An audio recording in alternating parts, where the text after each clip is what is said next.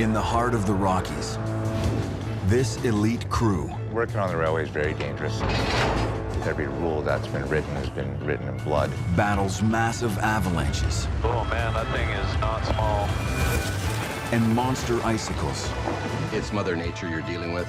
You just don't know what she's gonna do. To keep a crucial supply line running through the mountains, the Canadian Pacific Railway. This extreme mountain passage is a critical lifeline to get fuel, food, and freight from coast to coast during the winter. This train is the train that must not stop. Heaven forbid if it does.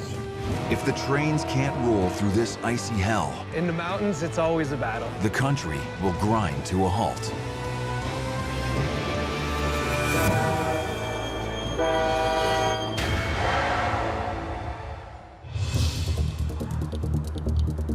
In the mighty Rocky Mountains, Canada's most extreme stretch of railroad clings to the edge of these ice-encrusted rocks. The Canadian Pacific Railway was built more than 135 years ago and snakes 5,000 kilometers across Canada. It's the steel backbone that ties the country together. The most challenging stretch of the route runs through these mountains, Always fun this time of year. where snow and ice can shut down the entire line. It's very difficult to keep trains running. You have Mother Nature, the seasons, mechanical defects. There's always something that's up against us being able to keep the trains moving. Working out here is a challenge. You have steep grades, tight corners, and lots of snow. It's all about being comfortable and knowing your area. Overnight, a huge snowstorm buried large sections of track, making this mountain route nearly impassable. Right now we had a lot of freezing temperatures, and then it snowed. Now there's a huge train delay. We'll mobilize the snowplow crew so then operations can continue on. Okay, channel 16, copy that. We've had quite a bit of fresh snow on the Selkirk Mountains. Our plow equipment is all set up, ready to do battle. Last night's storm also left behind a massive buildup of snow on the mountain slopes. Avalanche advisory, so that won't be considerable. That's our avalanche advisory. Now we know what our conditions are. Today, they're considerable, almost as high as we get to safely run trains and safely work.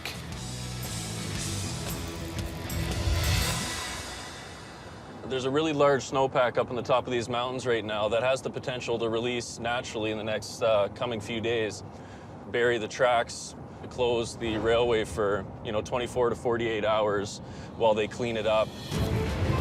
Trains will be backed up across the province and in turn a lot of financial loss. The storm could not have hit at a worse time. 480 kilometers west of the Rockies, in the port of Vancouver, the biggest cargo ship to ever dock on Canada's west coast is delivering more than 13,000 containers for Canadian Pacific to haul east through the snow-clad Rockies.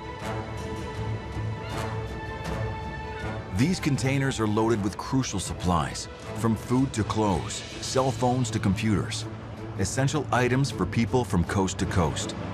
Dock workers race to stack the containers onto the train so they can send it on its way. We got a clear signal. In the lead locomotive, conductor Jim Smith, and engineer Geordie Hunter, who's been working on the line for 20 years. CP's hottest train is this train, Train 100, and they'll part the waters for us. This train is the hot train. We have 26 loads on this train, no empties. So we got a fully stocked train. It's got all the time-sensitive freight that just has to be there. It's a scheduled train and it has to be in Toronto at a specific time. They don't want to delay it whatsoever, so you get on and you're gone.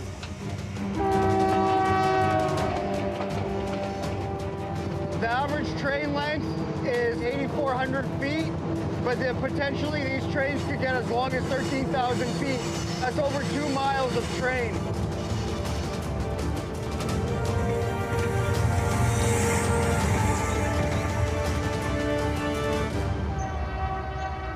James and I are in charge of multi-millions of dollars worth of equipment here. This locomotive is worth almost $3 million. We have 3 of these on this train. And then you've got the containers with all the merchandise in them. It's a huge responsibility. But we're up for it, eh? Yeah.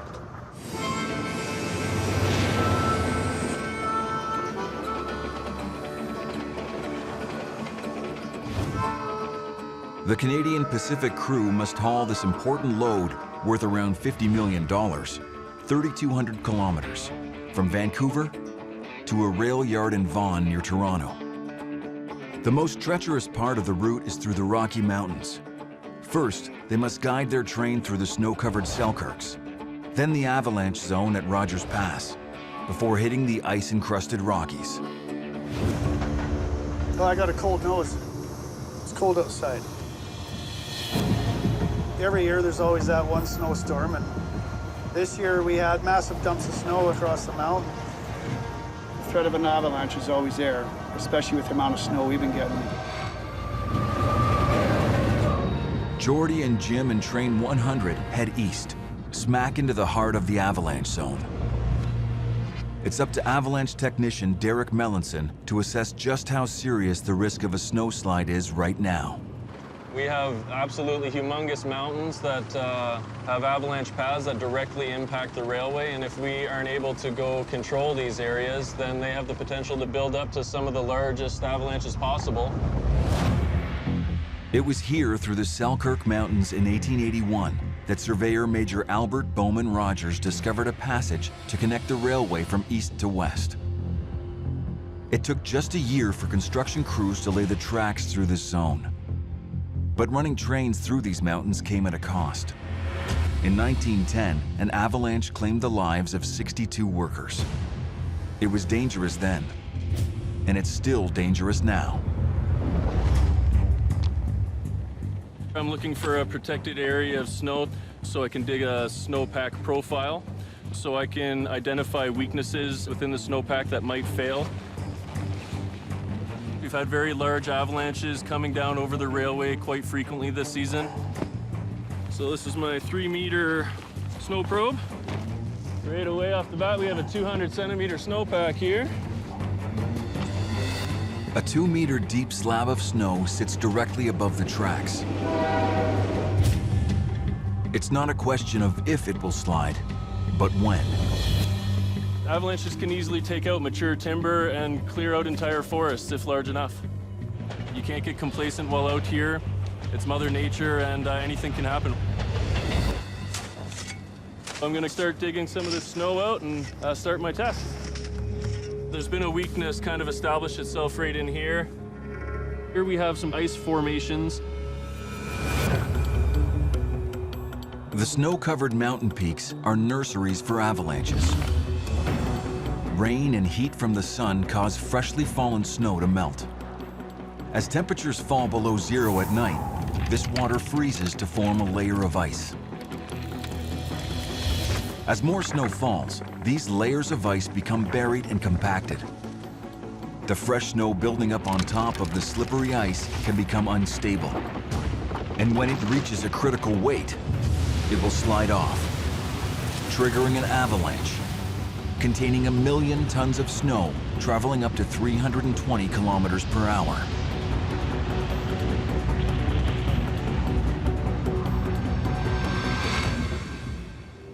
I'm going to administer a series of taps, slowly giving it more impact and more stress to these weaknesses, showing what they're failing today. All the way down here, I had a failure, which is down about 112 centimeters. So we have 1 meter and 12 centimeters that was actually quite easily triggered here. We do have potential for large avalanches in this area right now that are possibly going to be triggered on this layer. Being over 1 meter deep, this would be a very large avalanche that would affect the railway.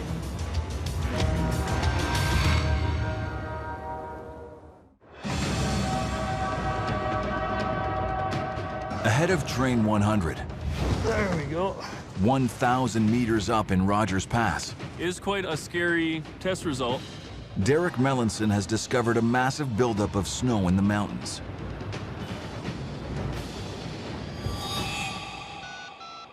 I'm calling the roadmaster out of Revelstoke.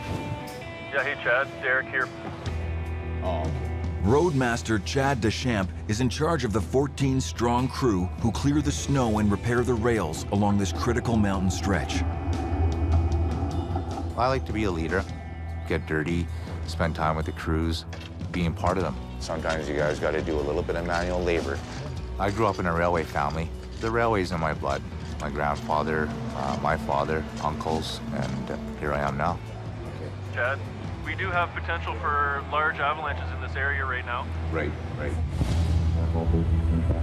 Avalanches are a roadmaster's worst nightmare. In 2007 near Rogers Pass, an avalanche came down, hitting a freight train and damaging tracks. Fortunately, no one was hurt, but it took a week to clean up and reopen the line. Okay, I'll let my people know. Thanks so much, Chad. Yep, bye. The avalanche rating was considerable. Yeah. Snowpack is very, very unstable, and it can slide at any time. If it comes down in an uncontrolled way, it can hit trains, hit track forces, lives can be at stake, cars can be buried. It's very dangerous. It's Mother Nature you're dealing with. You just don't know what she's gonna do. Derek and Chad must use an effective but potentially dangerous technique to get the snow off the mountains. With this kind of instability within the snowpack, we're gonna have to go do explosive control. We are gonna fly in a helicopter with large explosives, dropping them out of the helicopter onto avalanche start zones in the area. We're coming up to some sheds where they built underneath the avalanche paths. I've been in the shed when an avalanche came down. We were coming through there on a westbound one winter, and all of a sudden it was like a tornado inside the tunnel. This whole thing was just full of swirling snow, and it was all blowing around inside the tunnel. As we exited the tunnel here at the west end, we had a look, and you could see the slide was just kind of finishing up there, trickling down. So we went right underneath a moving avalanche, which was pretty cool. That's just the reality of the job. You have to be prepared for those days. And you also have to be prepared to act at any moment that something might go wrong out here. With this train moving at 50 miles an hour, it'd probably take about 2,500 feet to stop. About half a mile.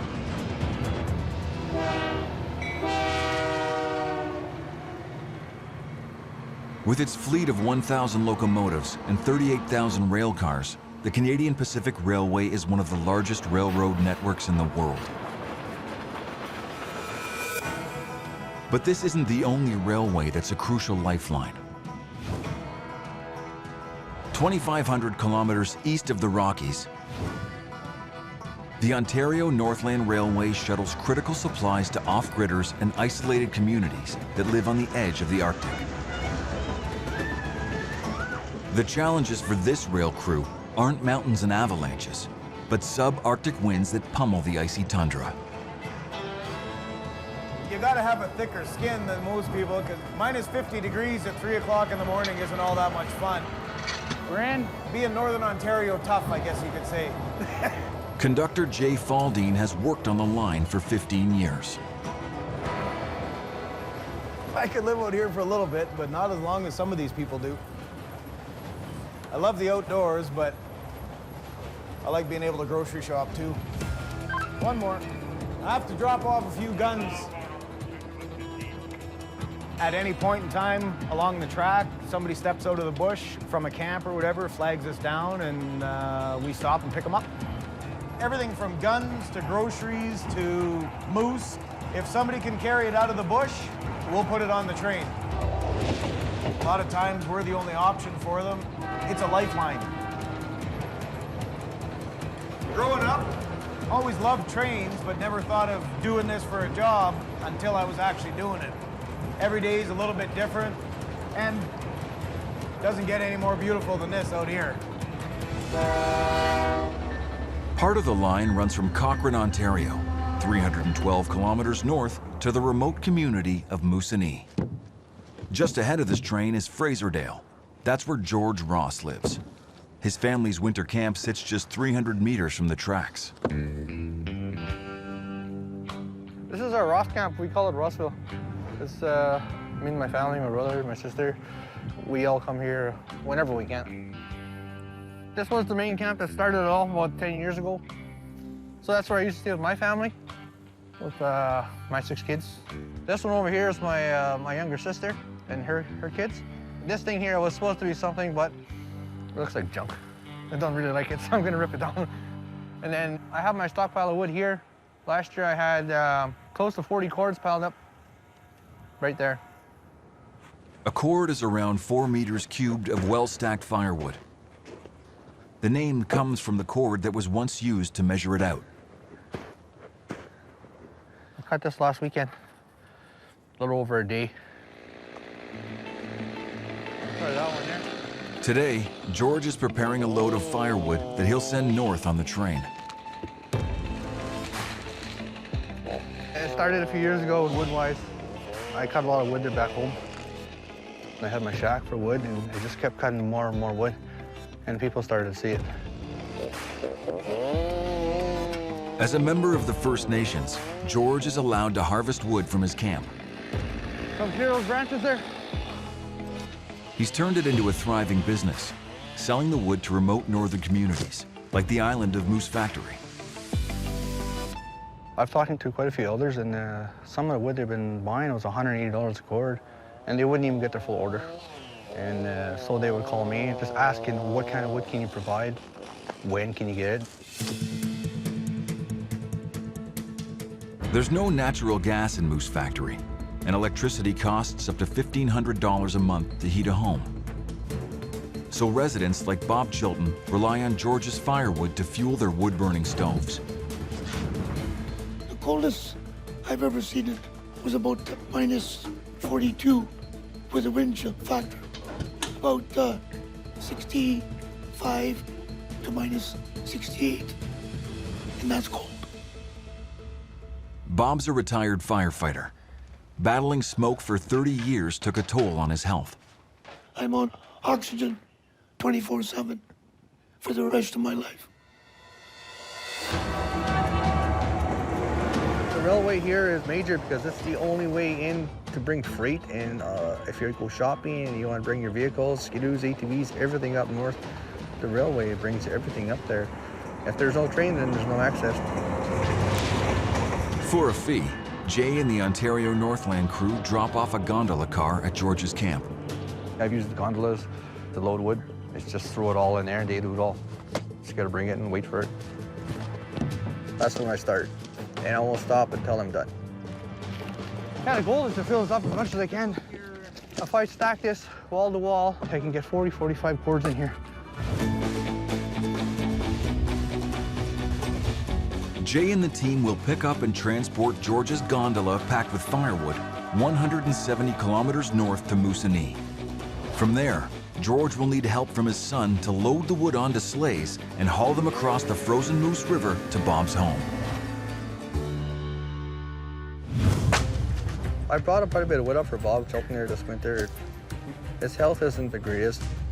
He's usually the first one on my list to do. And all that wood's gonna go to Bobby. In the mountains, Train 100 is closing in on the avalanche zone at Rogers Pass. While Derek prepares the explosives he'll use to detonate a man-made snowslide, Play with the big bags today. Chad leads an arsenal of machines into position, ready to clear up the snow from the blast. That includes this 30-ton loader. This 20-ton snow fighter equipped with 5-meter-long blades to scoop snow away from the tracks. And this 80-year-old wedge plow designed to smash a path right through massive piles of snow. If a slide does come down, we'll have the snowplow in position. When we get the okay, the snowplow will go in and do its work.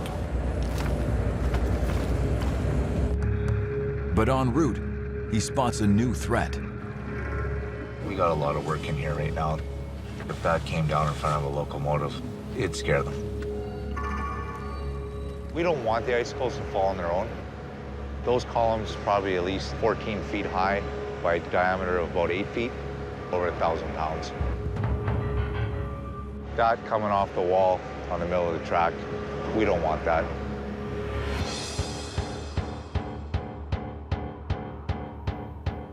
These giant icicles form as temperatures rise and melting snow seeps through the tunnel's rock ceiling.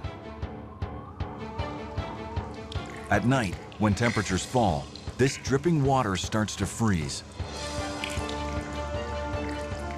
Over time, the ice builds up, layer upon layer, forming an icicle that grows bigger and bigger, until eventually, this frozen giant becomes a danger to both the tracks and trains. 1 cubic meter of ice weighs nearly a ton.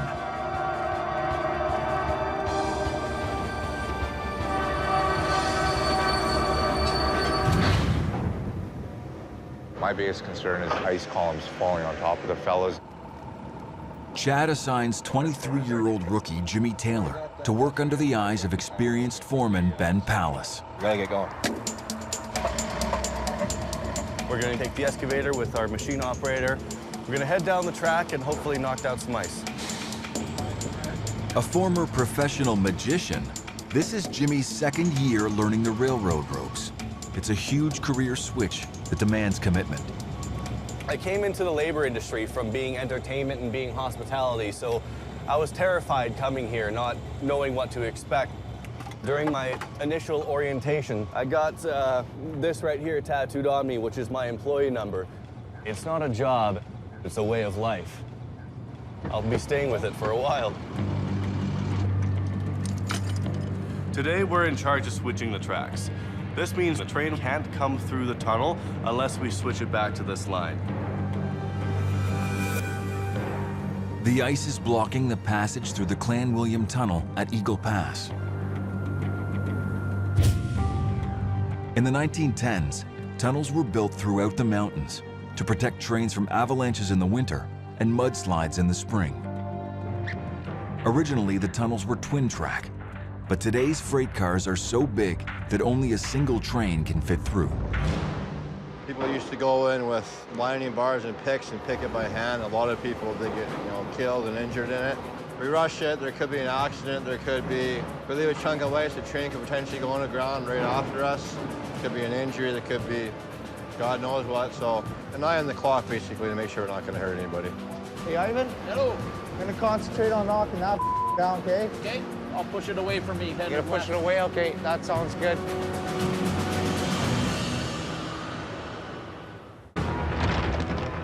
Okay, Ivan. It's gonna get demolished. Chad's team is battling to clear giant columns of ice from the tunnel at Eagle Pass. Potentially derail a train. If they hit a train, they could break a rail, so they're definitely a big danger to the railway.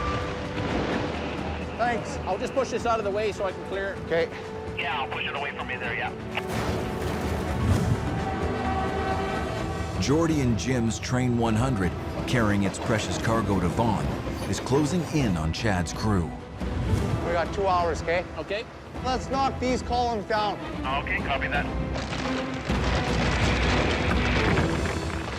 The ice can be pretty dangerous because if it builds up, it'll start hitting track units as they go by. It'll be essentially like a big boulder on the track.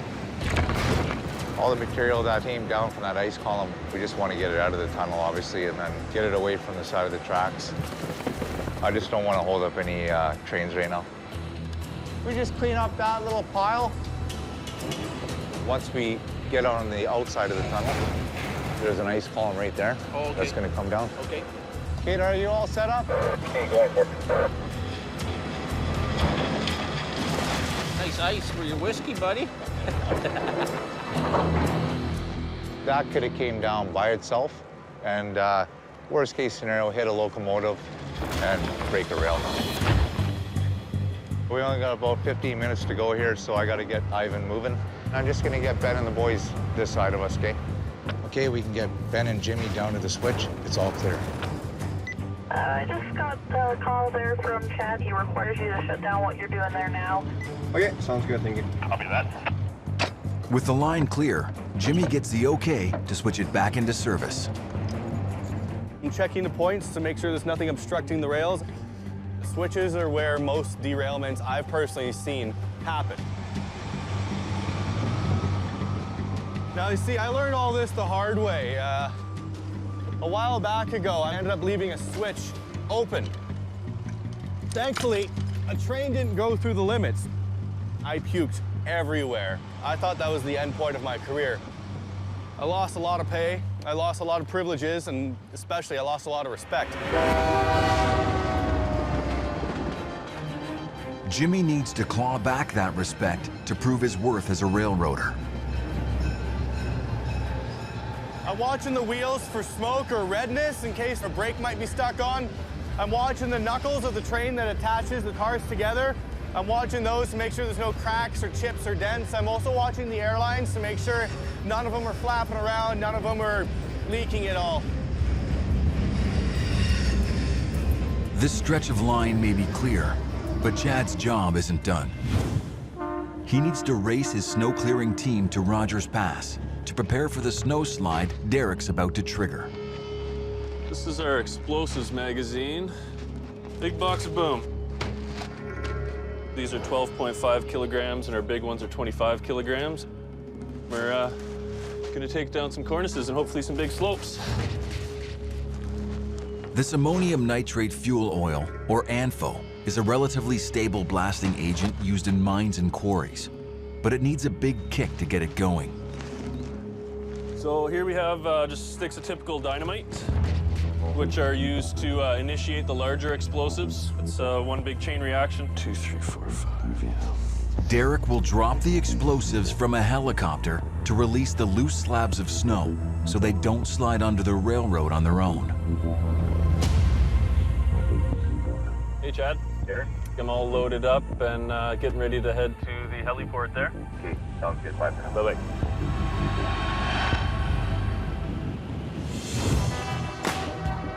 2,500 kilometers east in Ontario.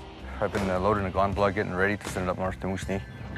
Now I'm waiting to get on a train to deliver all the wood. The Ontario Northland Railroad is one of the last flag-stop train services in the country. When I see the train coming, I just basically wave my arms and wave my gloves in the air. They'll see me, just so they know that we're getting on.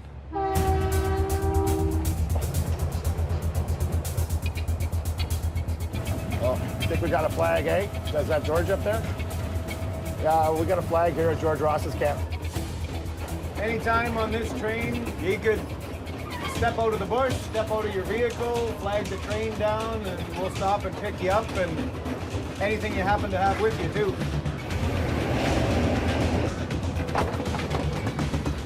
Steak. Oh, yeah, that's George and his dog there. With the gondola hooked up, George just needs to make sure his gear in Moosonee is ready to go. I gotta go get prep the skidoos. I gotta make sure that they're fueled and ready, the belts are on it, and working condition, basically. My nephew borrowed it, and I just need to make sure it's all done. Hopefully I can get the wood over to the Avalanche.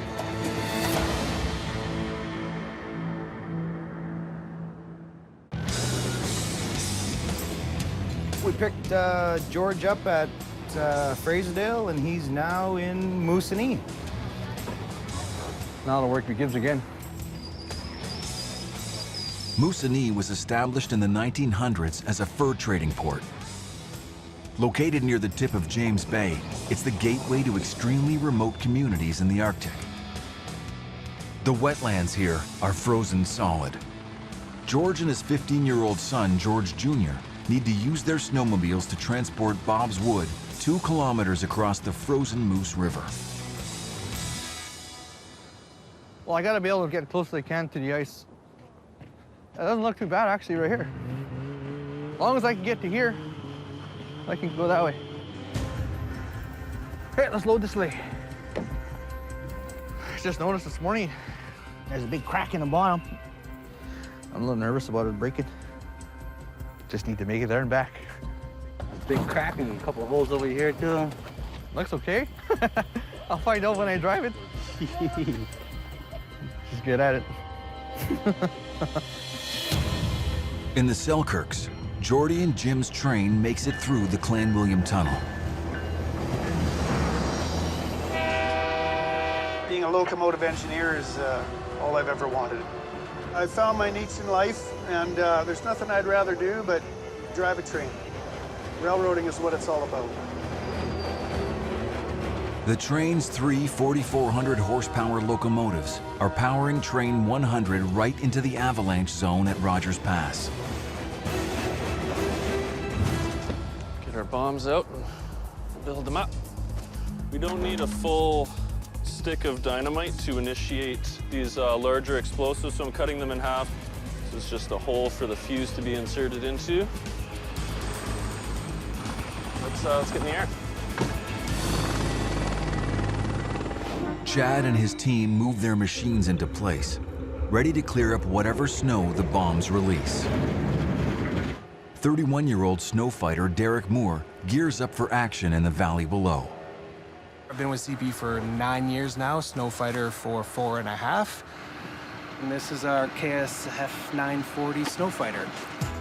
These are equipped with giant snow wings on a V plow, so we can directionally plow whichever way we need to go. Also, giant wings to deflect snow away from the track. These are our adjustment plates for plow height. We'll go around the other side and make sure there's even amounts of shims on both sides. Checking oil, fluids, coolant levels, hose leaks, anything that could impede your day. Quick visual check on our blower fins. We only have 2 of them, and when one goes down, it's a far way to Calgary to get a new one. 100% operator's shoulders if anything goes wrong in the field. If it has to do with fluids or a bolt coming loose or a pin out, that is operator's onus. Just getting ready to go for avalanche bombing today. In avalanche country, we have tons to worry about. It's just about knowing what to do. The protection part. Avalanche beacons. Every morning before you get into avalanche territory, you do a simple check. Battery percentage, transmit, and we're ready to rock. The beacons send out a homing signal that helps crews locate workers if they get buried by an avalanche. I was hoping for like 2 feet on the track for the first one. 2 feet? That's nothing. 6 meters. 6 meters? Oh, yeah.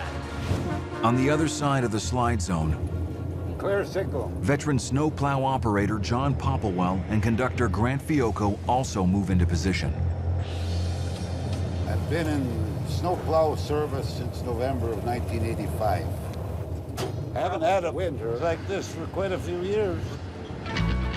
John's 25-ton wedge plow was custom made to punch through snow drifts up to 5 meters deep.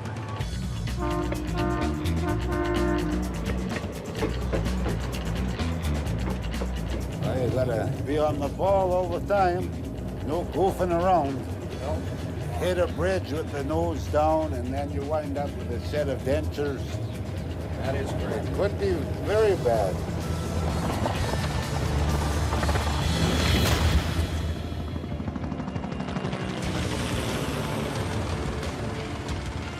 We're looking for really fat and loaded slopes here with the large overhangs on top to get the best results we can from all of our explosives. There's some cornices there. I think that has the potential to, pop a slab out. There's that one there too. Unless we see anything else really pop out in the next couple minutes here, we'll just go for those 2. Sure. Oh man, that thing is not small. I think I could make that go with some big booms. Yeah. Let's get it. Okay. I have 2 explosives ready to go here. Ready for open door? Open door. Once we're in place, we'll throw some bombs. Derek takes aim at this shelf of snow that threatens to launch an avalanche onto the railroad. Okay, putting igniters on 2 bombs. And here's 2 bombs. Just a little bit further in.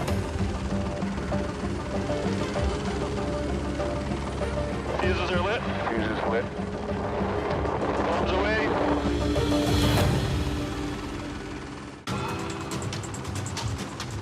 High above Rogers Pass, Derek is set to unleash his controlled avalanche.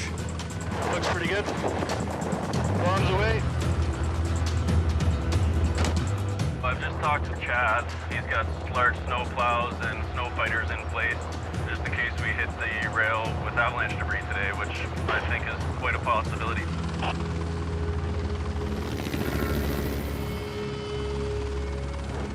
Now we're just waiting for the boom, and hopefully that cornice releases and gives us some good results.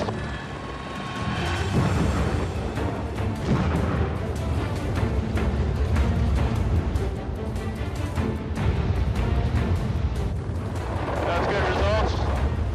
Oh, there's a good blast coming down. See the cloud coming in? We've taken out a good chunk of that cornice.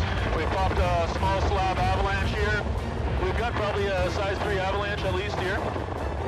And it's still running and picking up mass. Awesome. Oh, that's cool. Yeah. That might dust the road. The next shelf is even bigger. Oh, this is a nice big one, eh? Fuses are lit. Fuses lit. Oh, away. We'll go a little further away with the bigger bags. Should be about to go any second now. There we go. Awesome. Oh, whoa. That's big. Great results here. We cleaned out the entire slope. We got a big powder cloud still traveling down the valley here. We've actually got really close to the railway tracks here with this result. This is obviously one of the things we take the most seriously. On the other hand, I do have a lot of fun taking out entire mountainsides with large explosives.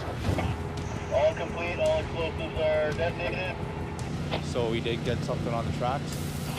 Our pile is quite large, 40 meter wide by 3 to 4 meter deep. Bombing triggered enough snow to fall onto our track.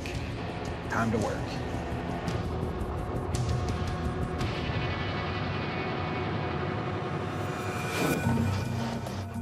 East in Moosonee, Ready?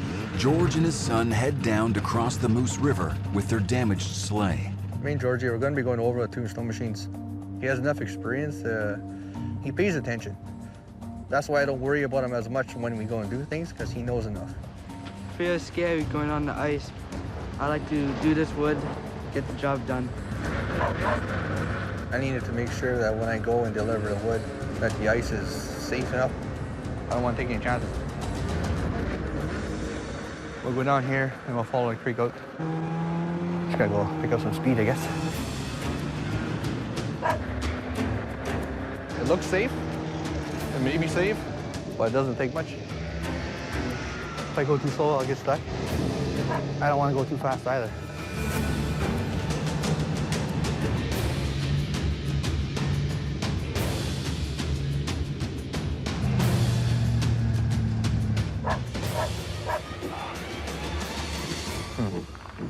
So he's supposed to be right there, but that's it. In the mountains, Train 100 is bearing down on the avalanche zone.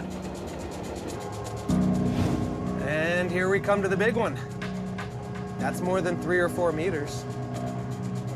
Chad's team gears up to clear the snowslide. It measures 6 meters deep and covers more than 60 meters of track. Avalanche snow is unlike any other snow you'll see. It falls and tumbles and compacts so hard that it sometimes can be like digging cement. Not to mention the trees, rocks, and whatever else debris comes down with it.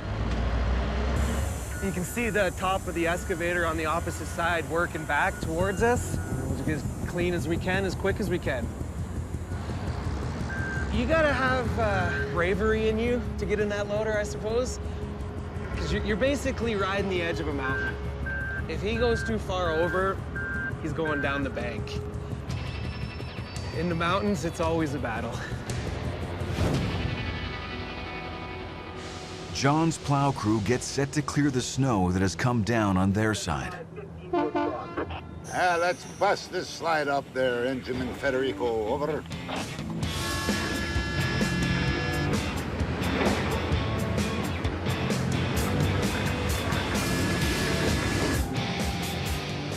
We got the okay, all machines are clear, so we'll clean the rest of this up. We only need, 3 feet either side for a train to clear safely. Looks good, backing up. Back to the clear for trains to run. We're gonna park our machines, let trains go by. That's why we're here. Keep it safe for trains to keep moving.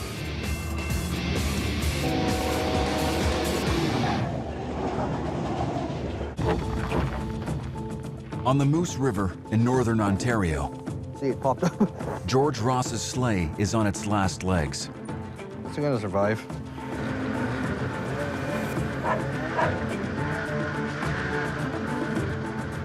He and his 15-year-old son, George Jr., are trying to reach the island of Moose Factory to deliver Bob Chilton's firewood. Could be some cool weather for another 2 weeks, so I can use another cord of wood. Bobby's health isn't the greatest, and the wood's gonna help him keep warm during this cold front. It'll keep him warm and less stress for him. Hey, Bobby. Hi, George.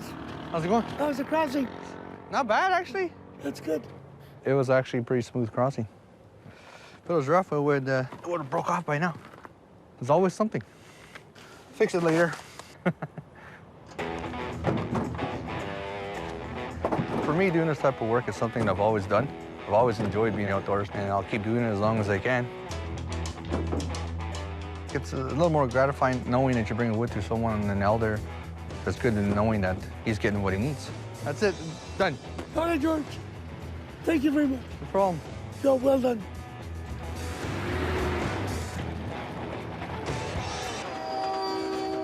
It's another successful delivery for Jay and the ONR team. Bad weather stops planes. It doesn't usually stop us. The ONR played a big role in my life. For me, I've used the boss cars. This year for sure is gondolas, which makes it easier, and then everybody gets what they want. I'm sure the wood is going to help him out and extend his heat source.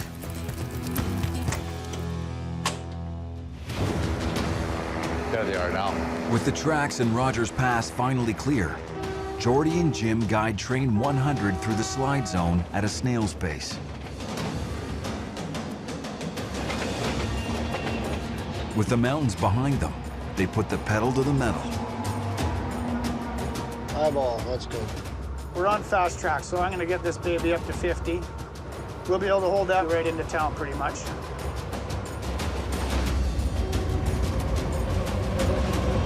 Canadian Pacific Railway is the essential service of Canada. The railway pushes the economy of Canada forward. Without the railway, we really wouldn't have the economic stability that Canada has. A754, clear signal. Clear signal. Almost wrapped up here. 15 minutes and we'll be climbing off this baby. Having braved the worst the mountains can throw at them, Jordy and Jim's day is just about over. Day in the life, railroading.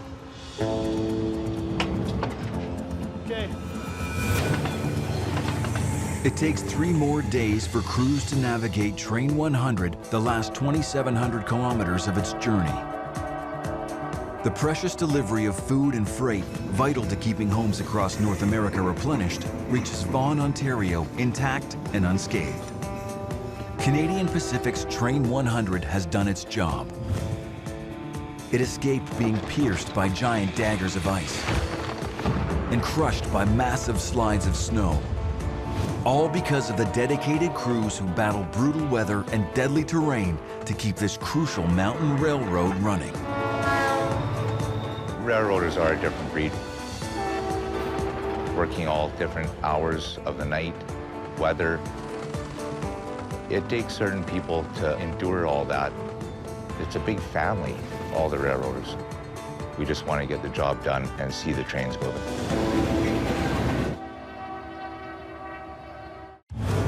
In the heart of the Rockies, terrifying right now, to be honest with you. It's terrifying. Smashed tracks. This isn't good. We got a huge potential derailment. And century-old bridges. If you're afraid of heights, this is not the job for you. Challenge crews as they haul a crucial 16,500-ton payload of coal across the mountains. There's the black stuff we haul. You're not going to survive at those speeds and with that weight. Hang on to your hat.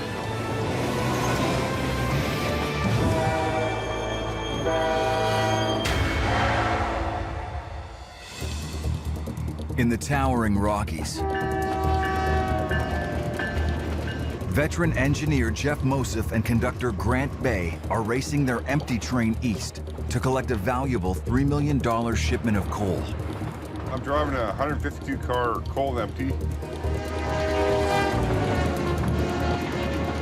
Coal trains are the biggest, longest, hardest trains to run, so you got to be aware your train is, or you can rip it apart easily.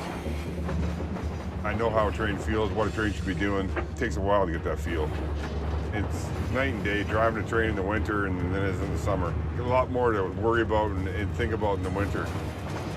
As an engineer, I like to run a train through the Rocky Mountains. It keeps you a lot more on the ball. It's either in your blood or it isn't.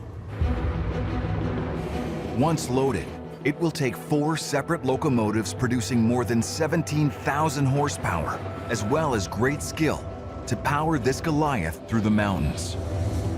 I worked the main line and signals for 15 years. And Grant worked them for a few years too. So what kind of a senior crew you got today? Yeah, I'm a conductor on CP Rail, and Jeff runs the train, and I make sure that everything's in running order. We're 8,300 feet, so we're well over 1.5 miles. We go from here down to whatever coal mine the train's destined for. This train today is destined for Green Hills. Jeff and Grant must take a winding path through the mountains, crossing the century-old Stony Creek Bridge to reach a coal mine in Green Hills. Here, they'll take on 16,500 tons of freshly mined coal and begin its 1,000-kilometer journey west, back through the Rockies to the port of Vancouver. That's where a ship is waiting to be loaded, and it must depart before nightfall.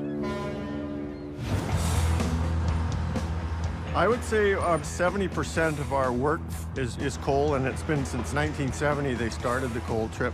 Coal is a vital part of Canada's economy.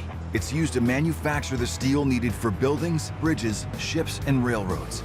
The industry is worth over $4 billion in British Columbia alone. The pressure is on Jeff and Grant to deliver their load on time. Costs money, right? If it's delayed long enough. Time is money. The coal run will take them up into the heart of the hazardous avalanche zone, where history weighs heavy on the minds of the crew.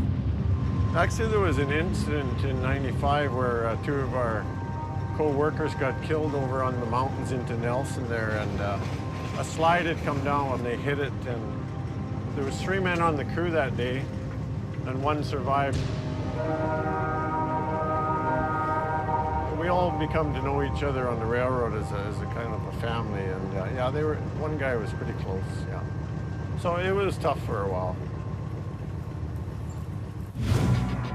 Ahead of Jeff and Grant's train in Glacier National Park. CP Foreman Stanley Cameron, Structures Kent Jones, 1 over.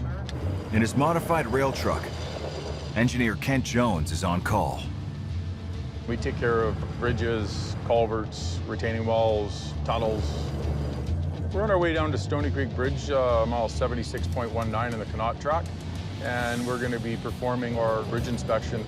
There are more than 3,000 bridges across Canadian Pacific's network of tracks. Today, Kent is heading to one of the most spectacular pinch points on the coal run. The mighty Stony Creek Bridge. Stony Creek Bridge is a steel structure. It's one of the highest we have on our territory here. It's 300 plus feet to the ground. It's a pretty historic bridge. It's been here for a long time. Originally, it was a wooden structure. When completed in 1885, the original Stony Creek Bridge became the tallest wooden bridge in the world. This bridge was a crucial link enabling the first transcontinental train to run across Canada in the same year. The bridge was rebuilt from steel in 1893 to increase its resilience to heavier and longer trains carrying lumber and coal. For over a century, the bridge has been an integral part of the route through the Rocky Mountains. To reach the bridge, Take a look at that. Jeff and Grant must first guide their coal train through the Selkirk Mountains that are currently buried in snow. Our job just involves making sure the track is secure for trains to go across country. Trains can't run safely if there's more than 10 centimeters of snow on the tracks. So 31-year-old assistant machine operator Amanda Simak and production manager Kevin Thompson are working hard to clear the way. It's a big deal when things go down and every minute counts.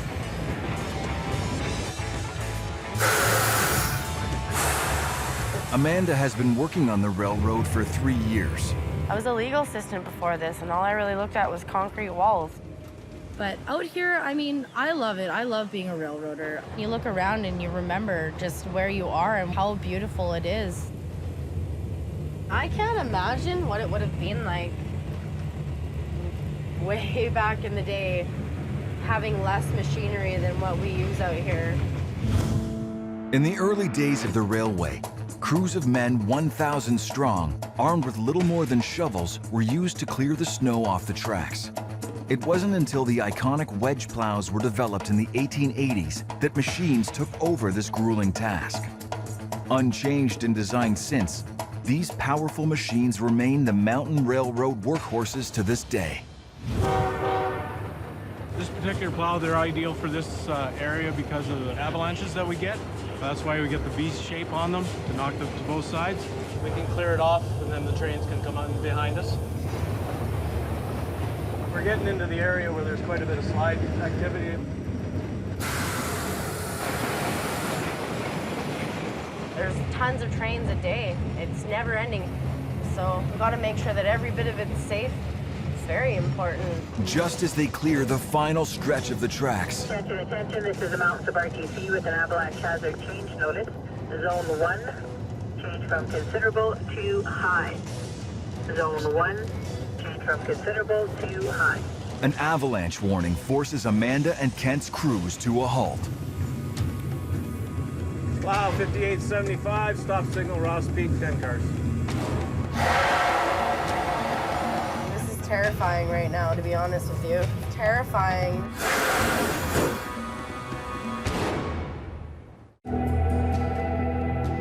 In Glacier National Park, We'll have to wait and see if anything comes down, then we can travel. an avalanche warning has brought work crews to a complete standstill. Foreman Kent Jones stopped on the main track. Kent Jones is trying to reach Stony Creek Bridge to carry out a crucial inspection. All it takes is the schedule to change a little bit, and your track time, either gain it or you lose it. CP Foreman Stanley Cameron, okay. Main track clear. Let's go 10:30. 1 knot, 3 knot. Oh, not much time. Over. Hour and a half. The minor avalanche didn't reach the rail, but the 30-minute wait has messed up Kent's schedule. Higher up in the mountains, Amanda and Kevin also get the go-ahead. Everything's clear, nothing hit the track today, so we'll move on. Their 1920 snowplow has cleared the path for the coal train. Let's get out of here. I mean, look at this. I get paid to see this. Pretty sweet to be Canadian, I'll tell you that much. At Stony Creek Bridge, You got her. Yeah, now down. Yeah, exactly. Perfect. If you're afraid of heights, this is not the job for you. Kent is working with Bridge Inspector Bill Buss to maneuver the railway's custom-built inspection vehicle into position. This machine costs more than $500,000 and is equipped with a hydraulic arm that can lift engineers 15 meters out over the edge and underneath high bridges and viaducts. This vehicle is called an underbridge inspection truck. It'll actually pivot a little more than 180 degrees under the truck. But as soon as you start trying to swing away from the bridge, the limit switches will stop it from doing that. The truck itself is a heavy vehicle. It's 55,000 pounds or 25,000 kilos. All eastbound trains through the Rockies must cross this bridge, including Jeff and Grant's coal train. We're running 40, 45 trains a day. That's a lot of tonnage coming over here, and the trains are now close to 2 miles long. We're chugging along at 50 here. This is a pretty fast track here. Running a 2.5-kilometer long train over Stony Creek Bridge's 90-meter drop is a daunting prospect, even for the railroad's most experienced crews. There's quite some treacherous and mountainous ravines and heavy terrain, and there's increased opportunity for things to happen out there. But I've had a couple derailments over the years. They're not fun. If you're going with Stony Creek Bridge, if something did happen, it'd probably be end-of-life story. To be honest with you, it's a long drop. Engineering breakthroughs like the Stony Creek Bridge allowed Canadian Pacific Railways to forge this legendary railroad across the country. But there are other smaller railways that are helping tie the country together. 2,500 kilometers east, just south of the Arctic Circle, the Ontario Northland Railway shuttles crucial supplies to the remote communities between the towns of Cochrane and Moosonee and beyond. We're on and off stuff, moving stuff all the time. To go to Moosonee, this will be the stuff that'll be on the head end. It's one of the last flag-stop railroads in the country. It's up to Jay Faldine and the team to keep the trains rolling in the subarctic temperatures. Winters aren't fun, no, but it's something you get used to. But there are some days where you'd much rather be just about anywhere else than outside when it's minus 50. 6 coaches to spot 18.6. Today, 23-year-old rookie Jody Nichols is working with the crew to prepare for a special journey. I'm a conductor trainee for the Ontario Northland Railway, so I've only been working here for about 4 months. It's really fun so far. We're gonna get some clearances, and then we're gonna head out to Moosonee. It's very male-dominated. I came from serving and bartending, and it's mainly just females in that industry. And my friends were like, oh, I didn't even know you could do that. I didn't even know that was a job. Jody is still coming to grips with the challenges of being a railroader. The cold weather affects a lot about our job. It not only what we're doing in the yard, even on the main line. Perfect. Pull that handle up behind you there. It's a completely new lifestyle. You don't really have a schedule anymore, so you're basically you're on call 24/7, 365 days a year. Okay to go for it. Today I'm going to be working with conductor Sheldon. He's a lot of fun to work with. Since 1932, the Ontario Northland has provided the only year-round land link to get passengers and freight to the remote James Bay communities.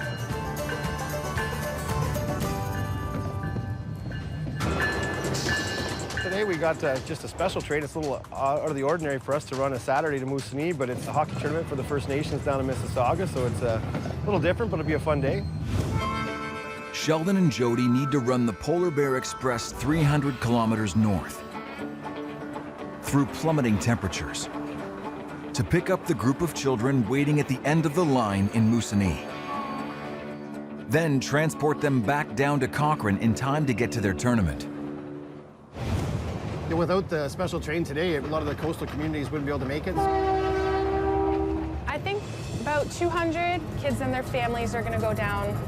So we're going to be there around 11:30 this morning. Canada is associated with hockey. I mean, that's why we win all the time. Sometimes you learn to skate before you learn to walk here.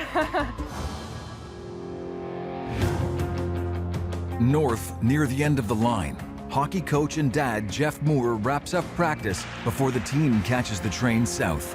We're preparing for a large all-Aboriginal tournament in Mississauga for a week full of hockey.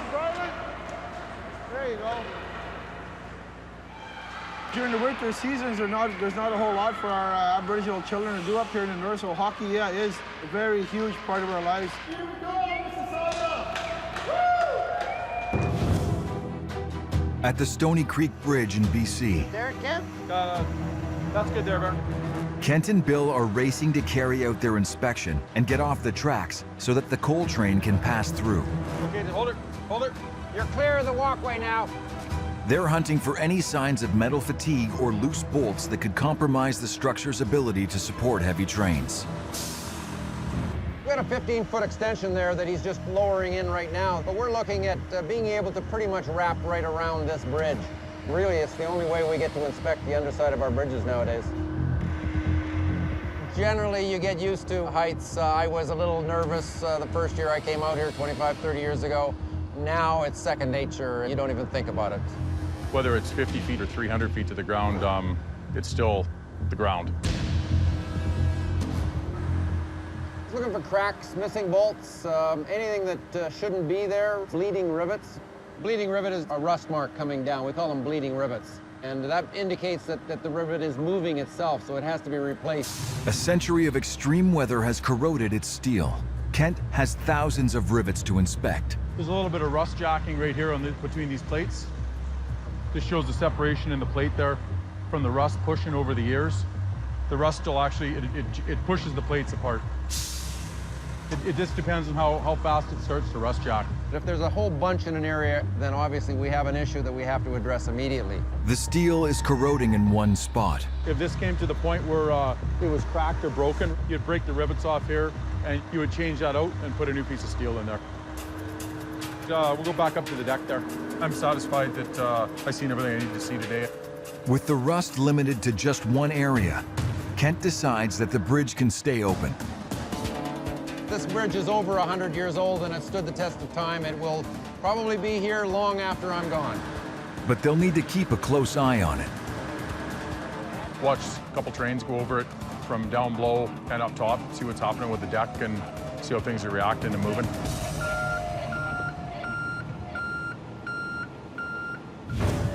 With the bridge clear, The whole thing about this job is don't think 5 steps ahead. they slow down as they make their approach. We have to work as a team. You and the conductor are always communicating, because that's when you'll miss something and get into trouble. These are the things that happen. It's weather, it's erosion, it's slides. If your train stops at Stony Creek Bridge, you can't move anywhere. You look way down, so it's a big drop. The worst thing may be derailment. That'd be the worst issue. Some things that are out of your control. As Jeff and Grant approach the historic Stony Creek Bridge, On the railway, nothing beats experience. Because you've seen it, you've been there, you've done that, but never get too far ahead of yourself. there is no turning back. You got to realize we're on moving equipment and potential for an accident or danger is imminent.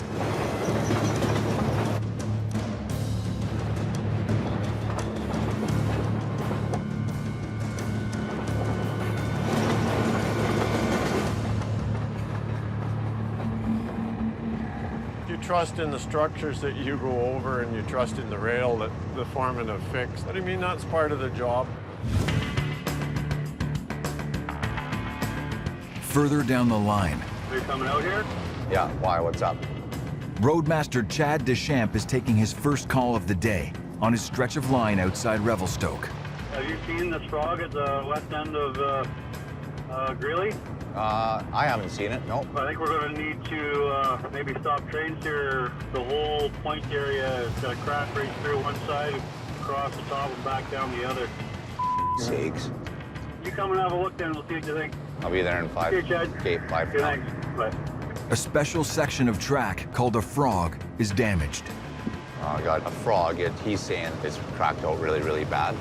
So we might have to change the frog out.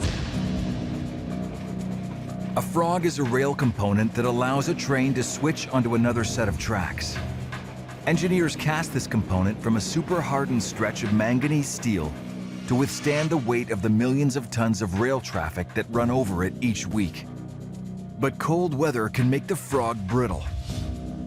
If the point breaks, it can force the train's wheels to take 2 different directions as they roll over it, potentially derailing a train.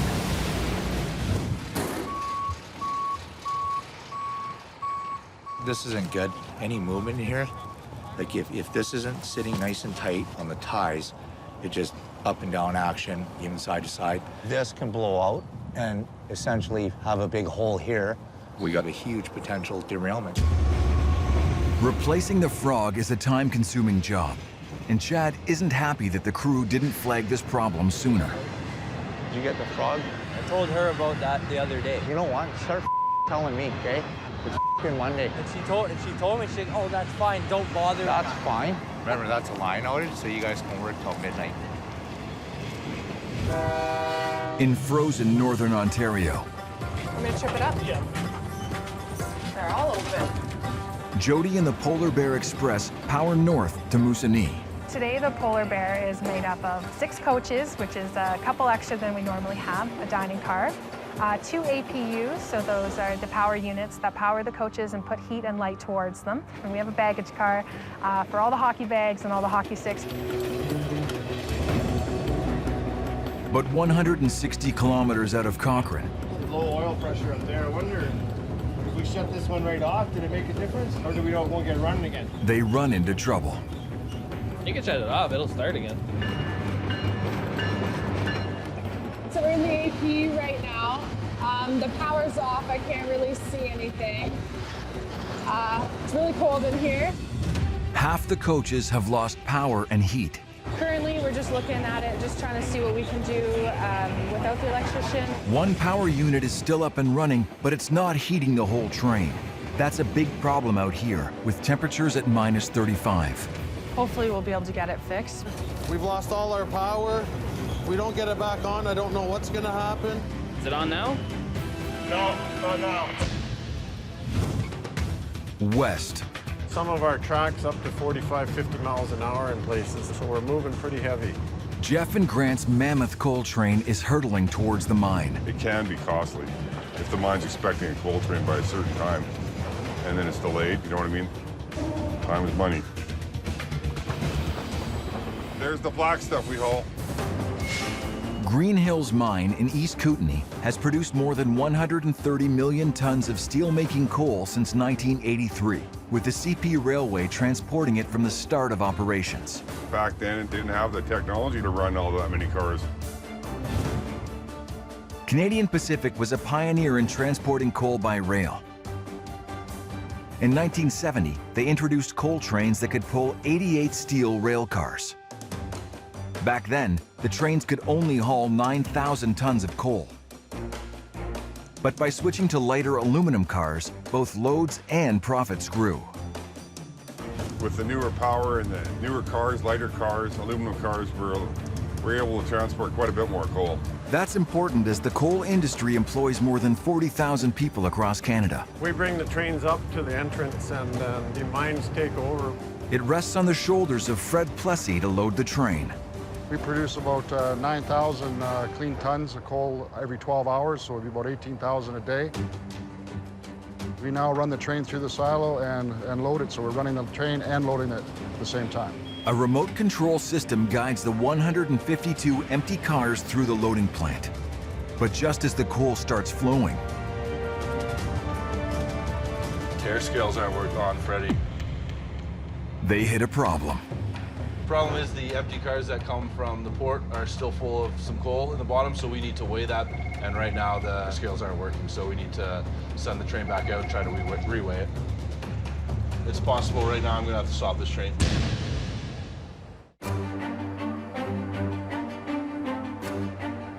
At the Green Hills coal mine, The railway has a schedule they like to keep, so it's an unexpected delay.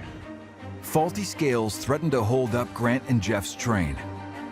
Each car roughly, there's 152 empty coal cars, and each car roughly holds 100 ton of coal. I reverse the train past the scales, reset the scales on the computer, and hopefully that will fix the issue.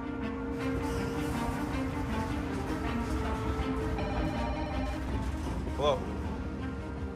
Okay, thanks. Talk to you later. Senior Tech just gave me the green light to go ahead with loading of the train. All right, let's see some coal go in those cars.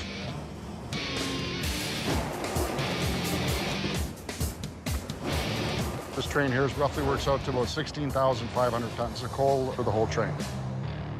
It's usually a very smooth operation. Well, there's obviously always a chance of some kind of mechanical failure. You know, you're going over the passes and everything, so that engine has to know what it's pulling. They want it at the weight you're saying you're putting out at. You have to know the weights when you're stopping these trains as an engineer, or you can get scary. All right, final car's loaded and she's ready to go. Another day of loading coal. Yeah. All set. You set? Yeah. Okay. We're all set to pull and we can depart.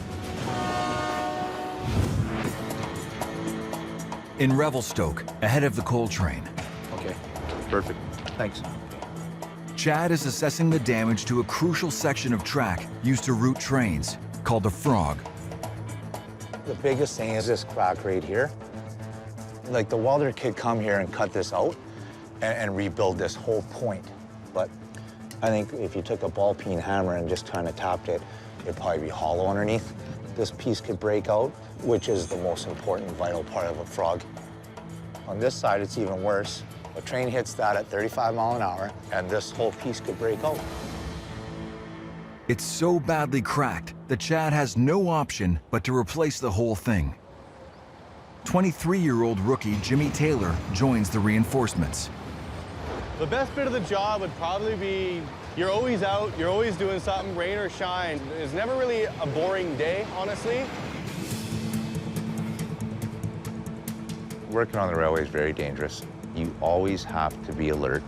You always have to pay attention. If you're not, you have a potential of getting injured or worse, killed. He's keeping an extra close watch on Jimmy, who was recently reprimanded for leaving a critical switch open. Leaving that switch open was honestly probably one of the worst things I've ever done. I couldn't even imagine the feeling I'd get if they said, you left that switch open and then a train derailed, killed the conductor, cost millions of dollars worth of damage. Thankfully, none of that happened, obviously, but it could have. It very well could have happened. Chad is feeling the pressure. He's responsible for both the safety of the team and the trains that run on this track. You run 25 trains today or something like that. 15 of them are 20,000 tons or more or something like that. And that's a lot of tonnage going over this frog. I can't even imagine the weight of the trains, and you're not going to survive a derailment at those speeds with that weight. In Ontario's north, We're having APU problems right now for one half of the train. Jody and the team are scrambling to fix the broken power unit on their train. If we don't get the power back on, the coaches will freeze up. So I'm trying to figure out how to get the power back up. If you lose your heat, you're in a lot more trouble when it's minus 20 as opposed to when you're in the summertime. It's minus 36 at 4 this morning. With 3 of the train's 6 coaches below freezing, they may not be able to pick up and transport all the kids to their hockey tournament. This is a vestibule of a coach. So this is how the temperature would be in the coaches if we didn't have power to them. Things can go wrong in a hurry, and once one thing goes wrong, it just snowballs after that. So we had to stop the train because the power cables are located in between the cars. And we're gonna hook it up to the other APU now and see if that'll run our power through the other coaches. In Moosonee, I'm not 100% sure where the train is, but we're here. hockey coach Jeff Moore arrives at the station to bad news. Attention passengers, may I have your attention please? Due to mechanical issues, our train is running late today. What? Goodness. She's tight. When you're trying to fix stuff in the cold, that's a challenge, especially when you're 100 miles from Cochrane. These are the power cables. Okay, didn't get a shock yet, so that's good.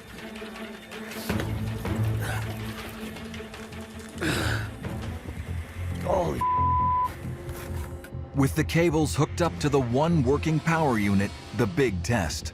It should work.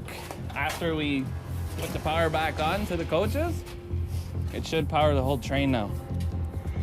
Did you guys take that loop out of the other APU in the coach? Okay. How we doing, William? Okay, give it a shot. Okay. Same thing. That's it. We got no power to the 3 North End coaches. South of the Arctic Circle,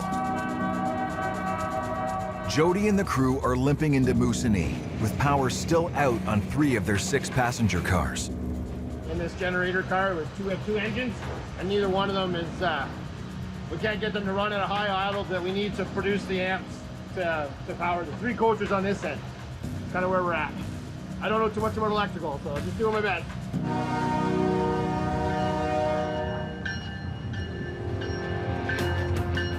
Yeah, there are a lot of kids.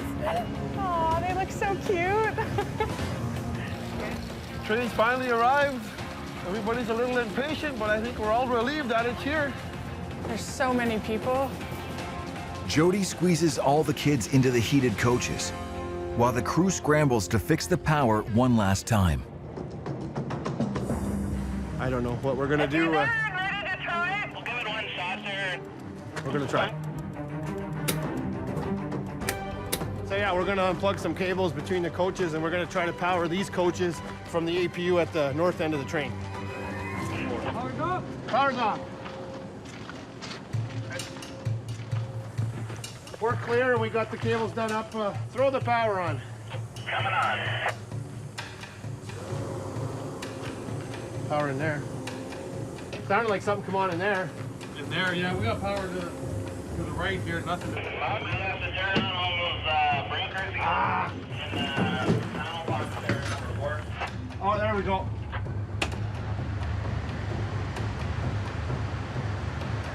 We got power in car 4.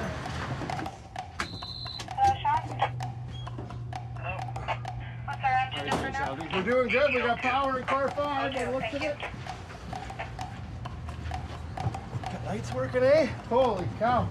Sometimes when the train set gets moving, that'll trip something with the generator car too, so we're not out of the water yet. Okay, let's get this going here. If this fix holds, Sheldon may be able to heat and open the frozen coaches. You see these lights go off, I might just jump off and stay here for the weekend. In the Rockies, Every time we get on the track, we need a track occupancy permit, which is provided by the RTC, which is Rail Traffic Control. Chad needs to shut this stretch of line down to replace the damaged point called the frog. We're on a pretty tight schedule here, and if we can't get it done, it's his ass on the line, it's his job, he's in charge of the whole situation, basically. RTC seat form Jake Steams to Greeley, over. Go ahead. The frog's in bad condition. The frog is no ordinary piece of track. It takes Canadian Pacific engineers 2 days to forge and machine each point at a workshop in Winnipeg. We machine the switch point. Some are for frog rails, point rails. We do everything about the rails. Workers here forge up to 130 switches and frogs every month to help keep the railroad's 20,000 kilometers of track open. Okay, the most important part of this part is to machine this rail correctly. Otherwise, down the road, it might cause any number of accidents. Track points must bear massive weights, so workers use special impact explosives to compress the steel, making it even stronger. Right now, they're actually laying the explosive on the casting. It's an impact-sensitive explosive, so if you smack it with a hammer, there's a good chance it's going to go off. It's about a 28,000 feet per second explosive. It's a little less than C4, but it's still got a good bang to it. This controlled explosion creates just enough force to send a compressive shock wave through the steel without destroying it. The actual explosive itself actually compresses the steel probably about a 32nd of an inch, making it harder. We need that hardness in them for wear, so they last longer. Okay, we're live. That's it. Everybody out.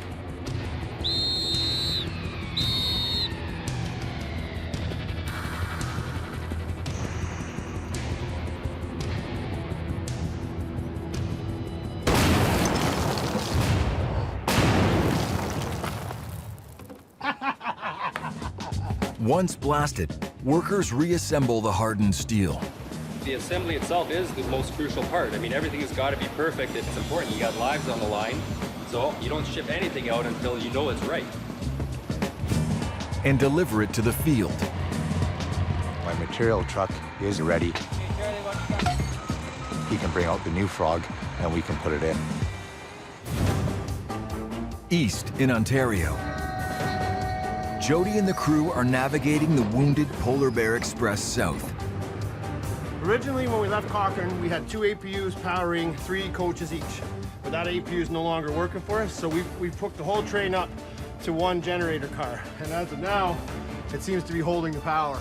But now if we lose power, we're gonna lose it in the whole train.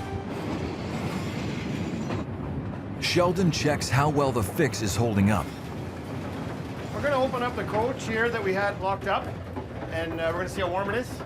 And hopefully everything's good and we'll be able to open it up so people can move and they're not so cramped in the other coaches. It's pretty warm. Like everything seems to be working. Heat-wise, power's on. Everything's warming up. Just wanna check the bathroom. The toilets are froze, so I don't know if they're gonna flush. Check out in here. This would be coach 6, and we had 4, 5, and 6 locked. So, and this one feels quite warm.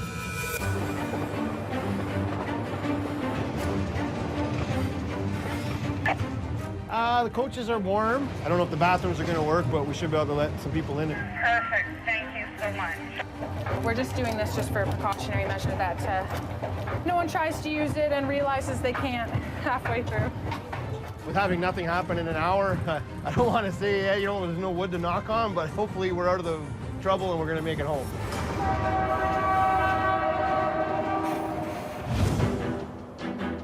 In the Rockies, The sights you see on the railway and you do on the highway, it's completely different.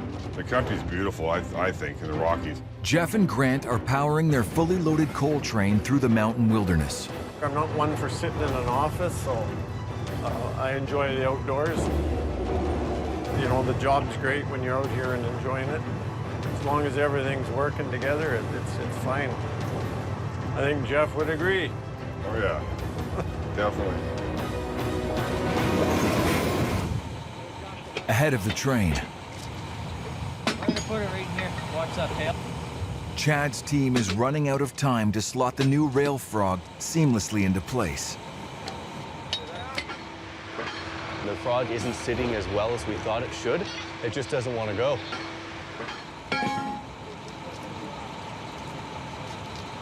Right now, I believe we have trains stopping for us at the moment, which isn't a good idea. Days long from being over with. We got guys measuring, we got guys hitting things. Another one? Hit something enough and it'll work eventually. We just got to get it out of there. Let's stick something under there. Isn't this one though? It's rusted to Under pressure, Jimmy's attitude is bothering Chad. You get it? Is that working? And Chad is running out of patience. We're here for one thing, and that's make sure that there's no train accidents. It's not because we're being strict, it's to save people's lives.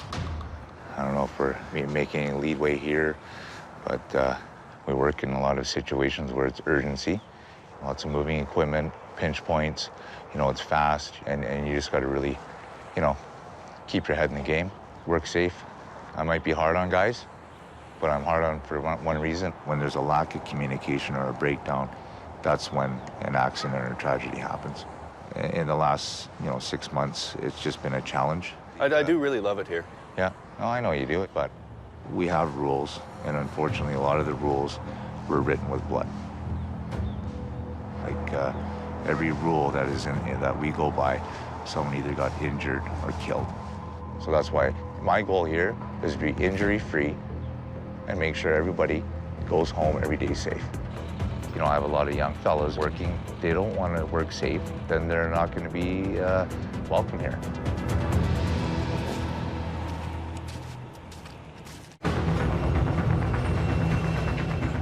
Jeff and Grant's coal train is fast approaching Chad's team as they race to repair the broken track. Yeah, I have been the victim of broken rail a few times. I've been the victim of derailments. I've seen it all. Derailments, broken rails happen, it's out of our control. Unfortunately, there is those incidents where there is accidents and people get killed. But I mean, our maintenance crews do the best they can, but it's just the potential of things happening.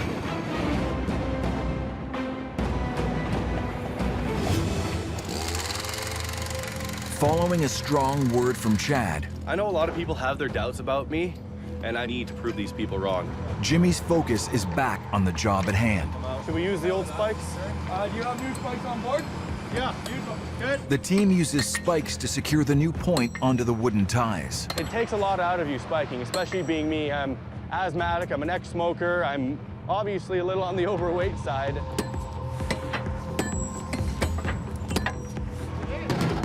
We just finished the frog. It fits well. We gotta let a train come through. The traffic's gotta keep moving. Hang on to your hat.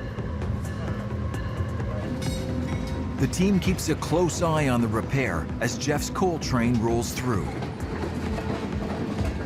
It's job done, but Jimmy's future with Chad's Revelstoke crew is far from certain. It seems like Chad is under a lot of stress at all times. Frankly, I keep up. And I mean, no boss is gonna want that around.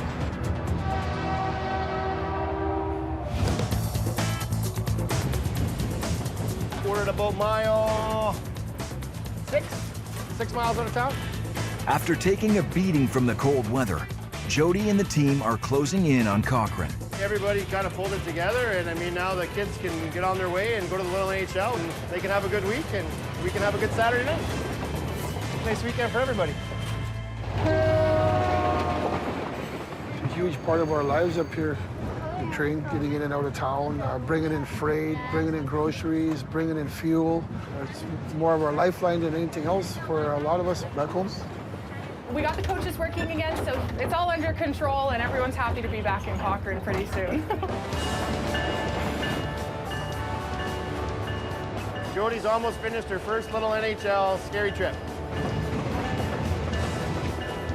Jody being a trainee, it was a good day for her to see the stuff that can go wrong, especially like on the road when nobody can help you. So she did great. She's doing fine. She's going to do really well.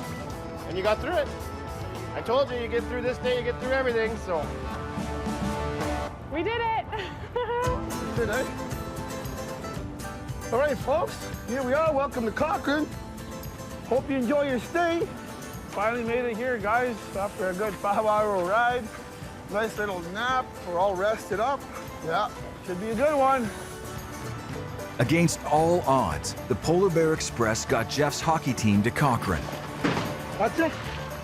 Good work out there. Thanks. Have a good one. Yeah, you too.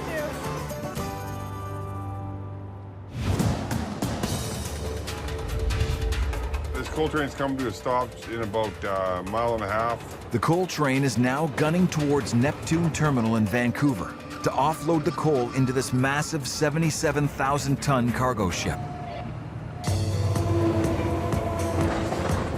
It's been a good run. It's been a good run today.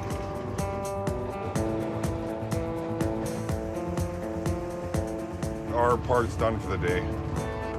And we'll pass the train off to this new crew here. With a new crew, the coal train reaches its destination. Now it's down to the team at Neptune Terminal to complete the job. We want to get the cargo through our very small terminal and onto a vessel as quickly as possible. Operations manager Dave Foy uses this ingenious dumping machine to unload all 152 rail cars without taking the train apart.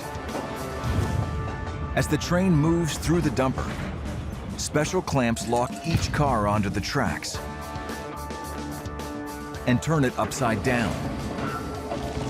The coal tips onto a conveyor belt that feeds it into the waiting ship. This extraordinary fast and efficient machine means that workers don't even have to unlock the rail cars. The dumper rotates them through the same axis as the train's connections. This system unloads one rail car every 90 seconds. That's 4,000 tons of coal every hour. There's a lot of people that make this happen from mine to port. And I think we do a really good job here of not slowing down the system, and that's very important for us in this logistical chain that is coal delivery. And the last car is in the pit. With all the coal unloaded, it's ready to be shipped.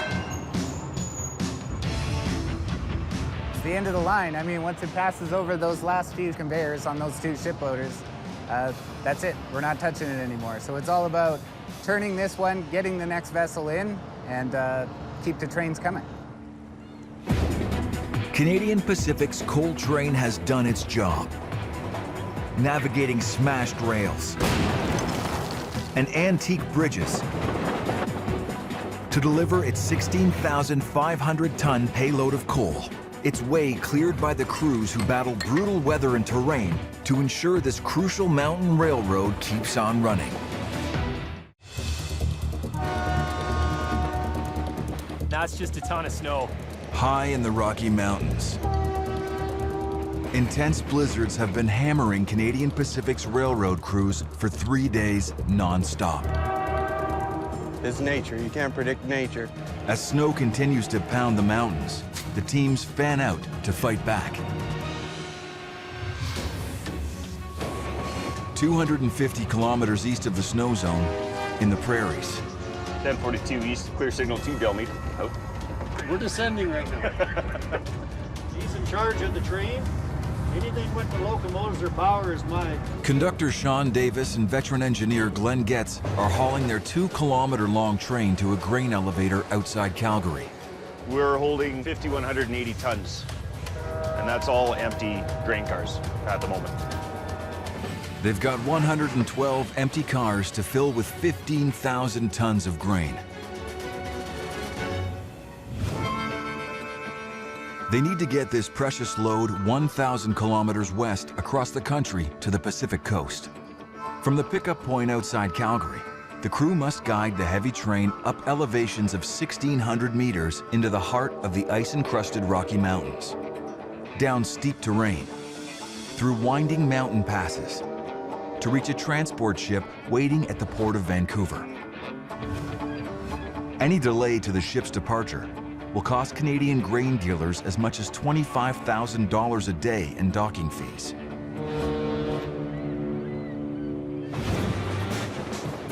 There's a lot of pressure on everybody.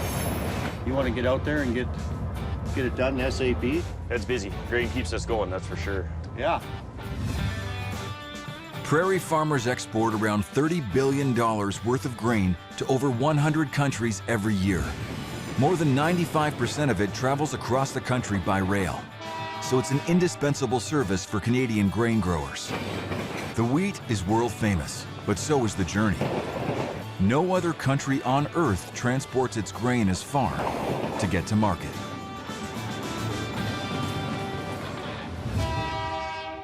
We're about 1.5 miles away. You can see the grain elevator on the left there. That's where we're going to be stopping. The quicker we get the job done, the quicker they can get the grain loaded and gone. Bottom line, we work as a team, so it's... That's right. I've got a job to do on the ground, he's got a job to do up here. Just get the job done as safely as we can, go home with all our fingers and toes.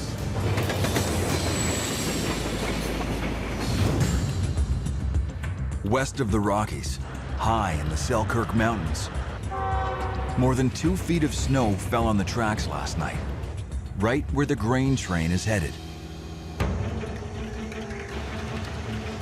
Derek Moore and his 25-year-old apprentice, Brett Fair, have been called in to blast the snow off the tracks.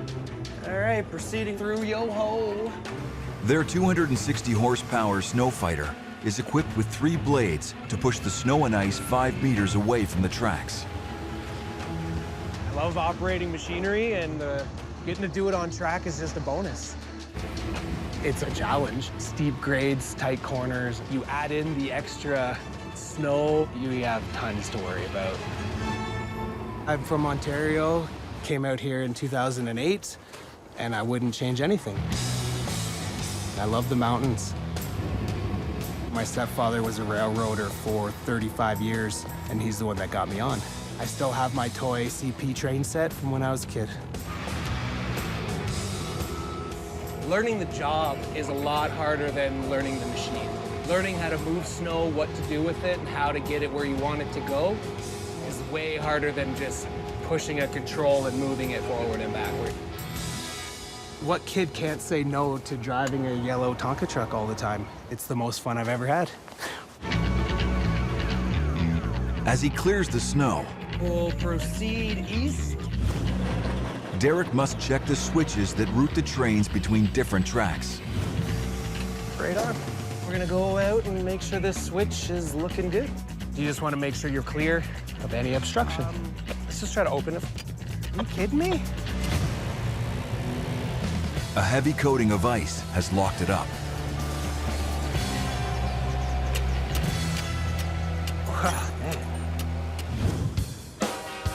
east in the prairies. Hey, C48, you can pull her head. It's go time for Sean and Glenn. One more. They have just 2 hours to set up their train. Obviously, you don't want this stuff sitting around because if you're not moving, you're not making money. About 10 more to a stop. Hey, stop it. C48, 5 to go.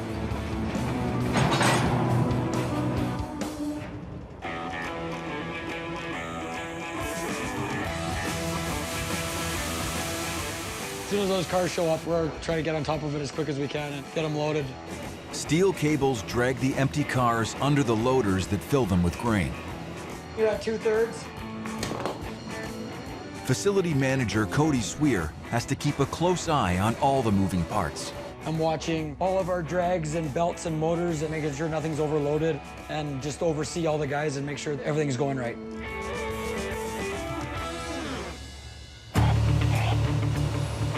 If we take a bit too long here, then it's going to take longer elsewhere, and it's just kind of dominoes.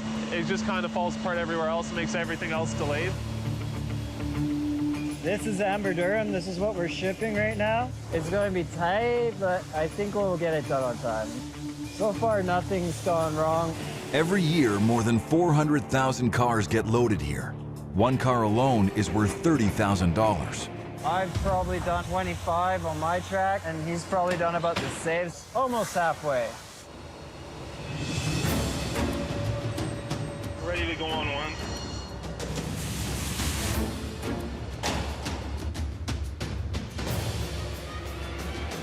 Now what? Hey, Michael. Go ahead. Can you see if Brian's track's got a leaker there or no? Cody spots grain on the track. One of the cars is leaking. Hopefully Michael can get down there in a hurry because we're falling a little bit behind and we need to get going here. We really have no idea which car it is till we're right on top of it.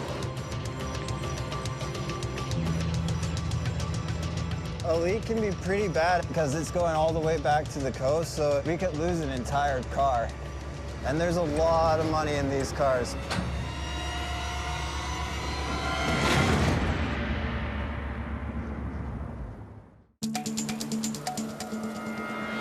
Just outside Calgary, the hunt is on for a leaking grain car. Wait a sec. Right here, here's the leak. Michael needs to crank the hopper door shut before they lose any more grain. We check the bottoms to make sure that all the cars are closed, but sometimes it's just a little sliver that we can't see or that we miss. It's a small leak, but if we didn't catch it or find it, that hopper, that car would have been empty by the time it got to Vancouver. 9 more cars to go. Oh, you're done, Brian. Finally, all 112 cars are filled with $4 million worth of grain and heading west. We're done here. A new crew begins the long haul to Vancouver. For 15,000 tons of grain. It rests on the shoulders of veteran engineer Rob Panos and 29-year-old rookie conductor Kerry Illick to make the ascent into the Rockies.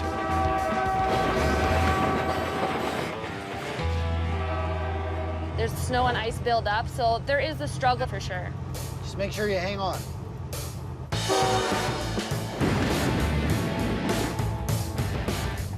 I'm the engineer. I've been here for 35 years now. Basically, I control the speed and try to keep the train in one piece so that the conductor does not have to fix it. I still enjoy the job. No two trips are the same. Driving the train into these rugged mountains is familiar ground for Rob, but not for Kerry, who used to work on a farm. This is my second trip. Before here, I was a pen rider in a feedlot, so made a living off the back of a horse. So this is a big change for me. You can't get much newer than her. Definitely still in the learning process, shall we say. And so far, she's been doing a very good job. I'm a brand new conductor, 6 weeks of classroom work, lots of exams, going on lots of rides with a coach who's showing you what to do along the way. Clear signal? Clear.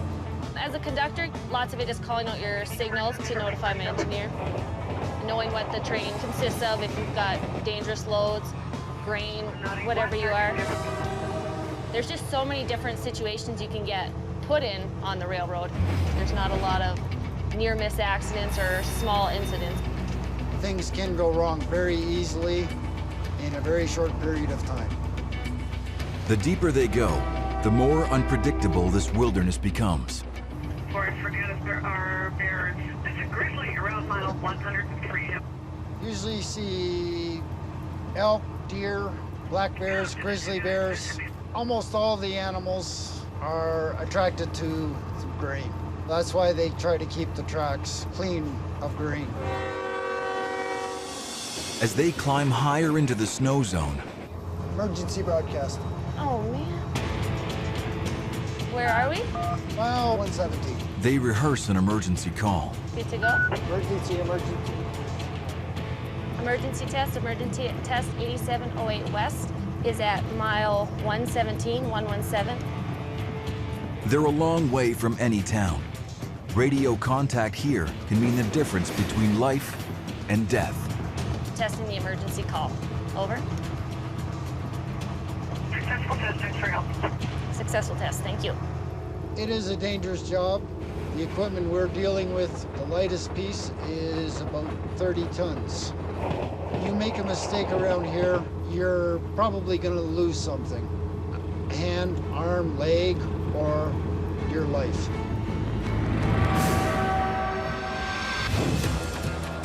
Deeper into the mountains, snow fighters Derek and Brett are still struggling to free a frozen switch. What a switch does, it just moves a point over to allow us to enter a siding track or continue straight on a main track. Let's just try to open it.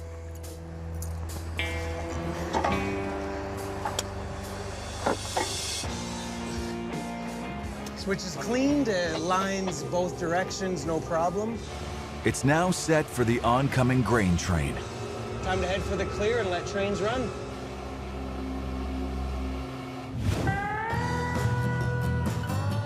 "2,500 kilometers east on the edge of the Arctic wilderness, the Ontario Northland Railroad is a crucial lifeline for people who live in the far north. Take it. The most extreme 300-kilometer-long section of this railway runs north from Cochrane, Ontario, up to Moosonee. Compilation clear. If the coal's not for you, you can't be a conductor. So you're outside half the time. You're working all the elements.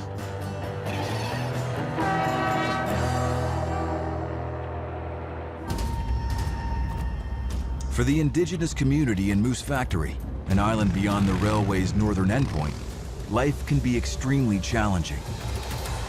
As a community, we experience a lot of polar bear sightings, and it's becoming more and more frequent. One of the main reasons for polar bears beginning to make their way to our communities is loss of habitat. Climate change these days is starting to affect the polar ice caps and the ice up there. There's nowhere else for them to go other than south, which is where we are, unfortunately. In the past year, we had an instance where the polar bear actually made its way into the community, so we had to put it down.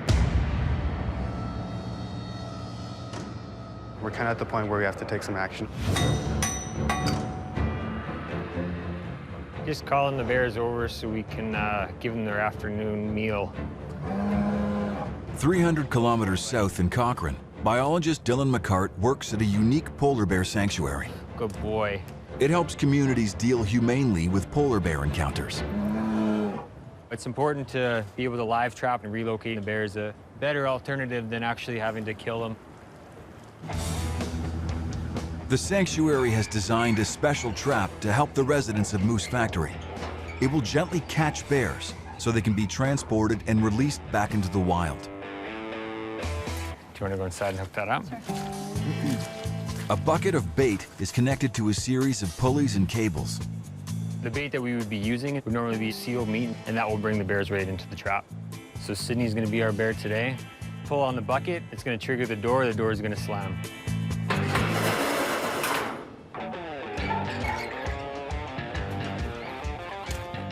Just bringing the trap over to the train station right now, and it's gonna be loaded onto their freight train.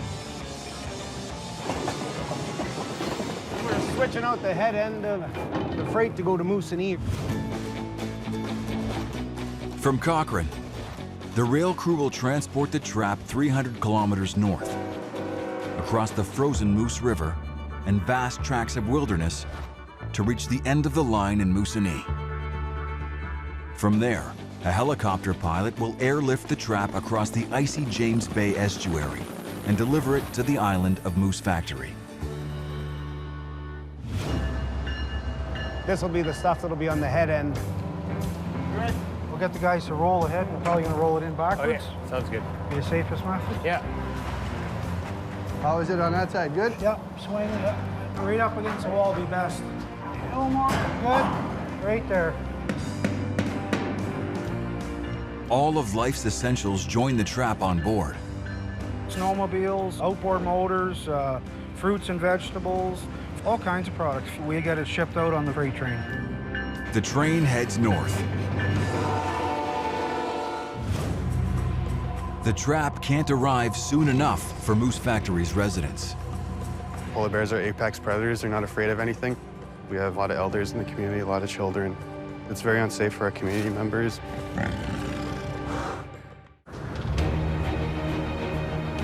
In the Rockies, We are going up the North Main Line. Rob and Carrie push the 3 locomotives powering the grain train to full throttle to climb Kicking Horse Pass. It takes an awful lot of power.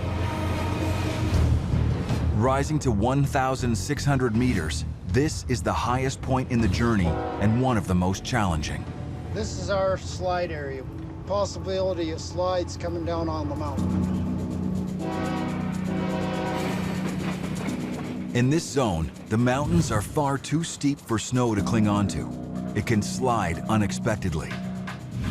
Snow slides are not as fierce as avalanches, but they can still stop a train. We only have about 3 miles of track that is affected by slides. We were on the grain train when a slide came down in front of us. And when we hit the slide, well, the train hit us and bunted us through it. To stop snow slides from burying the tracks, the line's pioneering engineers built a series of protective covers for the rails called snow sheds.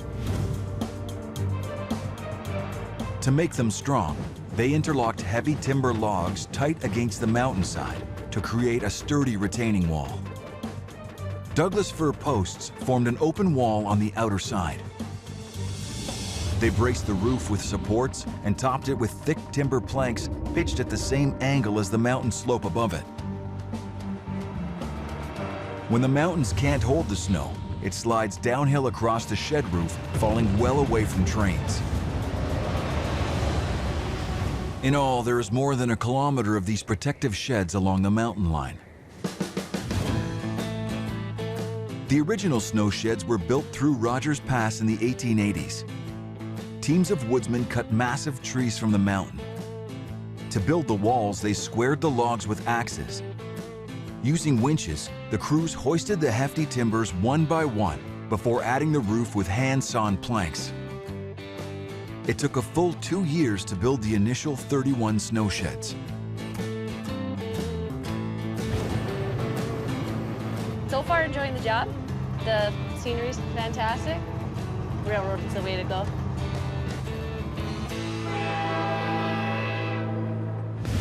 2,500 kilometers east. 419. The old 1804 north and ready to copy. Ontario Northland Railway conductor Phil Selman and engineer Jeff Glinsky are running the train carrying the polar bear trap out of Cochrane. That's actually the first time I brought a polar bear trap up to Moosonee. Quite the news last year when the polar bear was seen. We were in the bunkhouse sleeping during the day, and when they shot the one, it was only a couple miles from where we're sleeping, so it's not a very nice thought. They're hunters, they're looking for meat. I'm First Station. My mother was a Cree. I knew I was going to be a railroader when I was little because my uncle was actually the track supervisor for here. So right after high school, I started here. They slow the train to a crawl as they approach the Moose River Bridge. If it means slowing down to 10 or 15 mile an hour, we will. It's under repair, so they have to creep across. The objective is to try and get the product into the customer. We get it to Moose Knee, they have arrangements for it to go further, so we really don't want to delay it if we can. The ice over here is starting to build up a little bit. Just shows you the strength of nature. 419, 419, entering cautionary limits, Moose Knee. That was a ship spot already there. Yeah. Deep in BC's Selkirk Mountains, the snowplow crews are now clearing the track around Golden. As the roadmaster along this stretch of track, 33-year-old Nick Beyer has his hands full. The joys of traveling in reverse. While plows blast the snow, CV4 and Tristan Water, Roadmaster Nick Beyer on 13, over. Nick gathers his team to make a crucial repair. We have a rail to change today based on a defect that was found at mile 79.8 on the Canola track. It's needing immediate replacement so that it's not gonna break on us or possibly derail the train. Quite honestly, I'm a pretty junior guy in the position that I'm in. I became roadmaster just this past fall. I've had a lot of faith placed in me, so I hope I'm up to it. The area that I'm the roadmaster for definitely does present the most challenges in the territory. We have a lot of very steep terrain running through some of the most scenic but nasty parts of the country where we get cold temperatures, which the track itself doesn't like. If it could go wrong, it's going to go wrong here. We're gonna get just over an hour to do this job before the train's gonna be on top of us. We go late, that train gets stopped, and we're in a lot of trouble. It's gonna be a bit of a mad scramble. Hey Tristan, where do you want me to stop? Hey Nick, we gotta proceed west there. I think we passed, right? Okay, we overshot, heading back west. Just gonna creep and hopefully she sticks out at it. Gotta love winter. We are proceeding to mile 79.93 on the Canola track. We're having a hard time locating the defect that they found. Unfortunately, it's buried under snow, so we're kind of hunting a needle in a haystack as it is. The defect is an internal weakness in the rail. With only a rough guide that it's at mile 79.93, Come on. the crew begins a ground search. Of course, it won't be in an open spot. And it's all buried under ice. 79.93 should be like right in here. This is a high stress situation for us. In the Rocky Mountains, The snow shed was built to protect trains from slides coming down. Robin Carey's 15,000-ton grain train has passed safely through the snow sheds. They're now at the railroad's highest point, and they face a precarious descent. You have to control the speed more. That's the most important part. The only way down is through two long, narrow passageways carved deep inside the mountains. They're called the spiral tunnels. In about 1 mile, we will be entering the top spiral tunnel. They were built in 1908 to decrease the grade going down the mountain. The mountain grades are so steep in this zone that runaway trains often used to fly off the tracks. So engineers drilled and blasted two looping tunnels right through Cathedral Mountain and Mount Ogden. They reduced the incline by half using a corkscrew ramp for the trains. It took more than 1,000 workers 2 years to punch 2,000 meters of tunnel through the solid limestone. Completed in 1909, the spiral tunnels were a true engineering wonder of their age. They made the descent safer, but still not without risk. Even the grades that we're dealing with now, it can be very dangerous. This train here, we're 15,000 tons going down a 2.5% grade. Physics and gravity have a tendency to cause problems, shall we say, if things go wrong.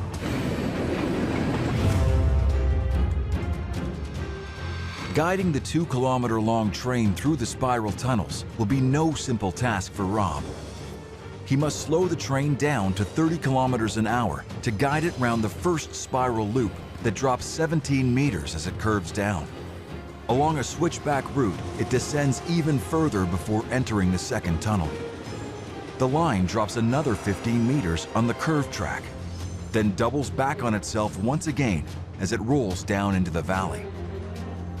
Each of the train's 448 wheels will be pushing outwards with 4 tons of force as it makes this corkscrew descent.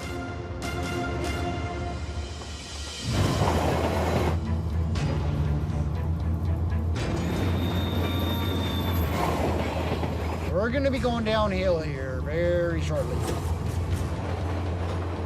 If I'm not careful as to what I do with the throttle, I can rip a train apart very easily.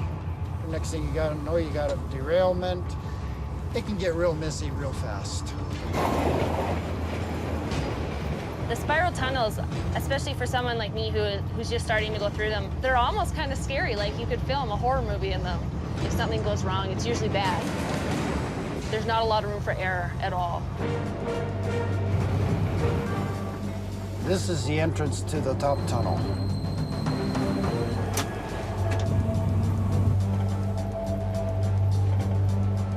Here we go.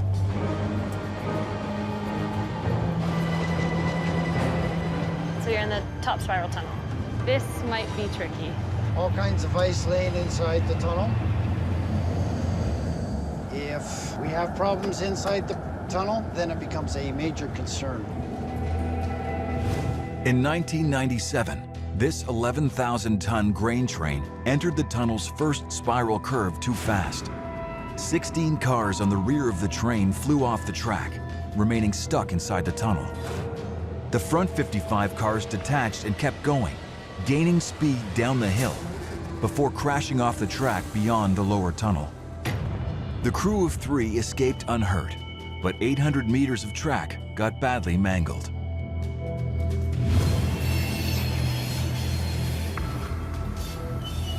This was ground zero. This is where the train derailed inside the tunnel. Being inside the mountain is very eerie. It's very dark. It's just get on and go at a slow rate.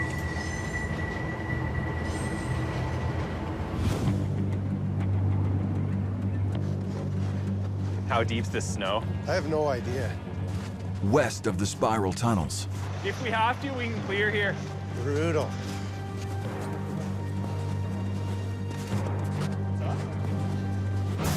Nick, right here. Right there? Yeah. Okay. Nick's repair crew has found the defect. Okay, bring her in. We've come out here to make sure that we get this piece of rail changed out so that we can make sure that the line is safe. Just to get to dig it, eh? As it stands now, we only have about an hour of track time. It's tough going when the ground is frozen. I think the guys that work here are probably the best ones in the system because they work in one of the hardest parts of the system. There is a train coming at us and we can't stop it. We got to get the goods flowing, so we need to make sure that we're clear of the track before the time that it gets here.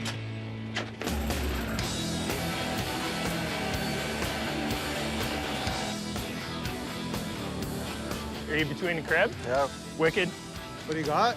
18.6. Okay. How long is that rail? 25 feet. Do 25 feet. That's what I was thinking. Let's do 25. Let's do that then. And then Jimmy Boy only has to make 2 cuts instead of 3. At a minimum, we have to replace 18 feet. In this particular respect, we want to do 25 because the rail we have is 25 feet, so we don't have to crop it. We save ourselves a cut. Coming down, Jimmy.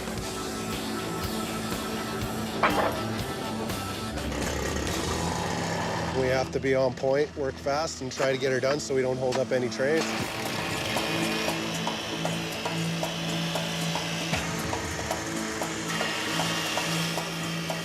If we're not done, that train has to stop. If that train has to stop, goods aren't getting to the terminals on time. We just can't have that. It's not acceptable. Good to go up? Yep. Watch out there. Watch your feet. What's it holding on? A little bit that wasn't cut. we're under the crunch. We've got 20 minutes to half an hour, but it's gonna come down to the wire.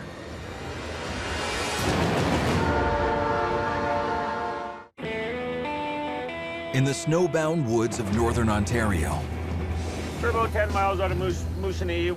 Phil and Jeff pilot their train carrying the polar bear trap over the last frozen river and into Moosonee. We delivered the polar bear trap. The job's done for another day, unless they need more. That'll do.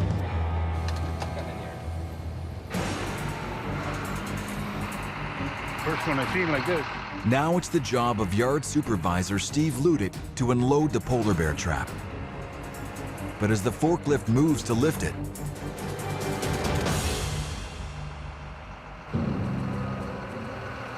There's a rod underneath to lock the door in the back. If we pick it up as it is, we'll bend it.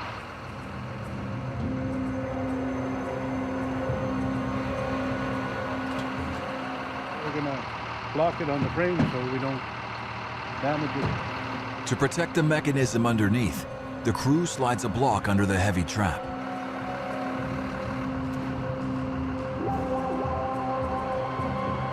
Success.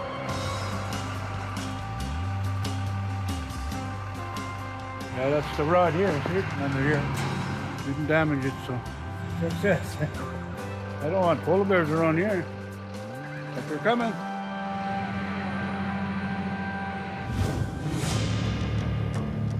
High in the Rocky Mountains,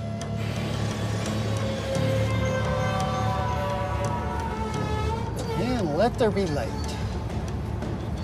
At the end of the tunnel. the front end of Rob and Carrie's grain train exits the first 991-meter-long spiral tunnel.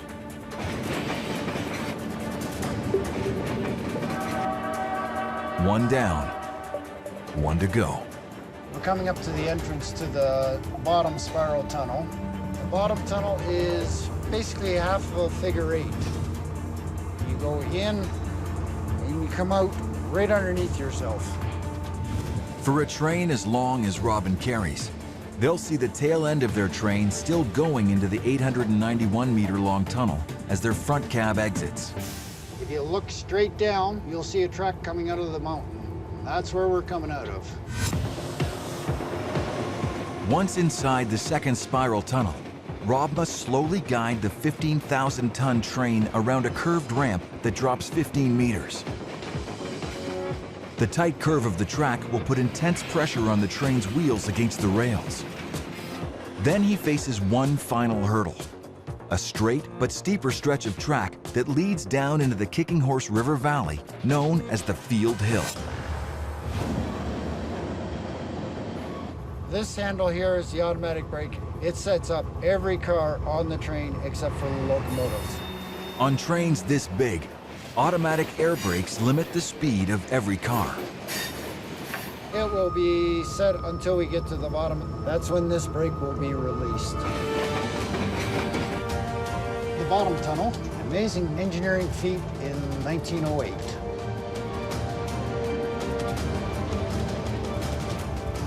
It's amazing that in 1908 that this was even possible.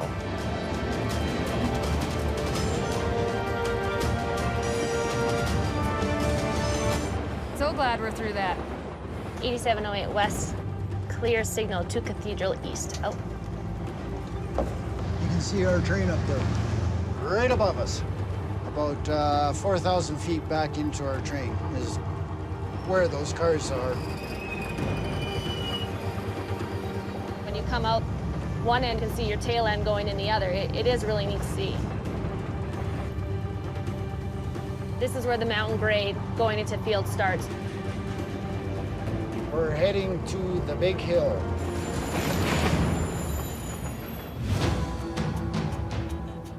You try more? That's it. There is a little bit that wasn't cut all the way through. That's holding, isn't it? Just ahead of Rob and Carrie's train, Tight. It's always tight. Nick's crew is fighting the clock to swap out a defective rail. You try and knock that spike under the rail while Keith lifts up on it. Come on. Perfect. Give her a little bop on that end. Good. should do That's it. it. That's good. Nothing beats a sledgehammer to solve this kind of problem. Okay, that's good for now. Let's get this new one in.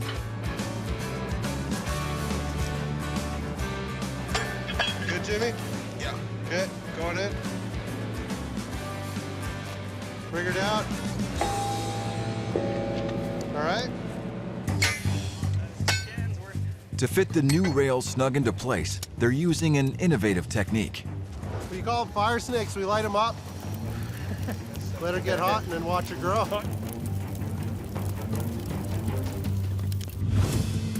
The crew has to cut the new rail a few centimeters short of the gap that it needs to fill. That's because temperatures here vary wildly as the seasons change.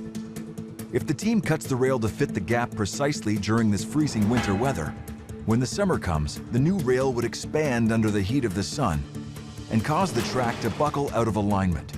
So the team cuts the rail short and uses burning alcohol gel to heat it up. This way, the rail can expand without buckling when the seasons change. We have half an hour. Okay. The fire snake heats up the rail to the point where it expands so we can get our joint bars back on and everything will look good. We're under the crunch. Something goes wrong here, we're gonna be late. As the rail expands into position, Nick's crew pounds the final spikes into place. We have 3 minutes to be clear. Let's get the out of here. This is success, but we still got to get in the clear before our time's up, so we're gonna saddle up right now and get on the way. Just east of Nick's crew, We're about to start going down the hill. Rob and Carrie's next challenge is the tricky descent down Field Hill into the valley below. Sometimes you can get into very serious problems on the Field Hill. Biggest concern would be how well it breaks going down the side of the mountain. In the wintertime, the braking system does not work as well as it does in the summertime.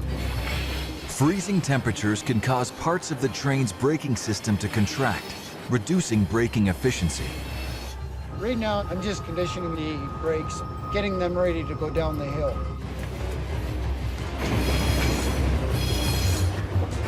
Begin mountain grade. Downhill from here.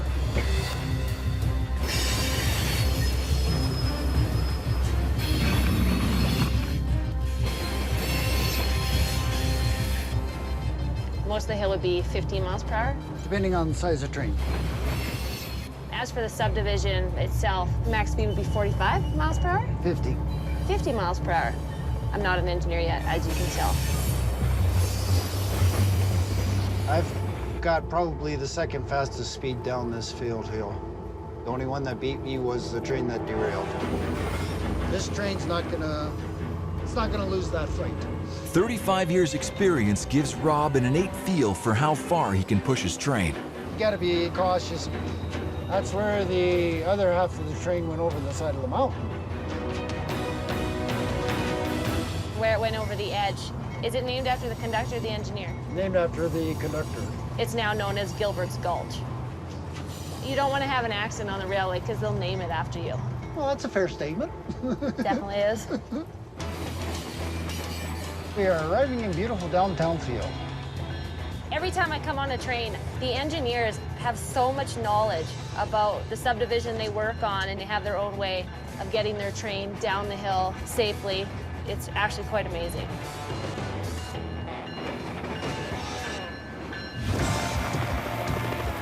Halfway across Canada in Moosonee. Easy. There's wires on this side here. Make sure it doesn't catch onto this, I'll break it off. Helicopter pilot Chris Eden is hooking up the polar bear trap so he can airlift it to the island of Moose Factory. The only way to get it across, unless if you wait until the river thaws out, then they get the barge in, and they can bring it over by barge.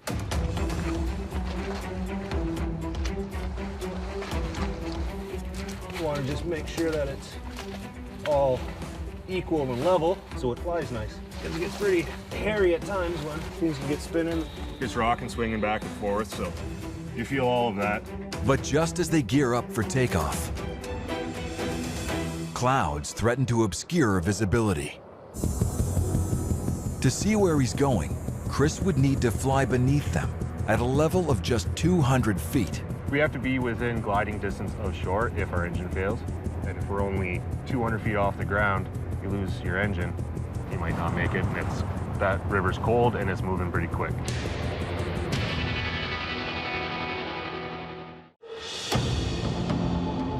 At the helipad in Moosonee, wait and see what happens. Chris waits for clear skies to airlift the polar bear trap to the island of Moose Factory.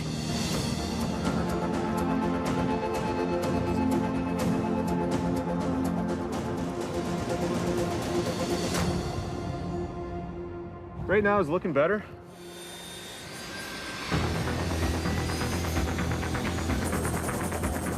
Moosonee, visibility greater than 9er. It should be on this side any minute, and I can't wait to receive it. Ready to depart the airport with your sling load. Roger.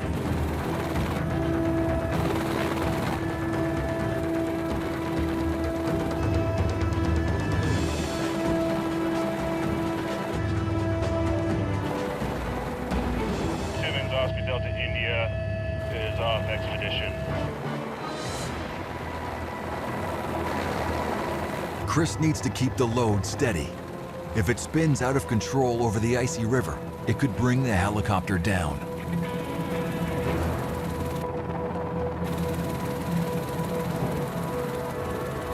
Spinning a little bit. Nice and slow. It's rocking.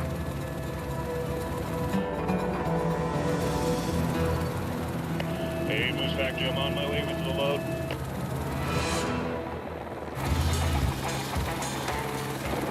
After a precarious 6-kilometer journey, touchdown. This spare trap made quite a journey all the way from Cochrane, Ontario via rail, via helicopter to Moose Factory, so I'm glad I made it in one piece. Warren can now use the trap to help protect the lives of both Moose Factory's people and its polar bears. We're glad to take some positive action on the polar bear activity in the area and have a humane option to relocate these animals.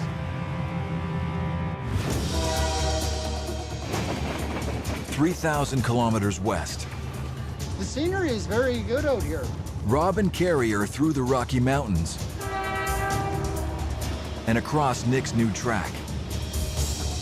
This is one of those jobs where you have to have an open mind and continue to learn every day you're out here. It's just gonna take time. When you got someone who's willing to help, it makes your job so much easier as a new hire conductor. This is where we get off the train. It was a long trip, time to get some rest. Another crew handles the final leg of the trip into Vancouver. At the port, belts and chutes channel all 15,000 tons of grain into the ship's massive hull. Hey guys, good day today? Yeah. The grain can't sit idle in one spot or one tank for very long. We got to keep the process moving. We used to open these cars up manually. Now our operators can sit in a booth with a joystick and a computer screen. This is much like sitting at home playing a video game. This shipment will head to markets in Europe and the Middle East for pasta production. Canadian Pacific's heavy haul grain train has done its job. Safely transporting its precious load through tunnels from hell and ice-encrusted mountains to put food on tables across the world. All on account of the brave crews who battle the brutal weather to keep this crucial lifeline running. In the winter months on the mountains, the biggest challenges we have are winter itself, where you may have avalanches one day and then be fighting with an overnight snowfall of 6 feet the next. The pace that you operate at, the responsibility that's placed on you. Honestly, this job gets addictive.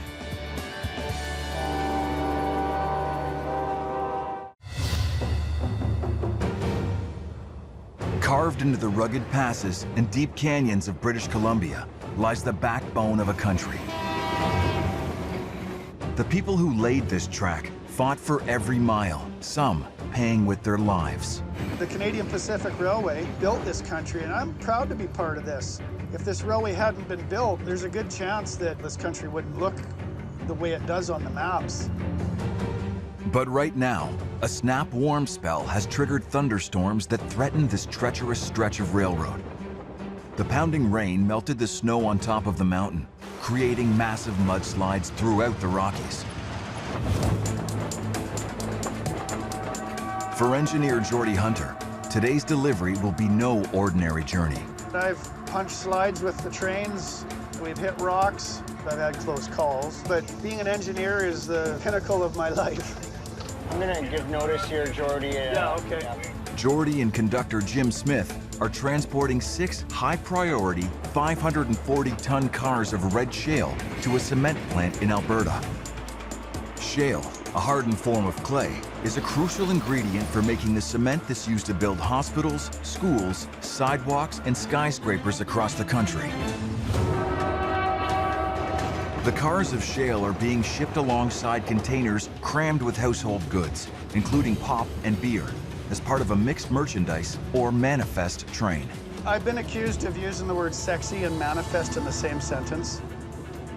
I have to say that the sexiest trains out here are manifest trains. And manifest trains are trains that have box cars, tank cars, flat cars, just about anything you can imagine that rolls on rails. Some of that stuff is really old, but it's beautiful. So we'll look after the brewery's beer. Yeah, we gotta look after the brewery's beer. But the beer isn't what keeps Jordy up at night. They're also carrying a single car of hazardous material, which is highly explosive. We're giving emergency response on how to deal with that car in the event of a derailment. This specific car is saying that it contains flammable liquid. It has got diesel gas. Jordy and Jim need to haul their 3,600-ton load 614 kilometers east across the country. From Ashcroft, BC, they must navigate around Shuswap Lake, through Revelstoke, up to Kicking Horse Pass, before descending down into Exshaw, Alberta. We're here to move freight. That's what we do best, right? Oh, yeah. In the mountains, Who's on the other side, PK and trains? Roadmaster Chad Deschamps and his team in Revelstoke are battling floods to make sure Jordy and Jim don't get delayed, or worse, derailed. Right now, our biggest monster out there is water. The snowpack is melting rapidly, which impacts the waterway systems around the railway tracks. The water is rising really rapidly right now.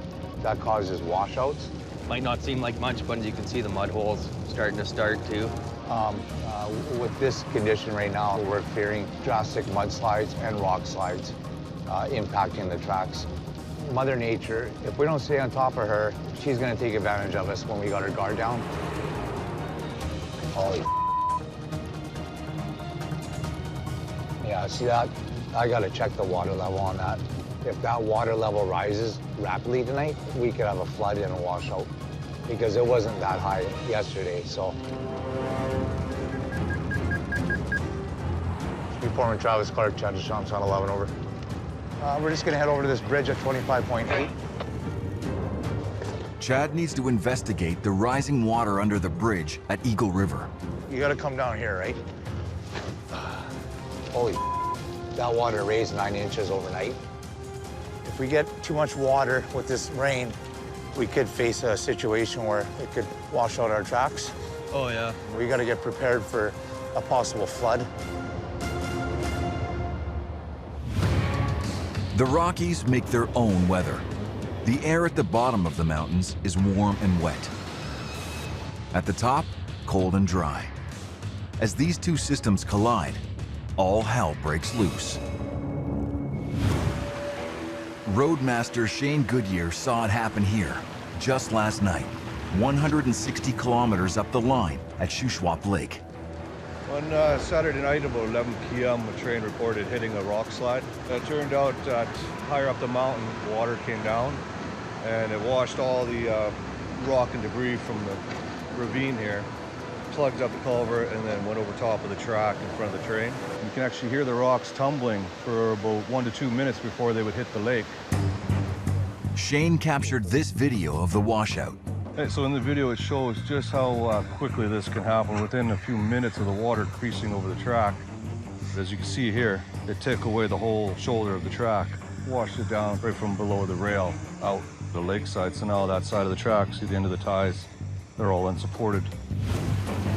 The force of the water caused the shoulder of the track to completely disintegrate. The deluge washed rocks, mud, and trees down the side of the mountain.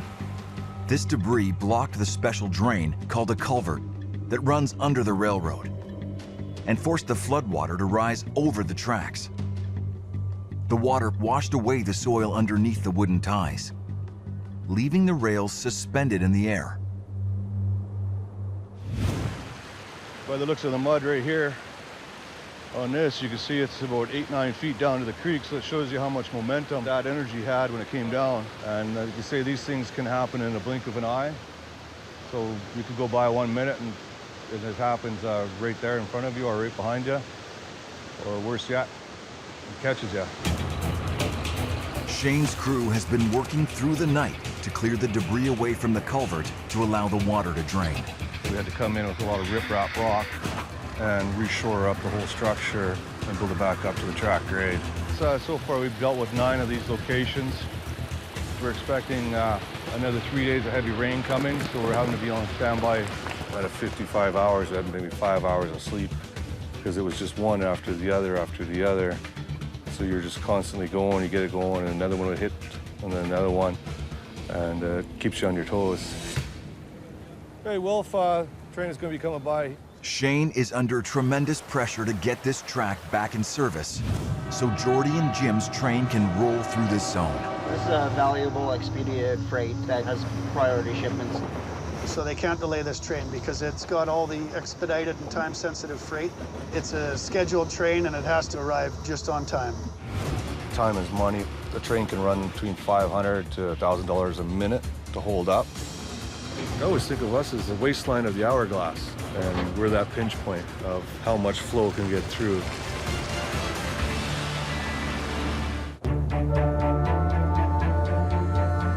On the edge of Shuswap Lake, A few feet up into the ravine there, so you can see how the washout erodes the banks up ahead here and takes that material and deposits it down here. Roadmaster Shane Goodyear is struggling to get the track back in service after a mudslide obliterated it. Mother Nature's always in control. No matter what you can try to do or plan. Jordy and Jim's shale train is scheduled to pass through here in less than an hour. But they're already entering the edge of the mudslide zone that's overwhelming the rail crews. We're coming up to a mudslide. 3 or 4 weeks ago, and I had actually just missed it. Oh, yeah? Yeah. The cliffs and ground along this stretch are unstable. Areas like this that have already been hit by a slide are the most likely to cave in again. Rock and mudslides have plagued this mountain line ever since it was constructed over 135 years ago. In 1903, 82 million tons of rock fell from the summit of Turtle Mountain into the Crow's Nest River below, in what's now infamously known as the Frank Slide. Rolling boulders, trees, and debris rained down onto the coal mining town of Frank, Alberta for a minute and a half. The slide killed 90 people and annihilated 2 kilometers of the railroad that had to be cleared one boulder at a time.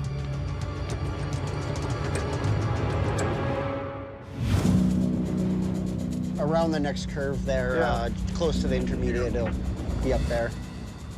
It was a substantial one, too, and fortunately, they went through it, but you don't want to end up in the lake.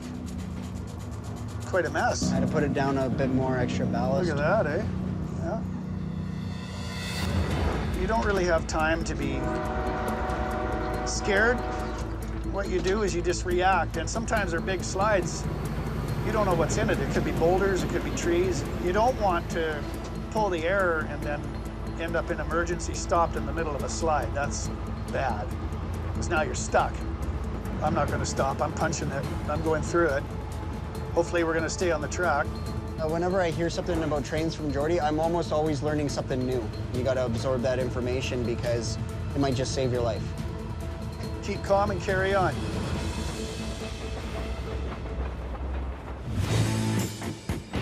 2,500 kilometers east of the Rockies, in Ontario. The Ontario Northland Railway shuttles crucial supplies to remote communities that lie between the towns of Cochrane and Moosonee. You want to make that joint?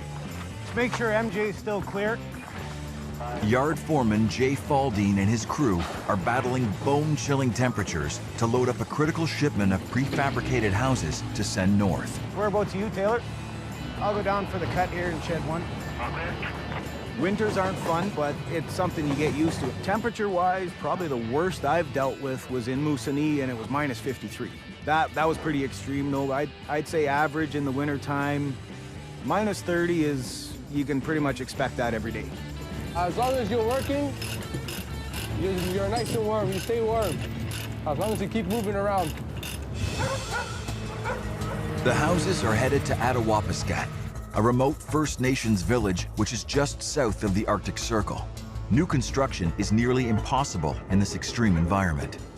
The winters can get really cold up here, minus 40, 45.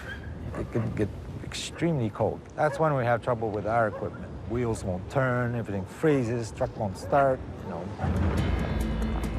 Attawapiskat has a housing crisis. Cracked walls, poor insulation, flooding, and mold have led to 1/4 of the houses here being condemned.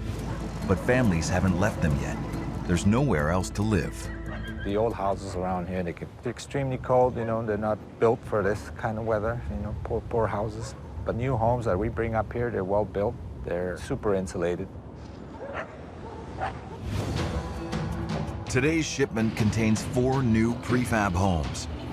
And for the families waiting for them, every day counts. When these houses get there, they'll be happy. You're on there, Taylor? We'll be down the other end there in a minute. Rail crews need to haul the houses 300 kilometers, from Cochrane north to the end of the line in Moosonee. Then things get tougher. The houses need to be loaded onto trucks that haul them 312 kilometers further north across an ice road to reach their final destination in Attawapiskat. 12 feet right on. Jay's crew stacks the houses high on blocks so they will ride up and over the guardrails of the narrow bridges along the way. All the houses, they've been measured, they've been chained down. That one there sticks out the end. So going around curves on the way to Moosonee, that might cause problems. Those ones there as well, how close they are together. We got to put an empty flat in there, just to make sure none of the houses bump into each other on the way.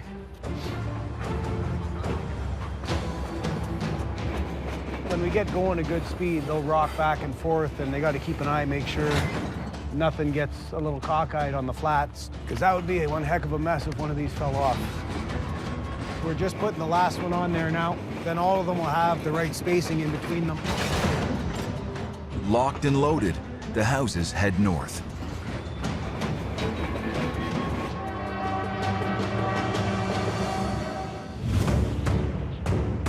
In Revelstoke, Roadmaster Chad Deschamps is struggling to beat Mother Nature at her own game. In the last week or so, the waters rose about 4 feet. I was watching the weather net, and they're calling for storms in the next couple days. They're going to go for a helicopter ride, too, just to make sure that the last rainfall didn't impact anything up top. So that one we always have trouble with frost eve. Chad is trying to predict when and where mudslides strike, so he doesn't get taken by surprise. If we follow the rail line over there, it's up. Yep. And then cut back. Yeah. To do this, he needs a bird's eye view.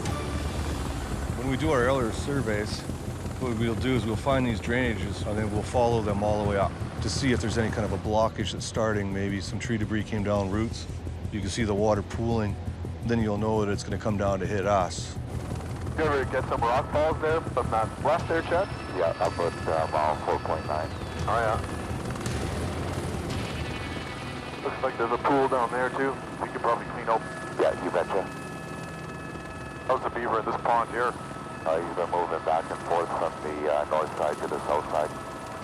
Just have a little look in the gully there to make sure there's nothing plugging it. With the beaver dam? Yeah.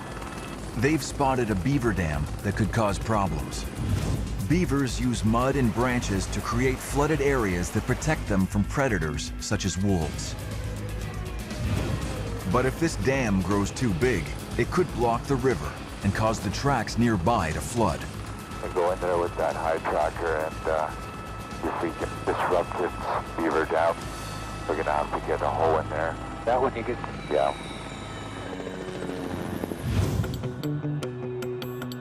At Shuswap Lake, The train is going to be coming by here in 1 or 2 minutes. Roadmaster Shane Goodyear has the track back in service. So now we've cleared the track there. A few minutes earlier, we have our first train coming, and he should be coming through this tunnel here within 1 or 2 minutes. A 754 west, approaching 25-mile-per-hour slope. The slide is Yeah, just the up here? slide is just up here, around this curve here. You don't run through them every day. Yeah. No, you don't see those every day. Well, it feels good, and that's basically what we're here for, right? We got to overcome these challenges. Now you know these guys can travel through here safely and go home at the end of the day unharmed.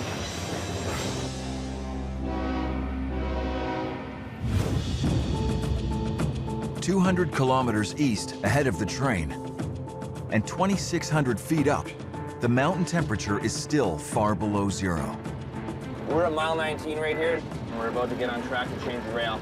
Here in Golden, Canadian Pacific's track crew needs to replace a damaged piece of rail. This is one of the more challenging and dangerous places to work in all the CP due to the mountainous terrain trains have to go through and the amount of curves in the tracks.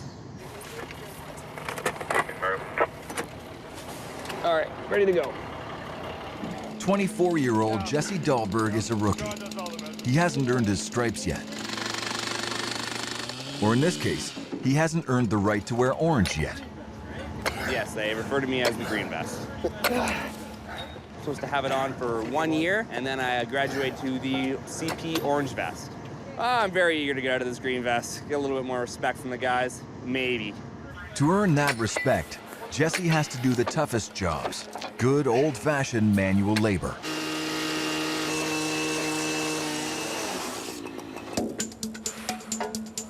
I worry about messing up as a green vest. I don't want to let anyone down, cause my foreman to be in trouble because he had to hell of a train. So there is a little bit of stress there for not up. Jesse, watch your back. Thanks. Coming in. Jesse's boss is foreman John Lindhorst. Watch yourself. Yeah. Now, in any particular place, the rail's used, or to some degree used. Trains have run over it. So we have to find a piece of rail that we can, with the technology we have, match in to fit within certain tolerances. The closer we can get it to match, the better. The surface of the replacement rail, called the headwear, must match the width and thickness of the old track. If it doesn't, the train wheels could catch as they ride over the repair, causing damage, or worse, an accident. Good? Yeah. Right now I'm just drilling holes for the joint bars. Got 6 holes in each joint bar. Put track bolts in there, bolts them together.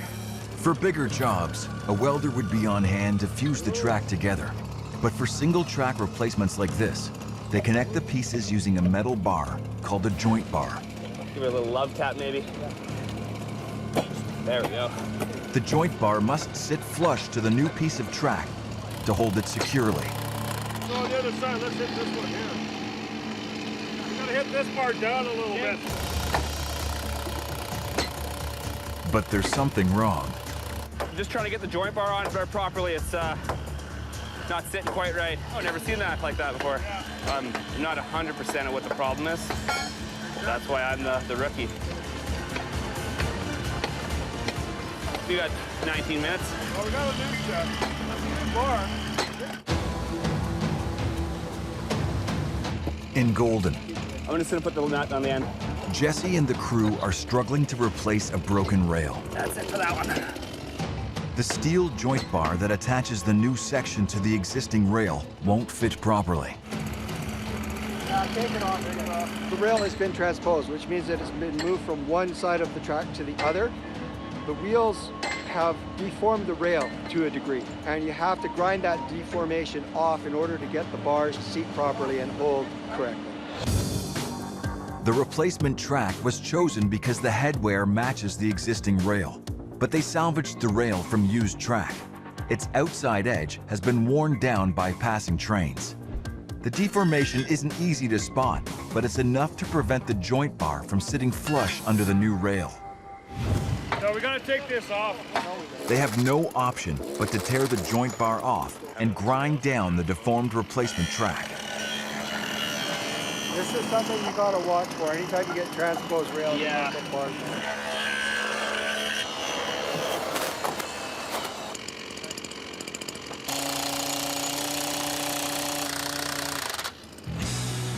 Nearly done. The last step was making sure that the train flows nicely over top. No bumps or anything when it goes by. It's complete now. It was pretty good.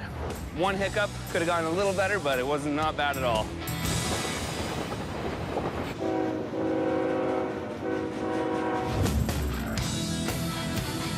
Halfway across the country, engineer Sean Mills is in the hot seat of the Ontario Northland train.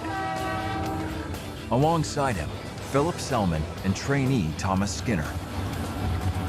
1806 north, 1 mile gale to no restrictions. They're hauling the prefabricated houses to the end of the line in Moosonee. Houses are looking good. There's 4 on the train taking up north with us today, so we've been busy. They're approaching the first hurdle of the trip. We have to come to a stop here in a couple of miles and proceed with caution over this bridge up here. 4 bridges offer the only route through this landscape, which is all creeks, rivers, and swamps. The bridge girders sit high above the ground to allow ice to pass underneath during spring breakup. But the high girders make transporting wide loads like these a nightmare. We're going to stop for the bridge, and Phil should be getting out on one side, and Thomas will get out the other. We'll proceed by radio communication.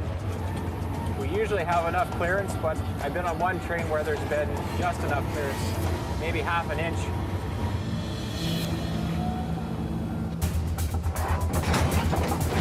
You still have room, but if you're gonna hit this, let me know, we'll stop it. If there's any rocking whatsoever, there's a chance the houses could hit the bridges.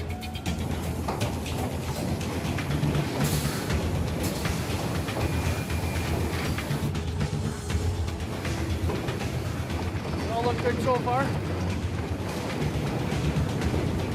And they're clear. 1 bridge down, 3 to go.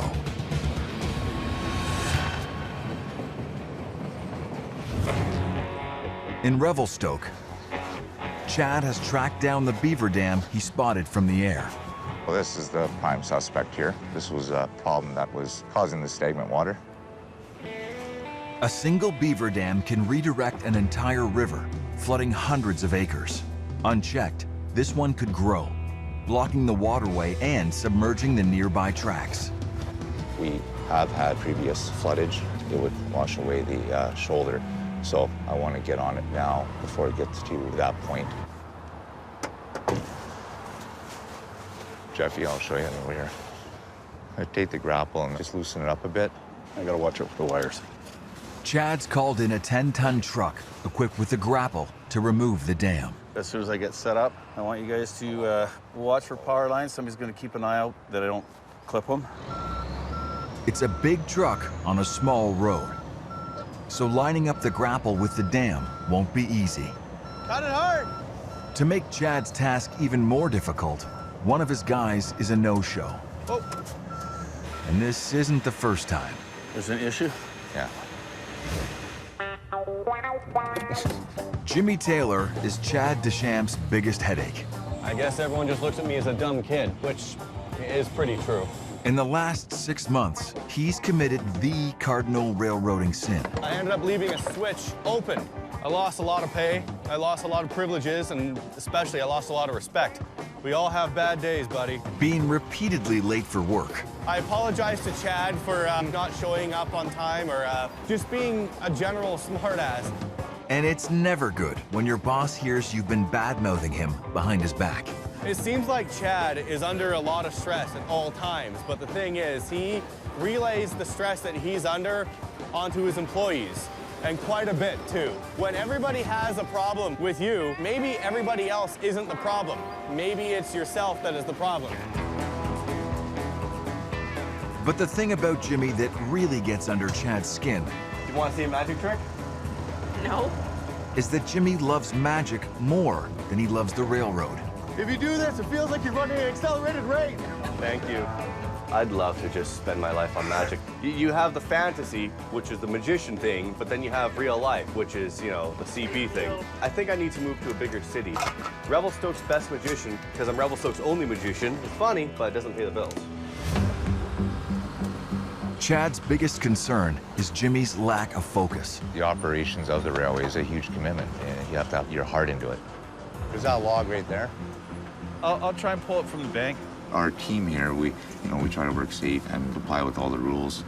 Well, it's just sometimes you're giving a person advice, but they're not taking it serious. That's what worries me, is the lack of seriousness. I know he's going to get injured just because he has that attitude, and I don't want that to happen. I just need him to really focus and know that this is the real thing. You want me to go up further than that, don't you? If anything, hey, Jeff, you can go back to where you were at the very beginning, but closer in. They have no choice but to start tearing the dam apart, one man down. Right there? Good. While Chad tries to track down his problem child. That's bullshit.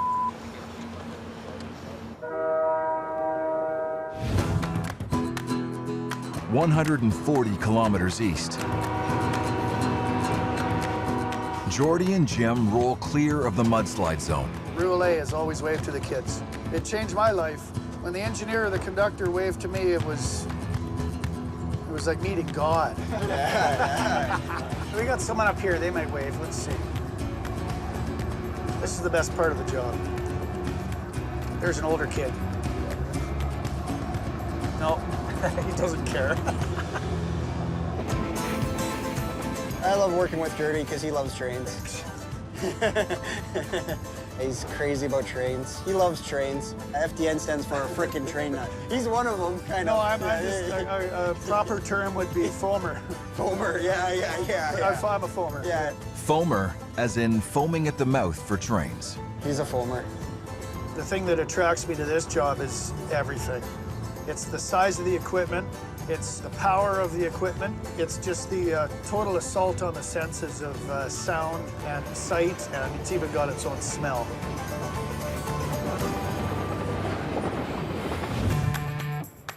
Near Revelstoke, Chad and his crew are almost finished removing the beaver dam.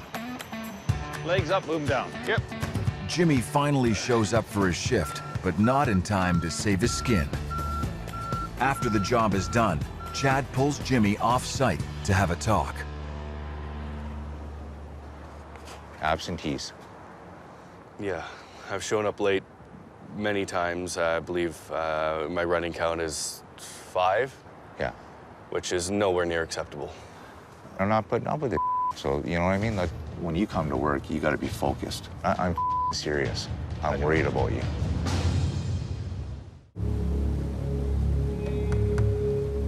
After suffering months of bad behavior from Jimmy, Chad has had enough. I'm worried about you. I don't care about the soap opera stuff around here. I care about your well-being. I care about you working safe. And that's the bottom line. You might think I'm stern, you might think I'm a tyrant, but this is the real deal here. Because if you get injured, I have to live with it for the rest of my life. My best friend got killed on the railway. A long time ago, my best friend was unfortunately crushed by a piece of equipment, and he was pretty proud to get a job with the railway. He's watched me, and we were good friends, and he's seen what the railway done, employed me, and he wanted to be one of those people. And unfortunately, he's gone.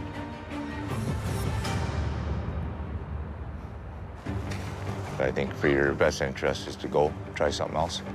Chad is sending Jimmy to work with a different crew that lays thousands of feet of rails a week. It's called working on the gangs because it's like doing hard time. Jimmy will finish out the week and then pack up for North Bend, BC.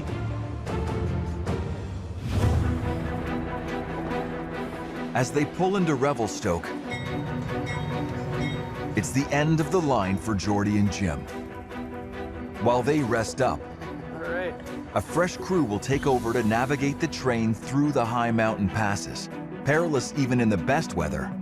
Right now, the forecast is calling for snow. 2,500 kilometers east in northern Ontario. Engineer Sean Mills and his crew are just 15 kilometers south of Moosonee, where they'll hand off their load of prefabricated houses to the trucking crew. It's good news. We're on the home stretch. But with just one more bridge to cross, they run into trouble. I'm not imagining it, right? No. Okay. Yep. We got a container. We're going to take a look when we get stopped here. We're just checking this container. She's not straight. Supposed to be straight, and she's one end's a little crooked. Yeah, she's not leaning the right way. No. See this whole thing? It's collapsed. Not good. One of the rail cars close to the houses is carrying 2 containers. Their combined weight is 40 tons. They're so heavy that they've caused the steel trestle that supports them to collapse. One of the 2 chains holding the crates has lost its grip, putting the second under intense strain. If it snaps, the load could roll over.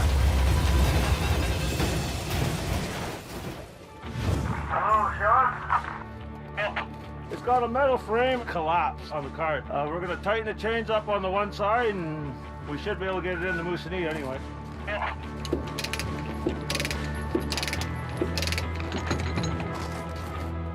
Yeah, we'll go to 10 miles an hour and walk up. I can't see it going anywhere.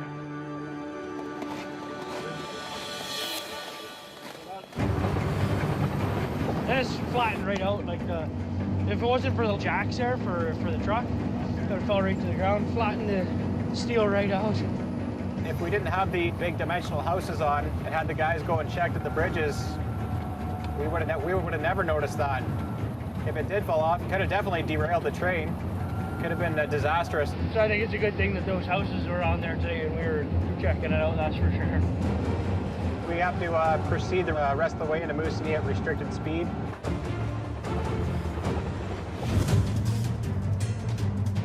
Snow is hitting the Rockies hard,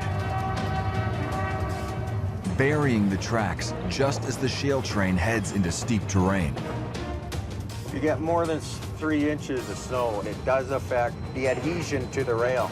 So we end up becoming like a toboggan, sliding on the rail itself. The new crew, engineer Andrew Dockrell and conductor Jordan Gillis, must fight the snow to coax the train down the mountain into the foothills of Alberta. You can get a runaway really easily. Those are pretty severe and life-threatening for sure.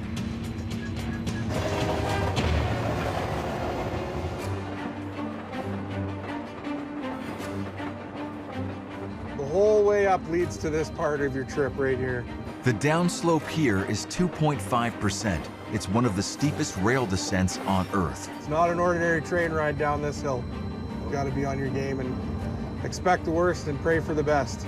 The key to navigating a slope like this, in the snow, is to gain control of the descent before it even starts. I have to keep an eye on brake adhesion, and if I'm not on top of it, we can pick up quite a bit of speed and increase in a matter of seconds. So I have to apply a couple extra pounds air brake or more dynamic brake.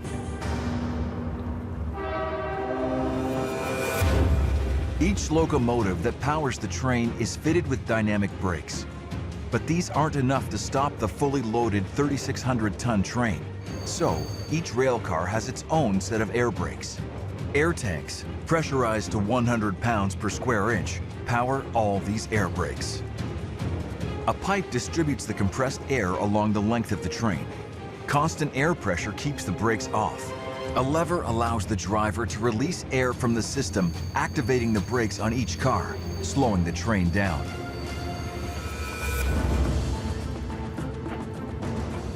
each individual train, and every train is different. Heavier trains, you need more braking application compared to the lighter trains. When you get too complacent is when accidents happen on this hill. All it takes is one little mess up and it'll escalate quickly.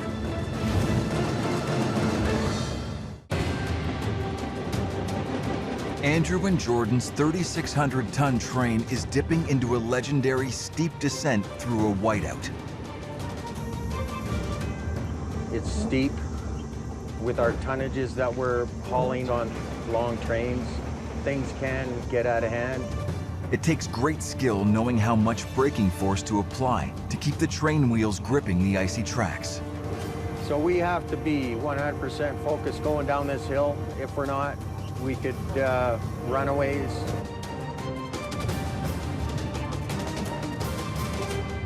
You made her. You made her. No better feeling than making it down in one piece. What time you showing in? 29.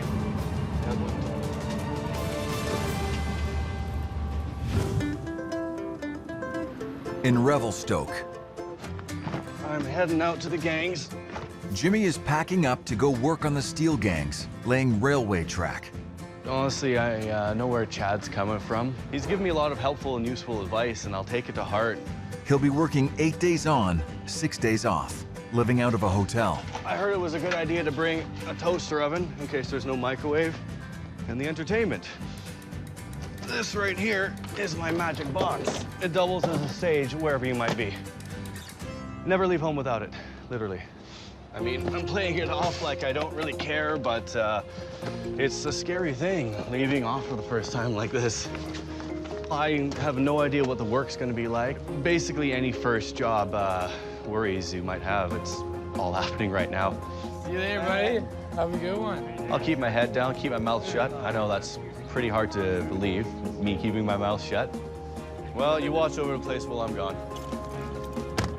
There's a lot of new ahead of me, a lot of old behind me, and that's kind of the way I wanted to keep it. And I'll be back. I know I will.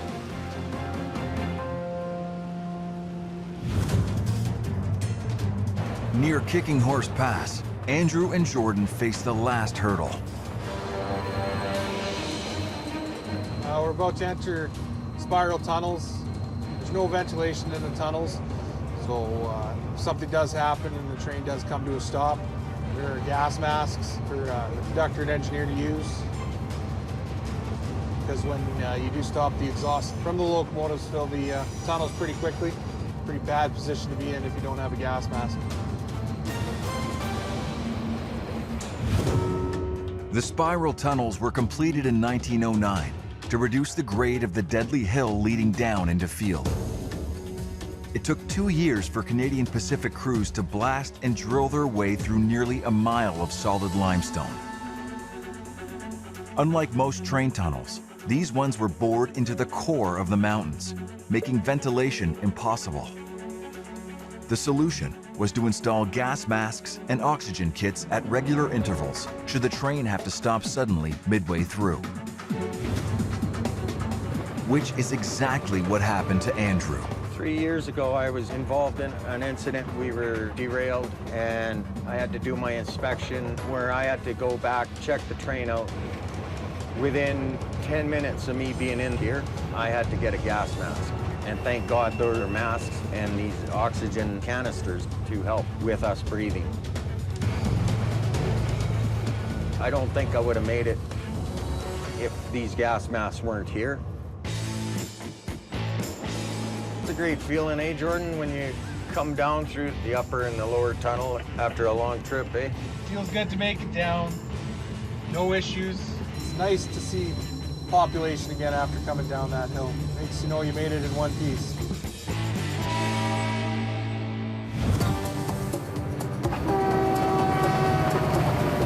In Ontario, Hey, it's Moosonee. This is the end of the line for the houses for us. Sean and his rail crew made it to Moosonee intact and in time to hand off the houses to the trucking crew. Cover on the line. That'll do. Good job. Now the guys here are just taking all the chains off and getting them ready to unload. The houses need to reach Attawapiskat by day's end. The 312-kilometer journey will take 5 hours by ice road. That's if nothing goes wrong. We're getting some fuel so we don't run out of fuel. Nice to have a full tank just in case something happens on a winter road. The trucks might be idling all night or whatever. Good to have extra. I'll just check the back. Ice road trucker Jim Wesley heads up the convoy. The drivers stay in touch with each other via radios. And everybody's in a mad rush too to get all their freight right now. The surface of the ice road is roughed up regularly, but the more traffic that passes, the smoother it gets. And on a sunny day, it's like a skating rink. The road is all ice capped and it's super slippery. So it makes it a little bit more dangerous, I guess. Keeps you on your toes.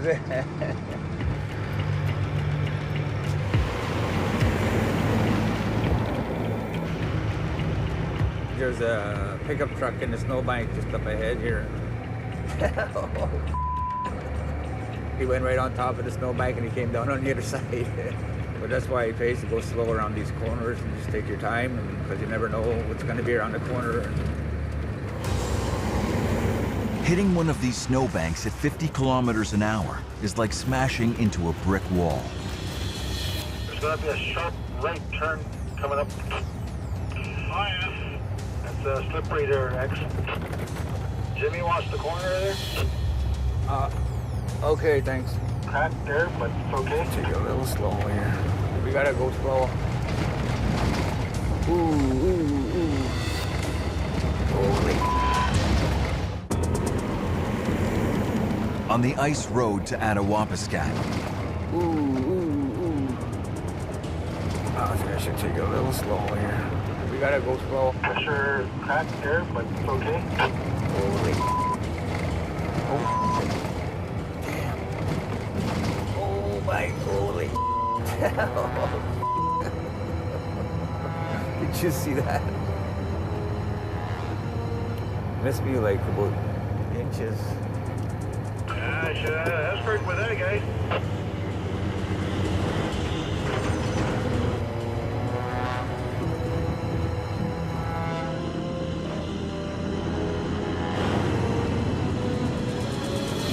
Made it across. A little heavy there, but we made it. After an arduous 5-hour journey, the new houses finally arrive in Attawapiskat. Houses have come on a journey. They've come first by train, then on the ice road, and here they are. They found their new home. It's a huge relief for Lawrence, who will install the houses on their foundation pads for the owners. This year we're lucky.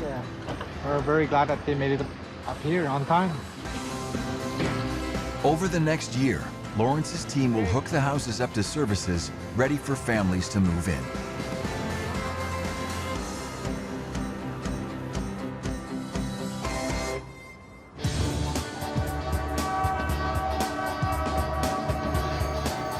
Andrew and Jordan's train is leaving the foothills of the Rockies behind and closing in on its final destination. Our shift's done. We're back at home and we're safe and sound. After an epic trek, the crew has successfully delivered the 6 cars of red shale to the cement plant just outside Calgary, Alberta. Oh, it's always a relief when we see the CP cars coming in. Without red shale, we would not be able to make our products. For the schools, hospitals, we have 150 employees here. There's over 7,000 indirect jobs that rely on this plant to be operating. So it's really important that we keep the material flowing.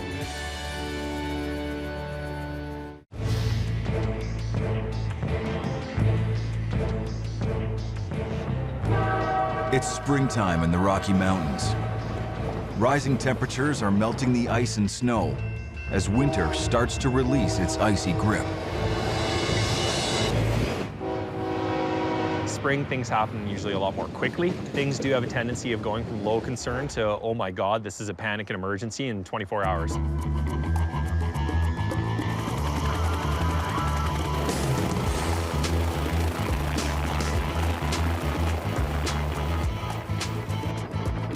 Any seasonal change brings its own problems. The rock in the mountains is just going to have a lot of cracks. Water gets into those cracks, and when it turns to ice, it expands. And it's going to push that rock out, which makes for a very unstable mountainside. We are going through that freeze-thaw cycle. With the weather we're having, a rock slide can come down at any time. The Kicking Horse Canyon section probably going to be the most at-risk area, especially in the spring. Roadmaster Nick Byer is on an emergency patrol of his stretch of track, which runs through the Rockies' western border. That's 89.9 miles of the most lovely, challenging terrain that we seem to have punched a railway through. Rock slides here have plagued rail crews since the tracks were first laid in the 1880s. Rockfall-wise, I mean, looking in the ditches, we definitely are getting some. A rock slide can derail a train. It will put a train on the ground. We are going to be heading toward Rogers Pass, continuing our aerial inspection of the track. 180 kilometers west. Full time 9:19. Veteran train engineer Geordie Hunter and conductor Justin Gary are setting off from Revelstoke. All right, we're ready to go. They're heading east and must pass right through the rock slide zone to load up with the crucial delivery. Before you get deeper into that, can you give me a little toot-toot as we come by the house in case the kids are out? Are they out waving at you? They might be. Yeah, there they are.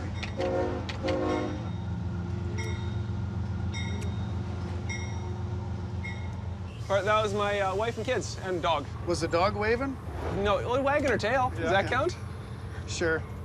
Spending up to 3 days away from home at a time makes being a railroader and having a family a hard balance to strike. But once it's in your blood, it's there to stay. When it's my time to retire, they're gonna have to drag me kicking and screaming off the train. But I kind of like the idea of retiring too. Then I'll have more time to chase trains. Like a dog salivating when he sees a bone. That's Geordie when he sees a train. My wife Pauline asked me, you know, is there any other women in your life? I said, well, yeah, there is. And she's a 300-ton diesel burner, but she's a sweetheart. Oh, yeah. Oh. Today, Geordie and Justin's 170 empty cars will be used for transporting potash, a mineral fertilizer. Once fully loaded, the combined weight of the locomotives, cars, and dense potash will be a staggering 22,700 tons. The heaviest train on the network. Canada mines and ships potash to more than 40 countries worldwide. The fertilizer is vital to help farmers around the world grow food crops, including corn, wheat, and sugarcane. Potash train. It's the heaviest train on the system. So we got good power today. So that's good, because we're a nice long train, and on the hills, it's nice to have lots of power, because then you can go up at a good speed instead of crawling. So we should do good today.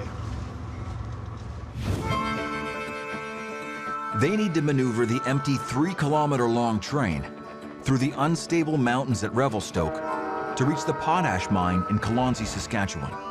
There, they'll load up with 17,500 tons of potash. Then the train will head 1,600 kilometers west back through the rock slide zone to reach the port of Vancouver. This is a nice trip.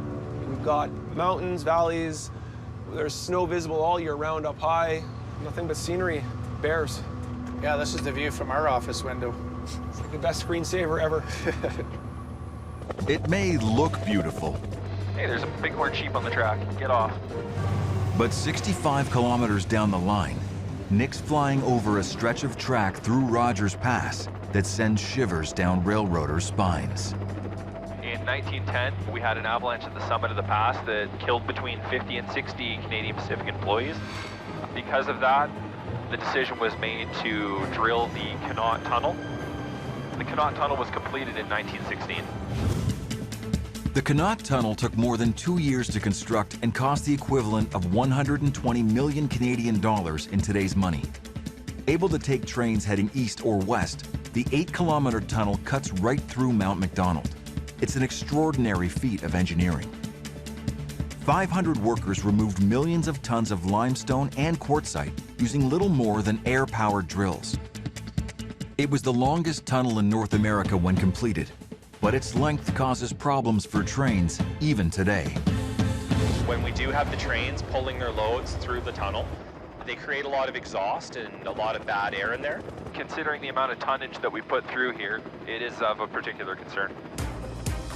To push the dirty air out of the tunnel, engineers installed 2 massive ventilation fans. Today, mechanic Roger McGarrion is gearing up to repair one of the fans with help from father-son team John and Kevin Meyer. He's a high-tech guy and I'm an old-fashioned guy. I need him more than he needs me, or probably half and half. The Canola Tunnel's fan house sits at its western entrance.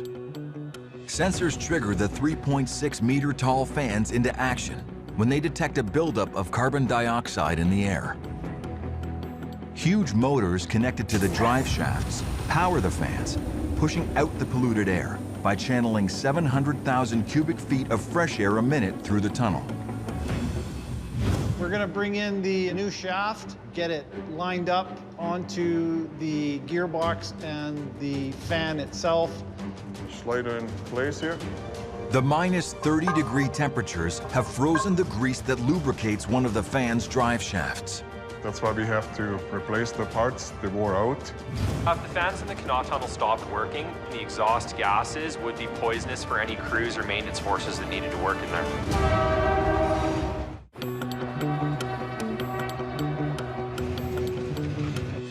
That's going on the bolt. It's looking good. At Rogers Pass, mechanics Roger, John, and Kevin are working above the live train line inside the fan house of the Canola tunnel to repair its ventilation system. If things go very badly, it could mean new gearbox, new couplers, new bearings, new job. We may lose our 100-year-old fan and have to get it replaced.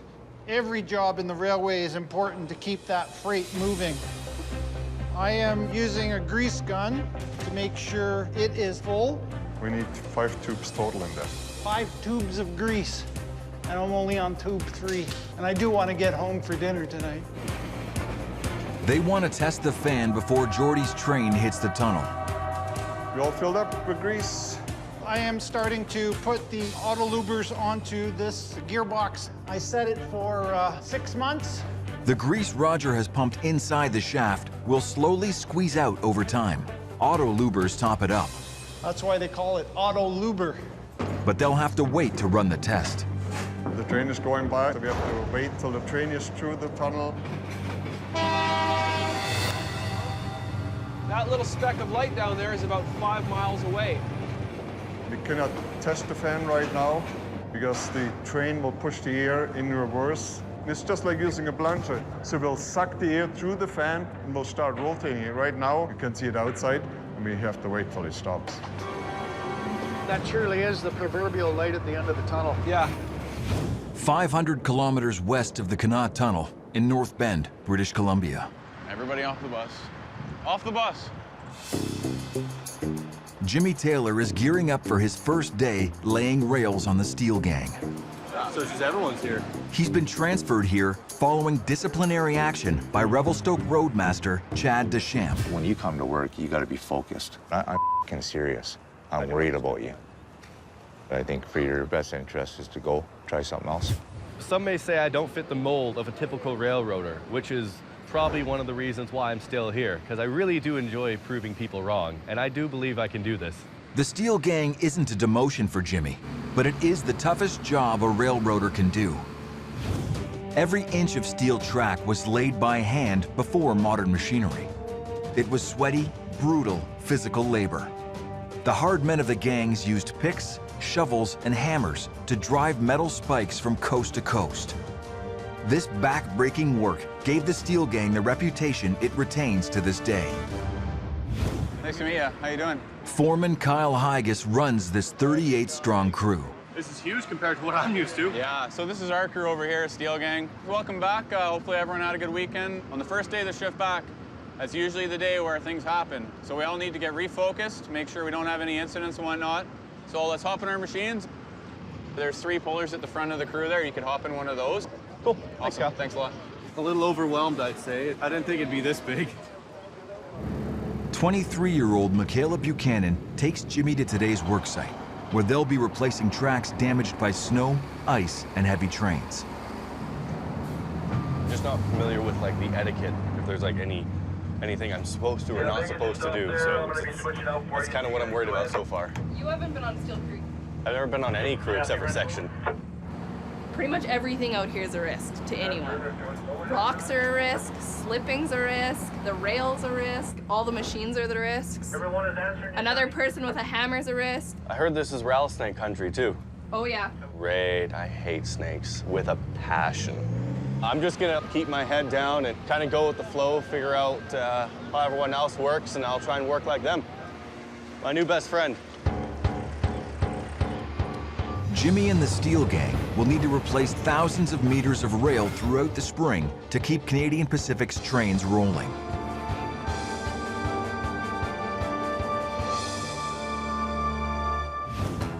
"3,000 kilometers east of the Rockies, the Ontario Northland Railway ships critical supplies to off-gridders and First Nations communities that live on the edge of the Arctic.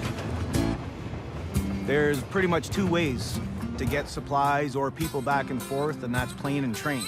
In Cochrane, Ontario, Yard Foreman Jay Faldine is gearing up to send the Polar Bear Express 300 kilometers north to the last spike in remote Moosonee. Not too many planes that fly up north can haul the sort of things that we do on the trains. It's a lifeline, for sure, because if for some reason the train doesn't run, they'll feel it up north. 21, good to go on time.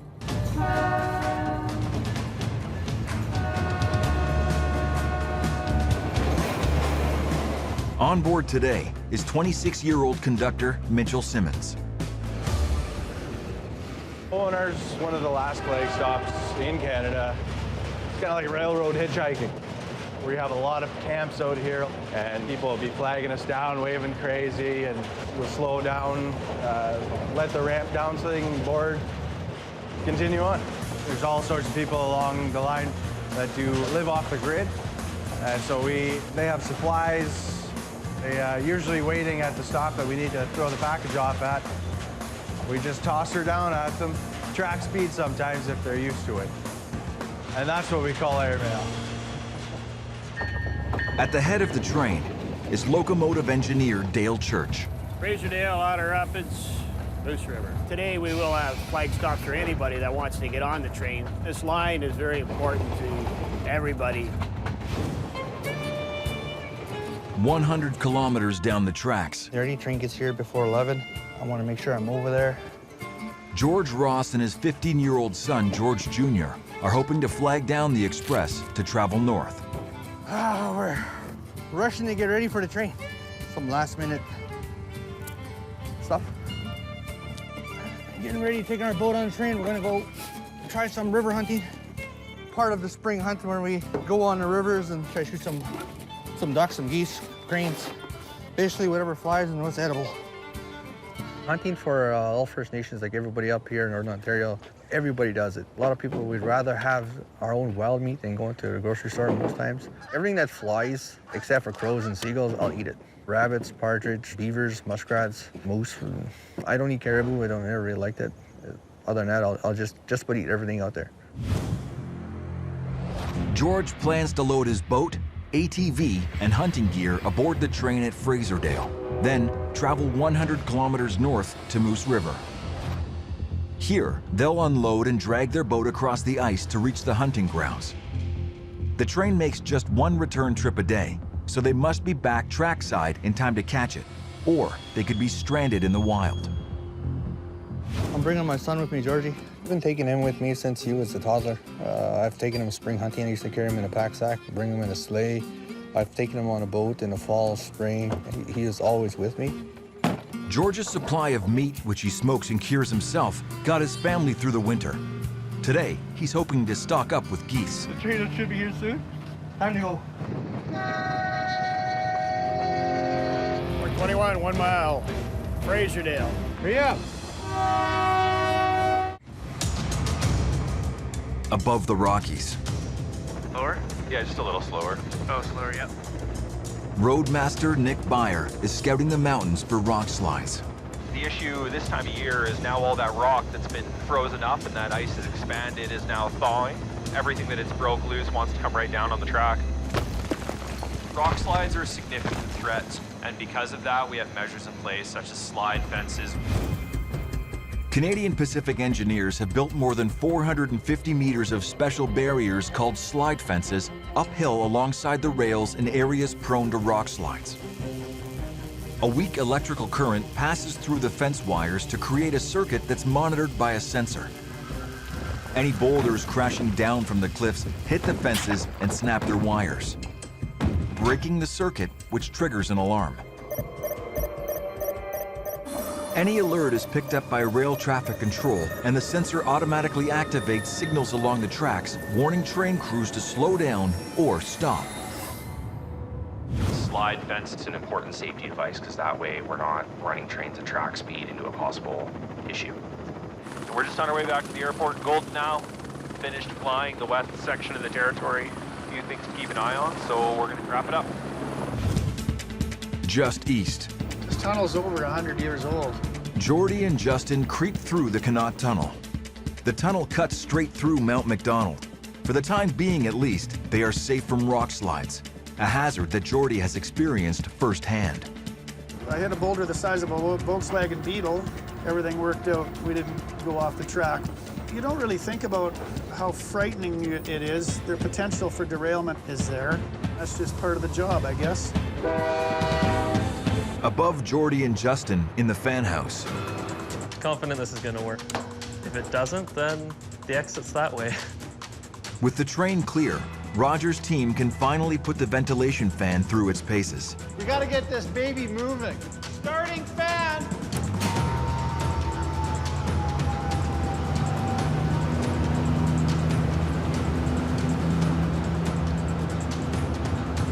Is that good for you, John? Put it on automatic, we're out of here. Okay. Job done. Jordy and Justin make headway to the potash mine in Kalonzi, keeping a close eye on the train's 170 empty cars. 8740 east out. Most of the radio procedures are left to me. He's busy driving a train. Well, he's got, 2 miles of train doing this and this and this and this. And he's trying to manage all that at the same time, so he doesn't need to be dealing with talking to anybody on the radio. I tell people where we are. He pushes the levers forward and backwards and makes us go there. He's the boss of the engines, I'm the boss of the train. That's right. With their train finally at the mine,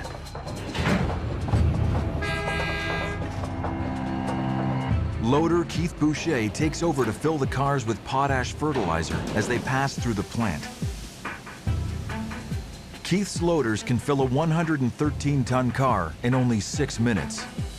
I'm just loading a rail car to 220,000 pounds on the side and then finish it off at 285,000 pounds, which is railway regulations. Anytime it goes over, we unload it because too much weight on the rail car can make it derail. Potash formed in Canada long before it was even called Canada. 400 million years ago, inland seas dried up, leaving potassium-rich crystallized salt behind. It's been mined and exported from this country since 1943. Take these seals and make sure there's one seal on each lid, because you're not allowed to have any organic contamination. From here, we make sure that nothing goes in there. That's why we seal them up. Jordy and Justin's fully loaded train now weighs more than 22,000 tons. They head out, back across the prairies, to run the gauntlet of the rockslide zone once again.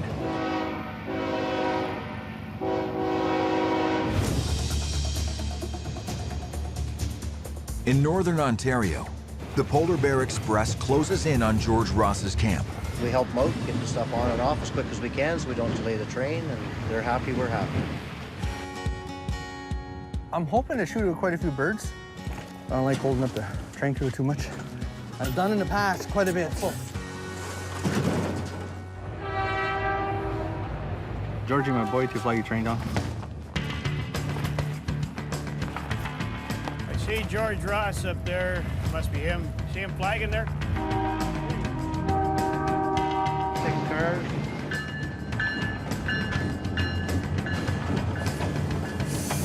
One more now. And stop there.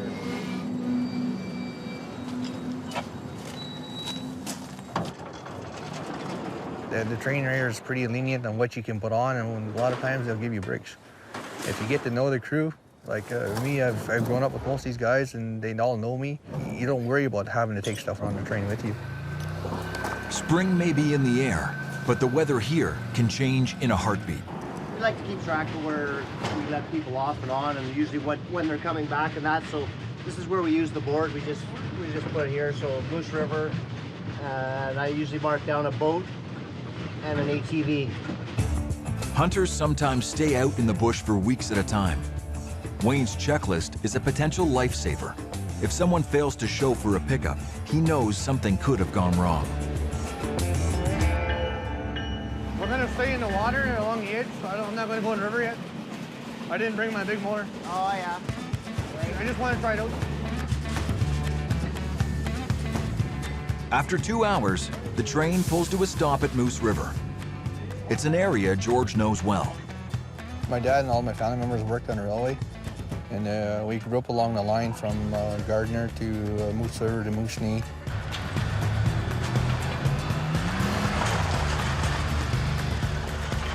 See you guys.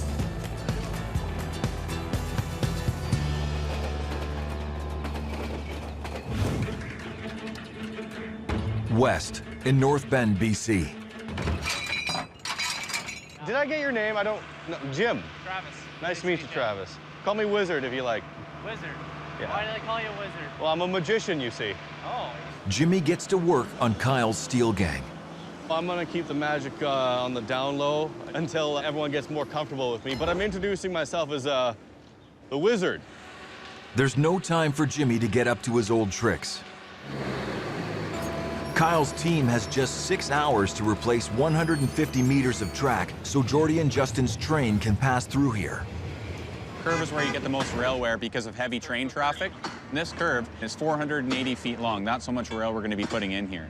This 12-ton machine has a special 180-degree rotating boom arm that lifts, drags, and lays new stretches of track that are up to 100 meters long. That's my setup speed swing there. What he does first is he throws the new rail in so it's in track, so it's ready to be installed. So what the guys do now is they go along and bang off all the old anchors, so then the rail will come out nice and freely. Crap. Watch it here. Jimmy? Yes? When he throws the rail out like that, before you go close to it like that, you always want to watch and see where his boom is. Okay. Because if he's close to grabbing it, when he throws it out up there, it can move back here because it's a long piece, right? Okay, I see. So you always want to have good eye contact. Never get too close to that. Sure.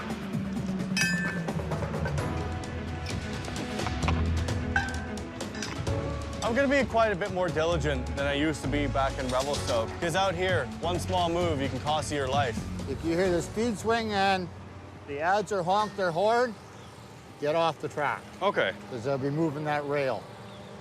Oh, I see, I see. That's their warning. You definitely don't want to be in the wrong place at the wrong time around here. They catch on pretty quick. If they don't, they're gonna get hurt.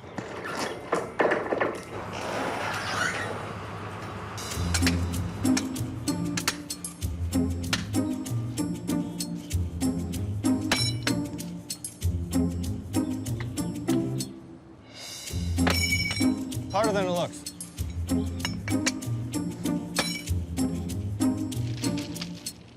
Well, I gotta do it. I'm You're gonna the come new guy. over there. You're the new guy. I'll remember that. They picked on me when I was started out.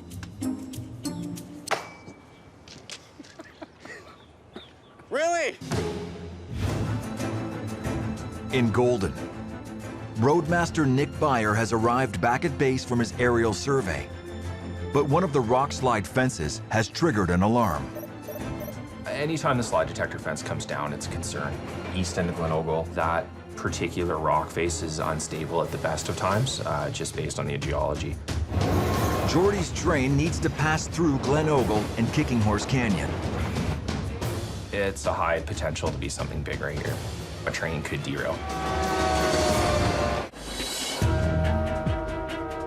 In Kicking Horse Canyon, a suspected rock slide has triggered an alarm on Roadmaster Nick Byer's section of track. I have actually seen rocks and rock slides that do pose such a significant danger to the passage of freight. We've stopped all traffic. It's extremely important that we go out there and check this out immediately. Nick must coordinate his plan with rail traffic control in Calgary. This team of 80 controllers keeps watch over the movements of up to 300 trains a day across Canadian Pacific's 12,000-kilometer network. I'm going to be crossing you to the south track. We coordinate and are intimately aware of every train movement that happens between Calgary all the way to the coast. RTC answering, over. It's a massive undertaking. Our level of safety is the same as we would expect from, for example, an air traffic controller. Here's the mountains of RTC with an emergency call, Cliffside Channel 1, over. All right, so you can show me clear subformer protection on 129, 129. We're heading up to the Kicking Horse Canyon, investigating The slide detector fences being down. We could have possible rock fall, and we're just going to make sure that it's not an issue for train traffic. Give me a minute to do some counting. I will need you off the track at 12 o'clock, please. 12 not. RTC out. Rail traffic control gives Nick just 1 hour of track time to investigate the rock slide. Ahead of us on track is the supervisor of track inspection, Hal Porter. This is his territory that he inspects twice weekly, but most of the time he's out there 5 days a week, keeping an eye on things. Same nugget there between the rails that come down. Wasn't there the other day. Track time's so precious out here that we just keep going.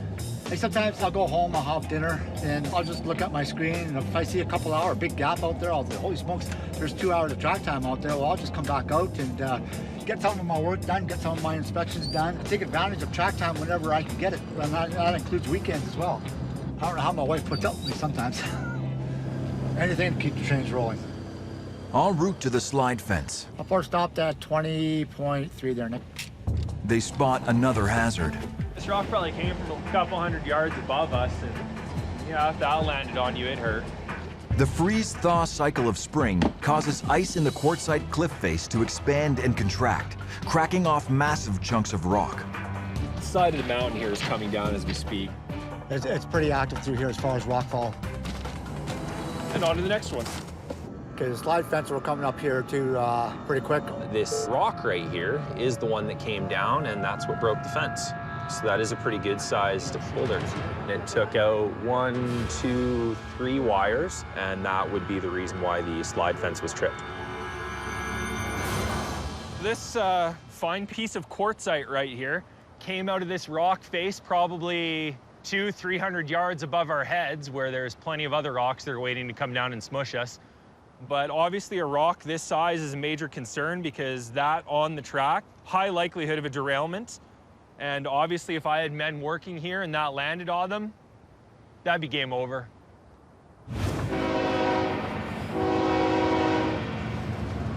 This is the most northerly point on the main line. This is? Yep, right here, this curve. This little curve. Now I know.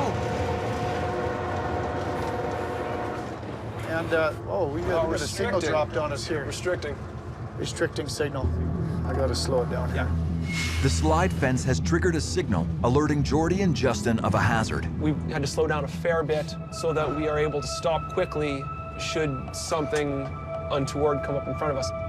The fear of hitting an obstacle on the tracks is never far from any train crew's mind. I was listening to the news last night. The logging railway on Vancouver Island had a derailment there the other day. Apparently the third person has died now. That's the part of the job I don't like. It's the part of the job we have to deal with. It's quite a sobering thing to happen. I imagine their families are feeling it. You know, what caused that derailment? Was it weather factors? Was it crew factors? Was it public doing something? You don't know those things right now, and when bad things happen, they happen in a big way. 30 kilometers ahead of the train. Now, this is one of our most active slide zones that we have here. We get a lot of debris that comes down. A lot of rock comes down every year. This is for sure the culprit. So, mystery solved on this slide fence. I'll send a crew out here and they'll repair this. Let me know when you guys are on the move again. I'm not sure if I get any more time. I got 10 minutes left. We're pressured for time. We got to get going. Go ahead for RTC. CPE Supervisor Track Inspection, Hal Porter, Roadmaster Nick Byer on 13, over. And signal 274, Glenorgh East. We got a potash train coming. We got to get out of the way. With this section of track safe to pass, Nick and Hal clear the line. That signal was a limited clear. I think it might be the train. Everything runs on a schedule. If I delay a train by an hour, that might make it 1 hour late for its port arrival in Vancouver, which could lead to a ship being delayed. So we need to make sure that we're not delaying trains when we're doing our work.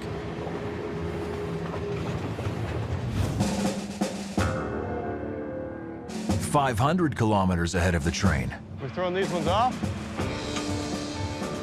Michaela is teaching Jimmy the tricks he needs to survive the steel crew. If there's plates in the track, you always throw the old ones out. Oh, If you're coming up, there's nothing in the middle, you throw them to the side. I get it. Okay. Doing what I'm doing now, just moving plates, is pretty simple. I'm barely working up a sweat. It's not too bad, but when I was hitting off the anchors, I had to take so many breaks. It was pretty exhausting because you're just swinging, swinging, and swinging. You gotta keep up with the person in front of you if you wanna keep going.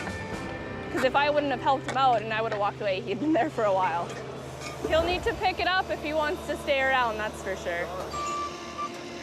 When not helping out the rookie, Michaela's job is working the spike puller. How long you been operating the puller? About a year. You must like it then. It's better than being on the ground. Hey, come on now. I like this. This is nice. I've chucked my fair share of plates. It took me a year before I got a machine. And you also have to put in the hours. He'll be swinging a hammer for a while. I definitely think I came here with a false sense of fear, honestly. It's quite a bit better than what I expected. Or is Michaela just going easy on the newbie? He'll be working like a dog tomorrow.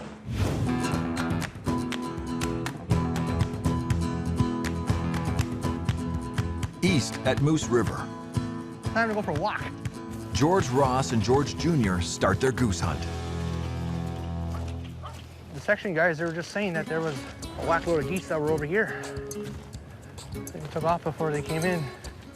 And this time of year, usually, like you saw in that corner over there, if we get the boat in there, you might have to drag it on the ice.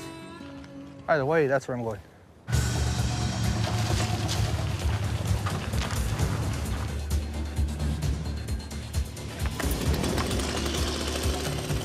I'm gonna cut this tree that's in my way.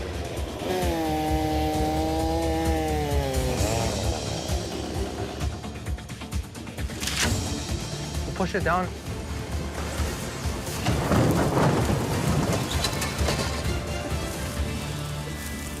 For me, hunting on the river with my son, I'm very cautious with it. For instance, you see how quickly the water rises, how quickly the ice moves, and how much power is behind it. It's very unstable. A lot of hunters, they don't hunt along the shore like that. It's just too dangerous. It's the worst time of year to fall in the water. You fall in there, within minutes you get the hypothermia, basically you're finished.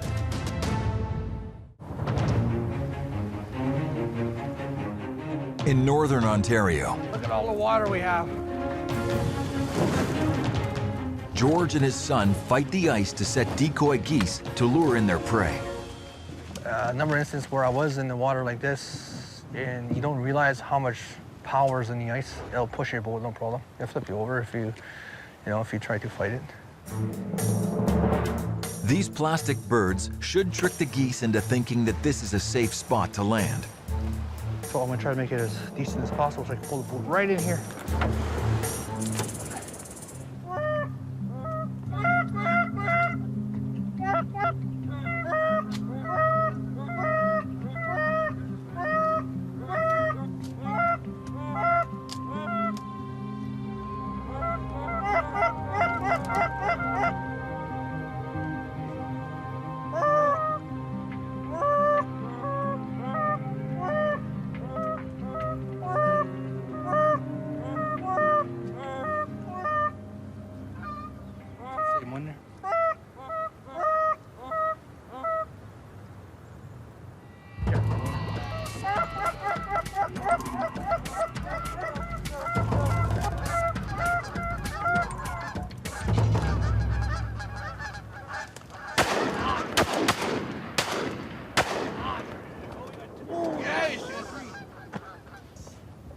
Now we just gotta get them. You know where you gotta go, eh? Yeah, you go around, there's a trail coming down. Yeah. Hurry up! There's a shoreline over there. Just go down that trail over there. He has a lot of responsibility when he's with me. He's able to go in ATV, take his gun, walk around. He has a lot of freedom. I try to show him that if he wants to do it, he can do it. Oh, here comes a storm. The lovely clouds. The weather is turning. They need to move fast to avoid getting stranded. Junior returns with the 2 geese they shot. The geese will provide a feast for George and his family. What they don't eat will be preserved for the months ahead. Go and train. Yeah, with the bike, to make the time go faster, don't have to pull the boat by hand. You got the winch on the bike and try and get the boat out.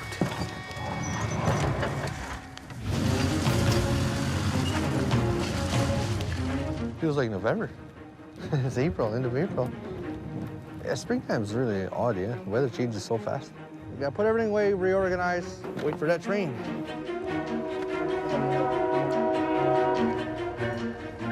Finally! Cold. I wasn't expecting winter.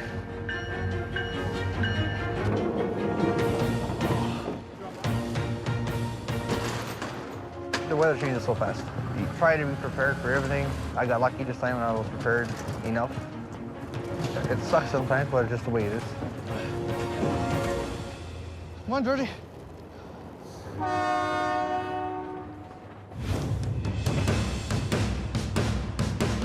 Jordy and Justin's potash train has safely made it through the rock slide zone. RTC, our length is 9855, 9855. Give your notice as well, please.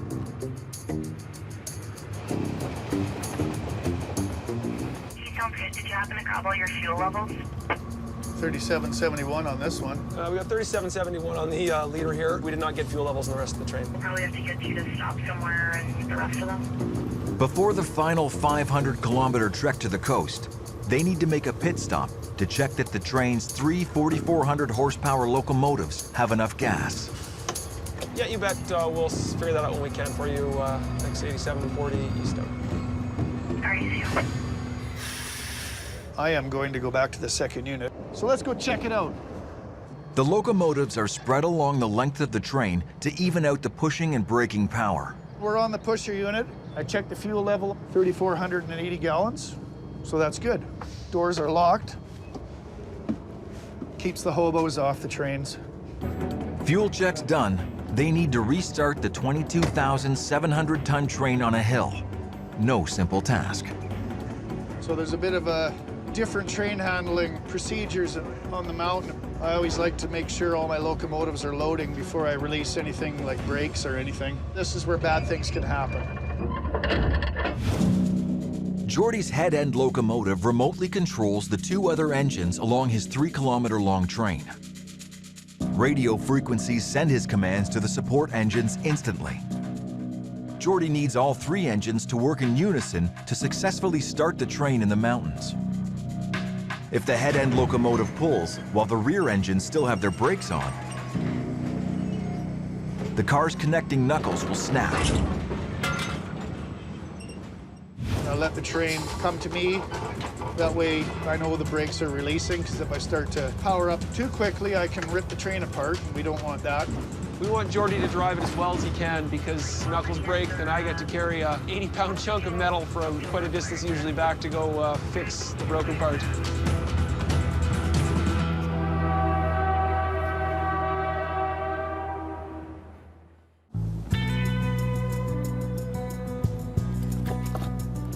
In northern Ontario, this is our family camp here. George and his son have returned to their camp from their hunt.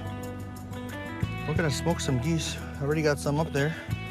When you smoke them, it's already pre-cooked, right? If you freeze them, just gotta boil it or throw it in the oven. My family, we love it though. We eat it all the time. I'm keeping all the feet here. My aunt and uncles eat that. Obviously, we'll roast that. You can take all the meat off of it. This part here, the same thing. We boil it for gravy. We put dumplings and potatoes in there. I'm keeping the hearts. My kids like eating that. The gizzards, my parents are gonna keep that. We got some elders and moose meat that want that, and then a couple of geese we'll give away. I've always made a point to give elders some wild meat. I still give a lot of meat away to my uncles and aunts, and grandfathers, I'll just give what I can. This is the goose that we shot in Moose River. We got it, debone it, and smoke it. I enjoy hunting, plucking, enjoy being in the bush. We've accomplished what we wanted to today. They're all smoked. They'll last us till the fall hunt. I'm just getting hungry looking at it. Can't wait to eat. I feel way more at home when I'm out here. A lot of people think it's a lot of work, but for us, it's the norm. We always do it. We've always been doing it and always will. But the bush life is the best life to have. It's simple and it's safe.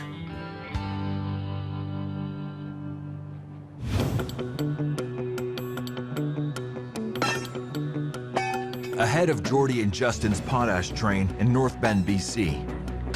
So you can see along there, all the plates are sitting nicely. Jimmy and the team have laid nearly 150 meters of new rail. Any anchors the machines miss, I gotta put on by hand, and any loose scrap, I gotta take and just throw onto the back of this machine. Simple, really. It's just not as repetitive as what I've been doing before. I was always told that the laborers put on all the anchors. I've never heard of an anchor machine. Modern machines have definitely made life on the steel gang more bearable. Kyle's crew uses grinders to rough up the edge of the rail before the final welding. After we lay in the new rail, what we have to do is weld in the new rail to the old rail. This guy actually clamps onto both ends of the rail and actually just pushes them together and then welds it. The yellow thing that's actually on right now is called the puller. That's what pulls the new rail into the old rail and pushes it up tight. And then this orange piece, that's the actual welder head. The welder heats the ends of the rail to more than 1,000 degrees to fuse them together. The puller only lets go once the weld is cool. It's a pretty cool process. Job well done. Jimmy's first day on the steel gang is nearly over. I've been the new guy before. I know what to expect. The guy's teasing me a little bit, but it could have been much, much worse. I think I can do this, honestly. I think I can do this. I think you'll do well. Just he has a pretty good head on his shoulders, so he just needs to keep focused, keep working at it. With the track secured, the potash train can pass.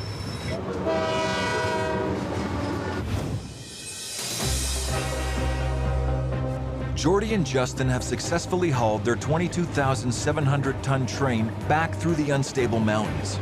That's it. We're done. Another crew takes the potash to the port of Vancouver.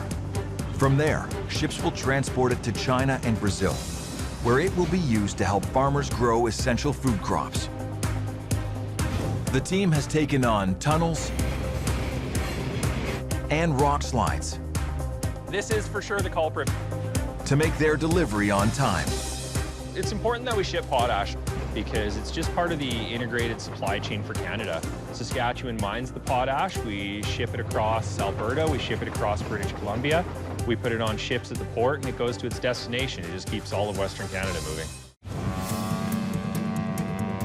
2,500 kilometers east of the Rockies in Thunder Bay, Ontario, dock workers are unloading a unique piece of cargo that will test the railroad and its crews to their limits. This giant urea reactor is more than 33 meters long and weighs a colossal 210 tons, nearly 2.5 times the weight of the space shuttle. The steel cylinder will be used to help manufacture nitrogen-based fertilizers, critical for Canada's agriculture industry and exports. Just getting it from Europe to Thunder Bay via the Great Lakes was a huge challenge. We're 2,300 miles inland, so it's farther to sail from the coast to Thunder Bay than it is to cross the Atlantic. 16 locks lift the ship 602 feet. So it's quite a remarkable engineering feat to get this far inland with an ocean ship. It will take the port crew all day to prepare the reactor for loading before Canadian Pacific's railroad crew can haul it across the country. The transport journey actually starts in the Rockies. From Revelstoke, rail crews will guide a mixed manifest train 2,400 kilometers east on a milk run. The train will stop in dozens of locations along the way, dropping off and picking up cars until it reaches Thunder Bay. There, it will pick up its most precious load, the urea reactor, and then carry it 1,300 kilometers west to Moose Jaw, Saskatchewan.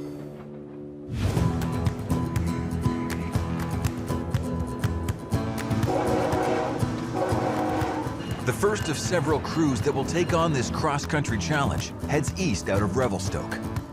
Let's do some railroading. Engineer Geordie Hunter is at the helm, and riding shotgun is Tom Waver. Because Tom essentially is the boss. Right. I'm his chauffeur. Yep, Tom's the boss. I'm the boss if I get promoted to a locomotive engineer. Well, we have train 400 today. We picked it up at Revelstoke. It's heading east through to Thunder Bay. Geordie and Tom are driving a mixed manifest train to pick up the reactor. Mixed manifest trains are, to me, more interesting than standard bulk trains. All types of different cars. So it's the dog's breakfast train. Yeah. You know, there's lumber cars, tank cars, and so all the weird stuff is on there. And sometimes we have to follow restrictions and keep an eye on certain things because it's an exception to what we usually deal with. In Thunder Bay, project manager Willie Gavinchuk is gearing up to lift the 210-ton reactor off the ship. Grab that side. Oh, you think? Yeah, we got the forklift here right away. We can slide it. It's so heavy, 2 shipboard cranes will be needed to lift and lower it onto a pair of custom-made flatbed rail cars. Engineers have fitted 2 special metal plates called bolsters onto the cars. These rotate and slide forwards and backwards. The reactor will be welded to these plates, distributing its weight across the 2 cars. The rotating plates allow the 33-meter-long reactor to pivot and slide independent of the train's direction as it navigates tight turns. Without the moving plates, the welds could snap and cause the train to derail.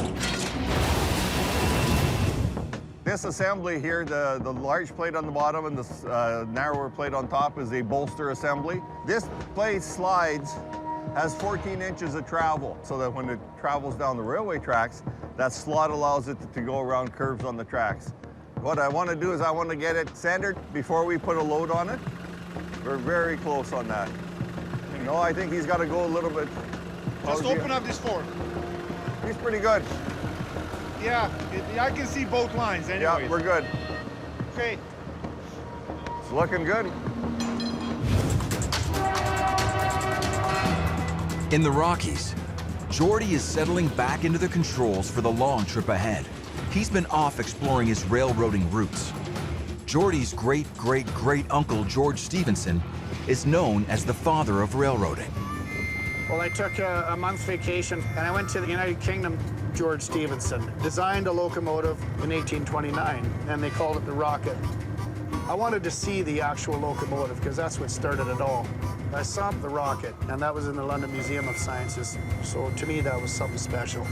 The design of Stephenson's locomotive is a design that's been carried through to this day with steam locomotives. I'm the only one in my whole family who works on the railway, actually. Scanner's going off. Just as Geordie and Tom get up to speed,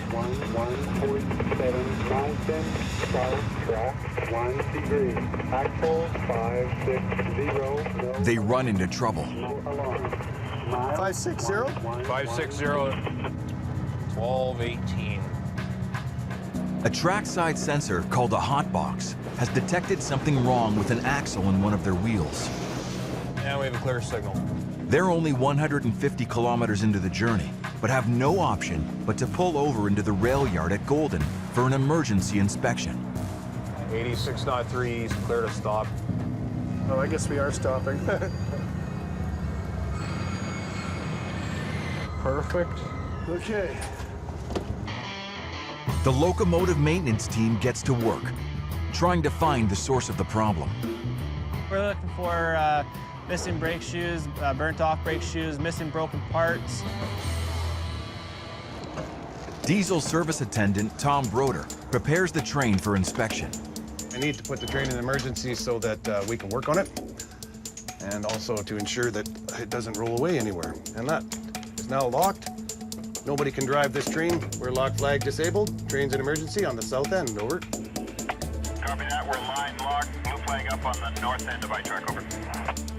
Hey, thanks, Dougie. Okay to go to work. Rock and roll. Maintenance engineer Dan Van Diest starts at the front-end locomotive. Inspect, make sure there's nothing broken, cracked. Everything looks good there. And we'll start walking around the side of the locomotive here. This is your sander here. These apply sand with air. So when the rails get icy, we can apply sand to the wheels, which gives it better traction. Springs are good. We also want to be checking our wheels. Wheels are very important. If you get a high flange, there's a chance for a derailment.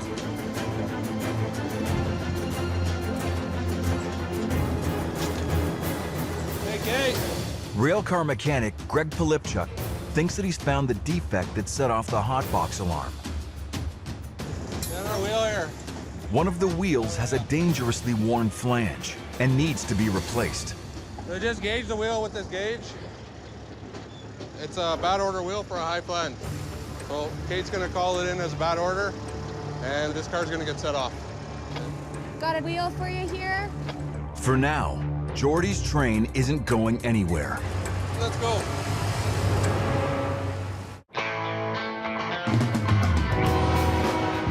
In Canadian Pacific's rail maintenance yard in Golden, BC, one of Jordy and Tom's train cars urgently needs a new set of wheels replaced, so it can travel onward to Thunder Bay to load up the 210-ton fertilizer reactor.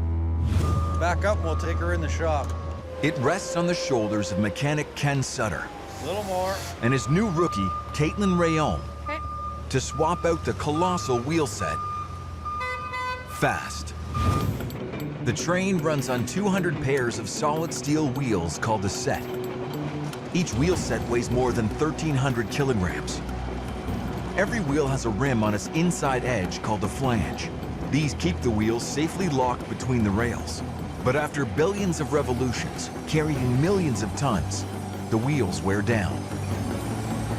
Over time, the height and thinness of the flange increases. If it becomes too high and too thin, it can ride up over the rail or snap off, derailing the train. I'm working with Katie, and basically we're gonna move the car down to the jacks, jack it up and change a wheel. If you want to pull that first one out. Yep. I am an apprentice railway car mechanic. I've always been a tomboy. I've always wanted to work at CP. My dad, my grandpa both worked at CP. Got her? Got her. Okay. I'm technically a third generation. Pretty excited about it, actually. We're gonna lift the end of the car so we can roll the truck side out from underneath. And there we go. I'm swinging over the jib cranes so we can lift the side of the truck so we can put a new wheel in. We'll roll this under, and then we'll just lower it down. That one went good. All right. So basically the whole truck's gonna roll right back under again. Coming down. Okay. There we go. Everything's tight. Yeah. You gotta like this system. It's probably 200 years old and still works. We better get going here.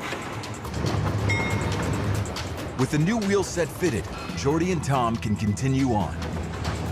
Feels good to be back on steel wheels. Hopefully everything stays smooth and running like a well-oiled machine. 2,500 kilometers east of the Rockies in Cochrane, Ontario. The crew of the Ontario Northland Railway is gearing up to make a crucial supply run for a local bushman and trapper who lives off the grid on the edge of the Arctic. What time we got here? 3 minutes to. Nice. Conductor Jay Faldine is loading up the Polar Bear Express, a service train that runs along this flagstop line from Monday through Friday. We're just passenger train going up to Moosonee, making sure everything that we've got to be offloaded, if we have to stop along the way, gets there, and making sure everybody on here gets to where they're supposed to be. Okay, I'm gonna get out of here.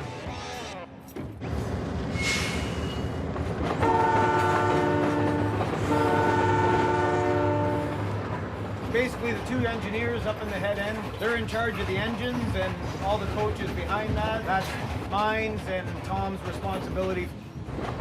And that includes the passengers, making sure that the coaches are stocked with what they need.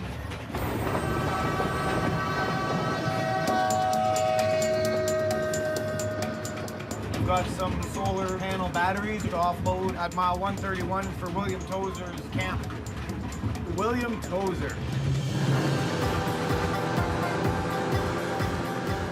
Local legend is probably a good way of putting it. In the bush, there's nobody that you'd rather be with than William Tozer. William Tozer, he's one of the first guys I met working this job, and I don't think eccentric is the right word, but he's quite a character, and his whole family, they're a lot of fun to be around, and they're really good people. We chopped a bunch of holes there. I don't want to step in one. I know it's not a marten. It's not like a beaver. You got him? Yeah, definitely a beaver. There's not worth a lot of money right now, maybe 40, 50 bucks, if you're lucky. Maybe make some hats and mitts. My mom's Cree. Grew up just down here, maybe 11, 10 miles from here. And up here we have a lot of First Nations people.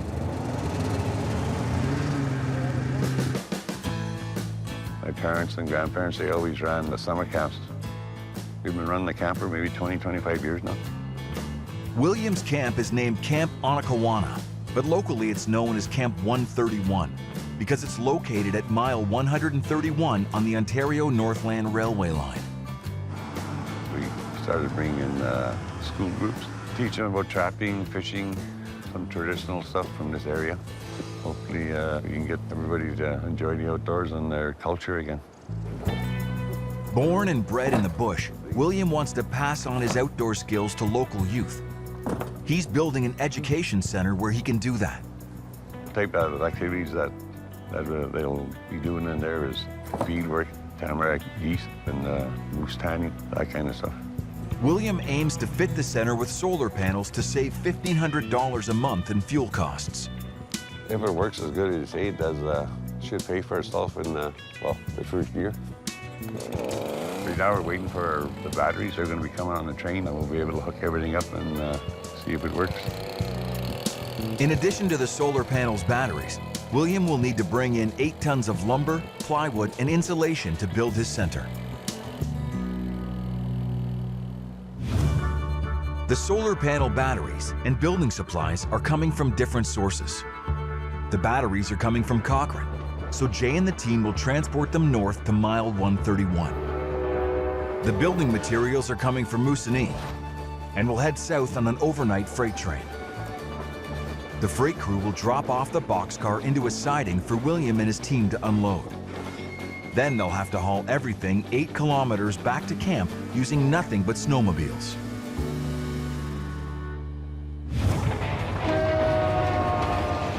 If it wasn't for this train, some of the stuff that he has brought into his camp, there's no other way really to get it to him.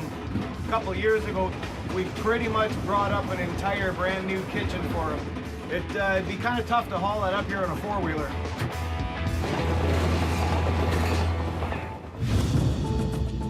In the Rockies, ahead of Jordy and Tom's train, Yeah, we'll get a jack or two. We'll just level it, put it up level.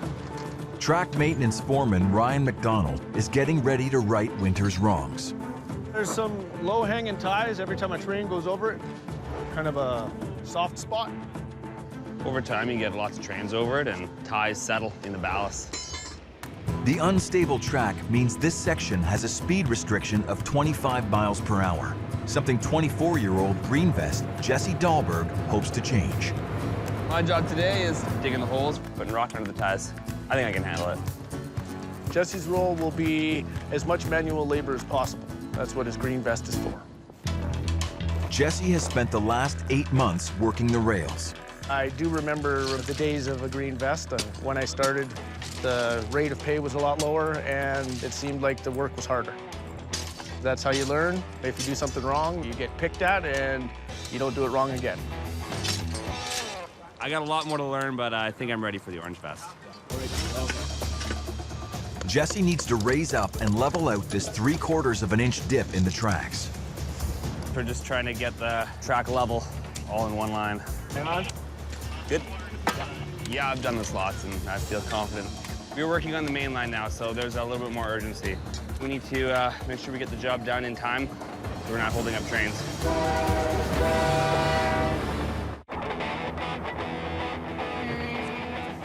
Outside the town of Golden, British Columbia, Green Vest Jesse and the track maintenance crew are under pressure. 20 minutes. Not a lot of time. The team needs to raise a section of damaged track to make it level again, so that the speed restriction through here can be removed. We use a lining bar to get underneath the tie, lift the tie, hold it solid to the rail, and the hydraulic tamper just to poke rock underneath the tie. To do the job, they need to compact the ballast they've added under the tracks to exactly the right height, using a pneumatic tool called a tamper. Jesse is going to run the tamper. Nice to be tamping again. The ground's been frozen all winter and it's a little easier now to get the ties up.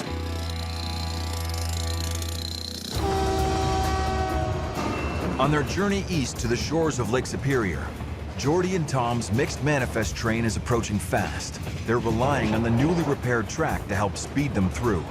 The railway's a 24-hour industry, massive heavy trains. They're always moving, and the track has always got something that needs to be tended to. When you think about it, it's the weight of a battleship, and it's just pounding the track bed down. We're running between 15 and 20,000 tons, so it has to have integrity. That's a massive amount of weight.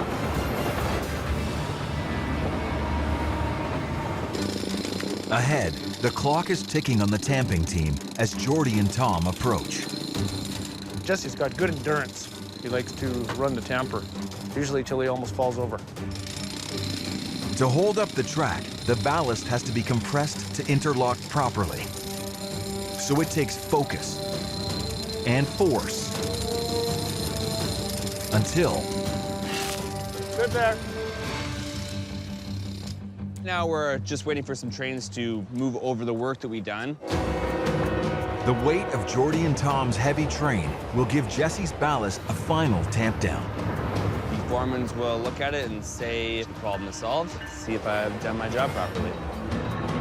If the defect that we tamped stays level, then we will be able to cancel the slope. And if it doesn't stay, we can blame Jesse. This is decision time for Jesse to make sure he did good work. If he didn't do a good job, he's gonna buy everybody lunch. It does make me nervous. I like to do a good job. I don't like to screw anything up, so I don't want to have to buy everybody lunch. I like clubhouse sandwiches, French fries and gravy. If I did my job right, the track shouldn't be too high or too low. Looks good. Looks good. Looks like that's where we want it. We're gonna be canceling the slope. Jesse did a good job, and unfortunately, I don't get lunch. Maybe tomorrow. Maybe tomorrow, yeah. Tomorrow is another day.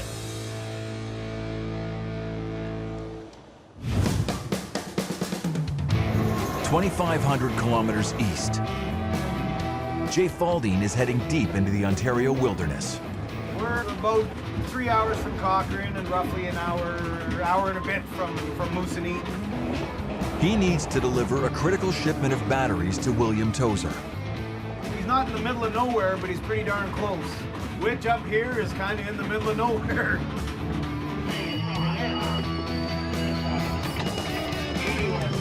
Want to come and grab these boxes for me here, Tom? I better go one over. At the drop-off point for Williams' camp, Jay unloads the batteries for Tozer to pick up later. William knows we dropped this stuff off for him. He'll come pick it up. Probably snow machine and a sled.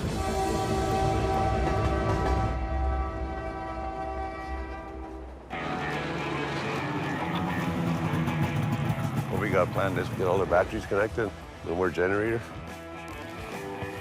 The railroad wasn't that close. I don't think we'd be able to do what we're doing. We just haul it all back by snow machine. While William transports the batteries to his bush camp, an hour north in Moosonee, the rest of the building supplies are being loaded up by William's friend, Tony. All told, we have about 8 tons of materials to move. Tony Tourville, a Moosonee resident, has organized the donation of 100 sheets of plywood, 48 bags of heavy-duty insulation, and 6 skids of lumber to frame and clad the recreation center. I'm a builder by trade. I just volunteer my time to help as part of my contribution to the community.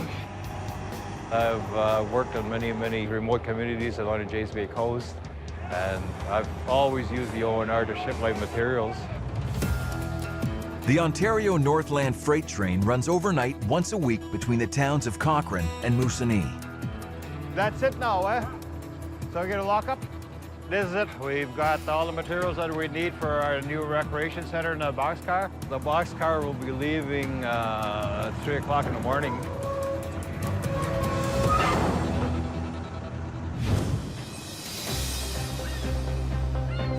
"700 kilometers west in Thunder Bay, Ontario.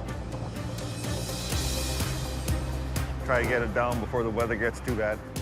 Willie Gavinchuk is offloading the massive 210-ton urea reactor ready for its journey west to Saskatchewan.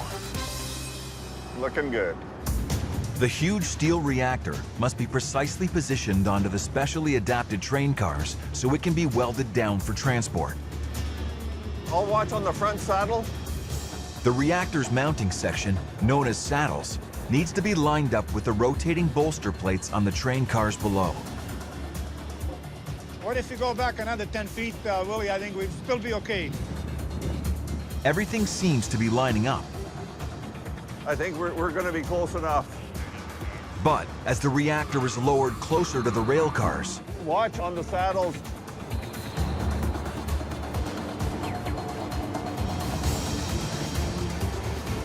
We're way off here, Willie. How much off? 2 feet. Son of a...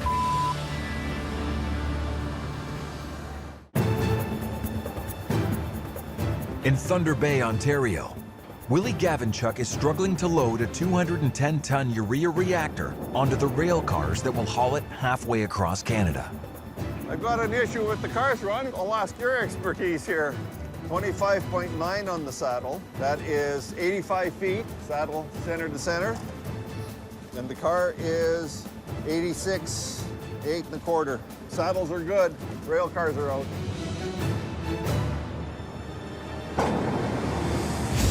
The reactor is fitted with 2 steel saddles, which are supposed to sit on metal plates welded to the rail cars. But the saddles aren't lining up with the plates. We've discovered that the rail cars do not match up with the saddles. The saddles are in the correct position as per the engineered drawings. They will have to move one of the bolster plates, but that will take time, and the ship needs to leave the dock now. The edge here has got to be on that mark there. Just a little bit. Oh, good. The reactor has to be offloaded, so they need to find a safe way to secure the reactor temporarily and fast. We're pulling it over so that we get it flush on this edge here. We'll get it positioned, we'll bring it down. Watch your fingers. Easy. You're good there, Oh, you're good there. oh. Good there? Yeah. Let's square the plate up to the saddle. Push the plate a little more. Oh. I've got the reactor off the ocean vessel where we've got one end positioned on the rail car. Finally, they managed to secure it well enough for now. We're going to secure that to make sure that we don't lose that positioning. So what we're going to have to do is shift the bolster plates. We'll lose about 24 hours in the process.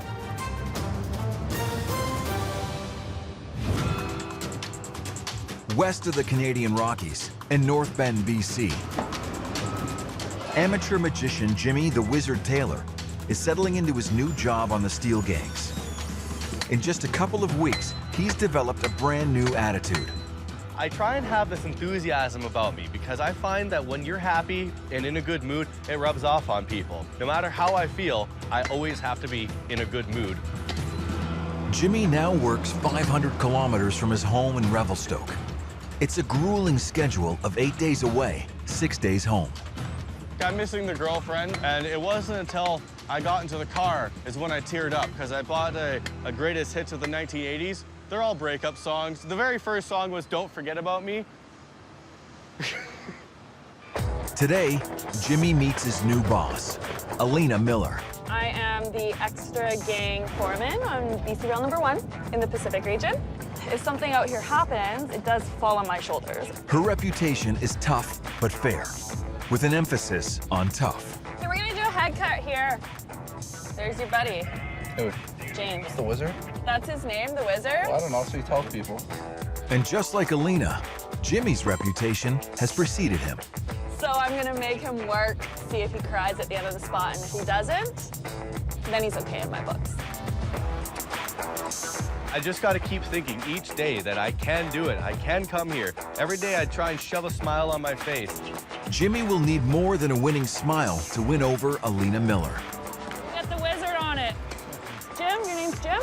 Yes. Have you set plates before? You want to place them so they're right here, so that when the plate liner comes along, you can push it into the side.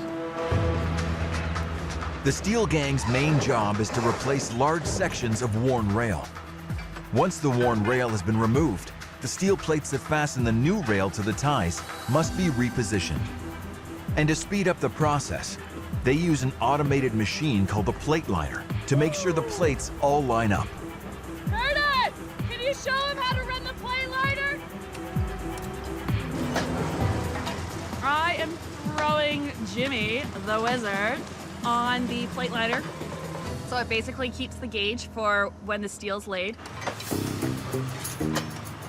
The trick is to never fall behind the machine, Oh, there's more plates.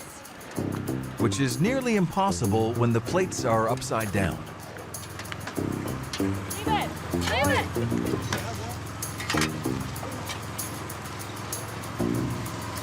They're leaving plates upside down for me and backwards and every which direction just to get to me. Playing jokes on the new guy, I'd most likely do it too to the new guy on the plate setter. You gotta test it out, right? See if he can hold up to the game.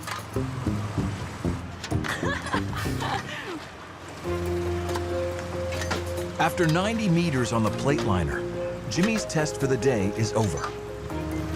That it? But Jimmy still has a long way to go before he proves himself on the steel gangs. We get a lot of new hires that quit straight off the bat. Passion and dedication and taking pride in your job, that makes you progress forward. I hope she sees me as a tough worker. I want to definitely show her that I'm not an underdog. I know a lot of people have their doubts about me. That's why I keep working harder and harder and harder each day, because I need to prove these people wrong.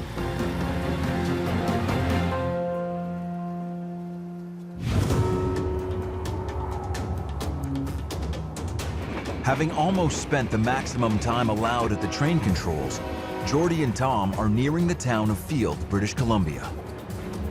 You know, they say, well, a true professional makes it look easy. Well, that's great. But, you know, this is one of those jobs you can't screw around. You know, it is a fun job, but at the same time, it is serious because of what we are dealing with. Yeah. Their leg of the cross-country journey has come to an end. Both Tom and I have had a long day. The outgoing crew are going to be taking our train onwards to Calgary, and it'll progressively make its way across Canada to Thunder Bay. I'm looking forward to a little downtime. Catch a well-deserved nap. That's right. Yeah, absolutely.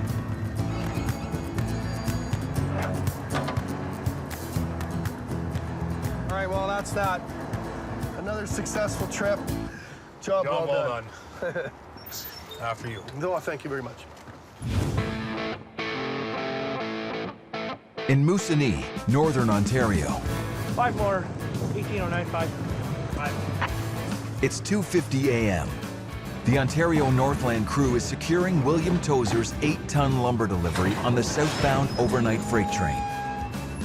Tozer has a camp at 131. We're spotting a boxcar full of building material so they could build a rec room for the kids during the summer. They get to go there and learn how to fish and First Nation stuff, and the stuff they don't get to learn in school, I guess. Yeah, we're all set to go now.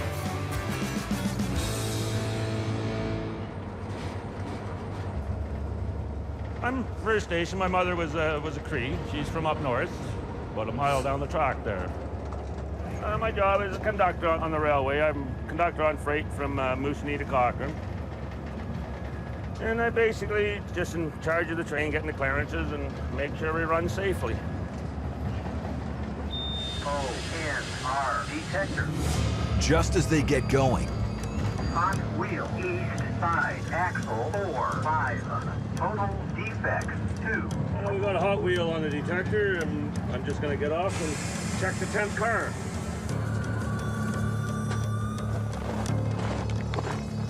a trackside detector that monitors the temperature of the train's axles as it passes has registered a hot wheel, triggering the in-cab alarm.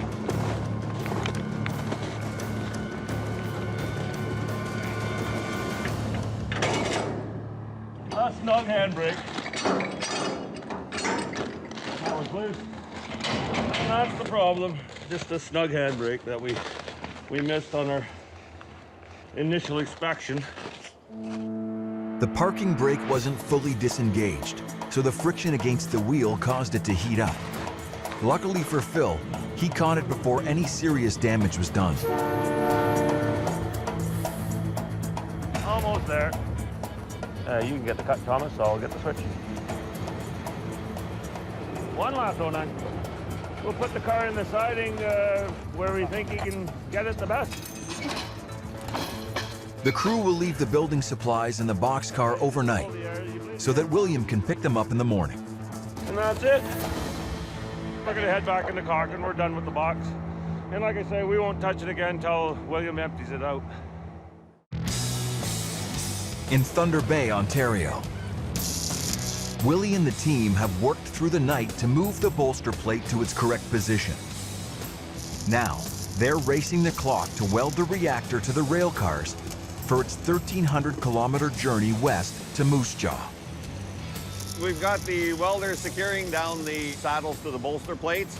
We were in lousy conditions yesterday in the rain and the sleet, and it was very difficult to get a good weld. We're ready to roll, and they'll get it to the destination safely. The new crew, conductor Stephen Olshanovsky and engineer Conrad Party, get set for the epic journey west across Canada. The load is 40 miles an hour today. We can't exceed 40 miles an hour. Usually we'd be 60. So it's going to take us a little longer to get home today. The cars carrying the massive reactor have been securely hitched to the mixed manifest train. If a load goes around too tight of a curve, it can pop off. That's why it's on those special cars. You have a dimensional notice. Dimensional shipment is one which exceeds a maximum standards of size, weight, and/or height of center of gravity as established by CP. Did you learn something today? Well, I knew it, just, you know, not in those particular terms. High, heavy, wide. Conrad and Stephen's leg of the journey may be across flat prairies, but with loads this big, the risks are still high. Concerned about the car back there. We look back, and when we stop, Steve checks it out, and when he's walking by, just as a visual, just to make sure nothing's broken, and we keep a good eye on it. If you have a crossing accident and you hit something big, God only knows what could happen. That weld could break on that car. God help us, it don't happen.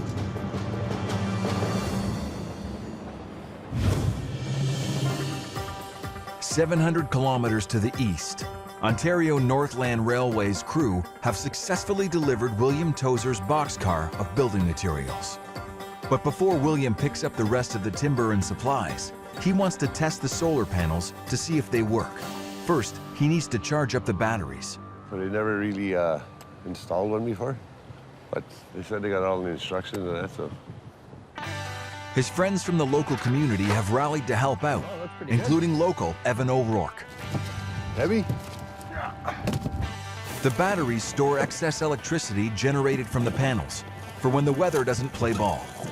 The solar panels are a pretty good idea. I mean, green energy is good. Save on some fuel on the generator, and save on Mother Earth. You gotta be good to her. She's a nice lady. How much fuel do you think it'd burn in a year, Willie? Between 1,000 and 1,500 a month. Yeah. Holy smokes. Yeah, so this is well worth it. So yeah, not having to bring in fuel by sleigh and whatnot from the train to here. And time and effort. Willie's not a spring chicken anymore. Now we're gonna put the panels up. Wow, you guys are really doing it. It's coming together quite well. We're getting pretty close now to connecting everything together. Oh, I hear a noise. We should be making power now. With the batteries charging up, they head out to unload the 8 tons of lumber and building supplies. It's an 8-kilometer trek through the icy wilderness to the site where the rail crew dropped off the boxcar. Here we are. When we do something like this with a boxcar, we try and get it unloaded as quick as possible.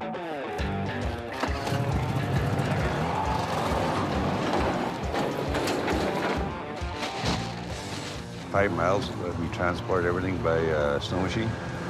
We use flat sleighs, toboggans, whatever you can call a good load. We like to have 4 or 5 guys helping us. We had a warm weather the other day, and the trail's pretty lumpy now because we rutted it up by driving on it. Now it's froze like a brick and it's very rough. It will take dozens of trips through the snow to shuttle all the supplies to the camp. My finger, 2 of them here, got smashed in between 2 logs the other day. Nice and swollen. Yeah, it's got a big knob on the end there now. Look at it. Not even straight anymore. Looks like a set of skis. Living the dream. Hauling up to half a ton per sled over the rocky, uneven ground is tough work in -30 conditions.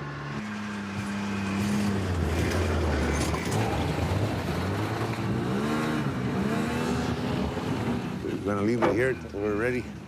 Probably in middle of May, maybe. 3rd week in May. We'll cover it up. It was a blast, but I don't want to do this again. The team plans to build the recreation center when the snow thaws. But the new solar power system is ready to test. Here we go. Can you turn it on or what? Here we go.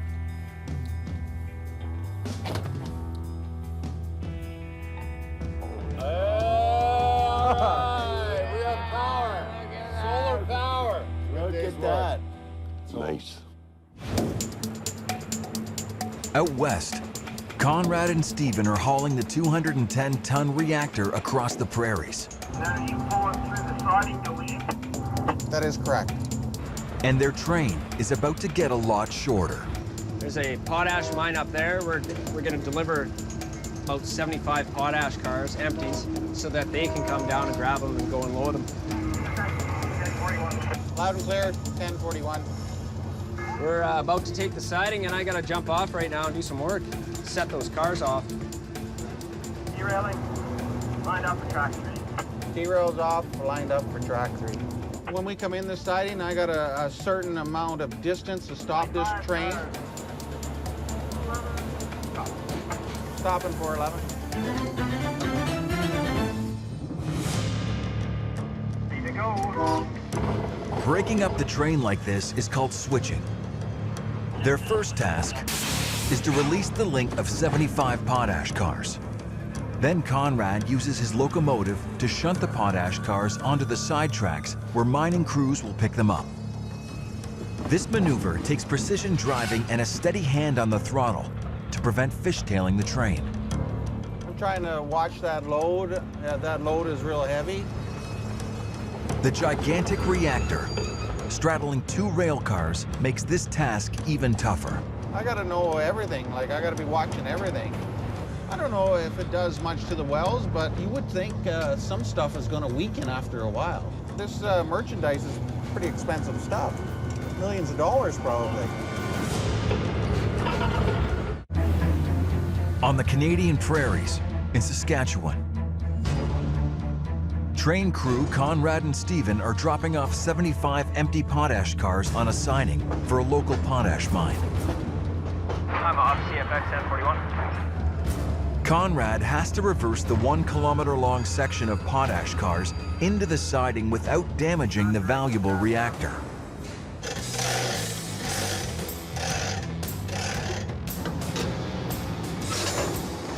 Okay, ahead, CFX 1041.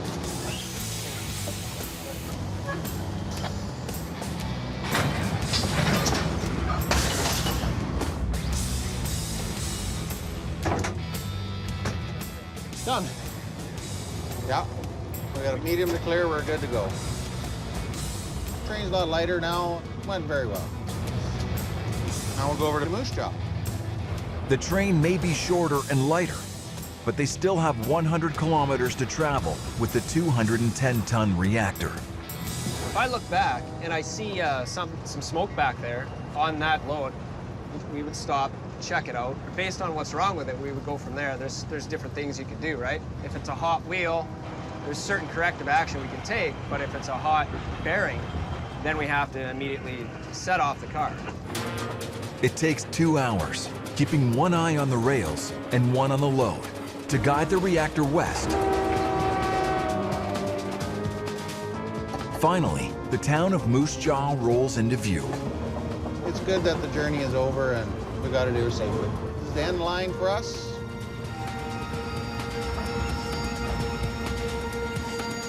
Just gotta tie these brakes on to secure the train. If I don't put these on, the train could potentially roll away. Done. The reactor will be collected and taken to its new home. This crucial component will contribute towards the millions of tons of urea fertilizer Canadian plants produce and export across the world each year. Canadian Pacific's railroad crews navigated across half the country, through massive mountains. This was from a windstorm. Was it? The whole thing. Wow, is that ever awesome? And vast prairies I got to know everything. Like, I got to be watching everything. to make this unique delivery. That's it, guys. We're done for the day. Thanks for riding with us.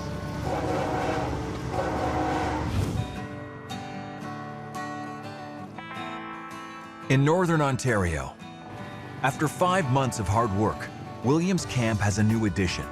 The Recreation Center is almost ready to host its first youth groups. We've got probably 95% done now, and we got another week on it maybe. So it's going to go right here, and hopefully it'll heat the whole building. And the rest of it we'll use for whatever group is here and whatever they want to do. Solar power saves us a lot of money on gas as opposed to running with a generator all the time. With our panels, should be able to run all these buildings on green energy. We should be self-sufficient. In the last few years, there'll be a lot of interest bringing youth out or school trips, and we're getting a lot busier.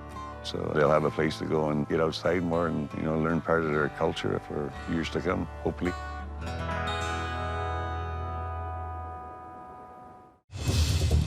Deep in the Rockies. We gotta go. A brutal winter has left the mountain tracks weathered and worn. It just beats it to death. The ties split, the track gets out of gauge. Canadian Pacific's rail repair crews urgently need to access the tracks. But so do the freight trains. Now that the snow's gone, the crews are going to start showing up in full force. Yeah. Think of the railroad as its own little ecosystem. Like in nature, everything depends on everything else to survive. We depend on the track gangs. These trains do have to be at a certain point at a certain time. The repair crews now have just 6 weeks to replace a staggering 130 kilometers of track, while the trains keep running. It's a perfect storm.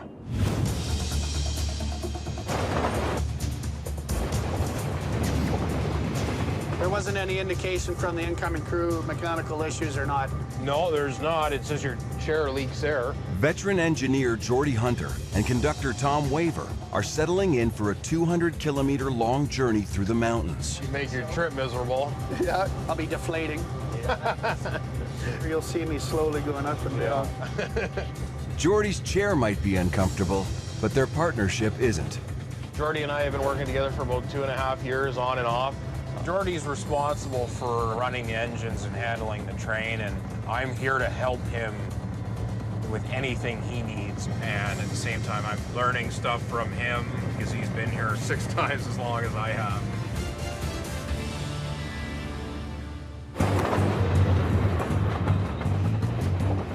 We're on a 16,000-ton grain train. We have 3 locomotives, 2 on the head end, and I have a mid-train remote locomotive. We're moving 119 cars of grain. This train originated out of Swift Current. and it's going to the coast, and from there the grain will be loaded onto ships, and it'll go all over the world. On board is a $5 million load of canola grain for cooking oil production. To make their delivery, Jordy and Tom must guide the mammoth 3-kilometer-long train west from the town of Field. They'll need to dodge track crews replacing more than 100 kilometers of damaged rails and navigate winding mountain passes before descending into the rail yard at Revelstoke, British Columbia. Final destination, the port of Vancouver, where dock crews will offload the canola onto a ship bound for Asia.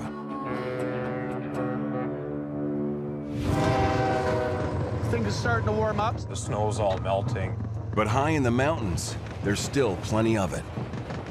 Now the springs here, it's constant maintenance. There's always men and machinery all over the place, replacing the rail, replacing the ties that have been beat up over the last winter here, so it's going to get pretty hectic here.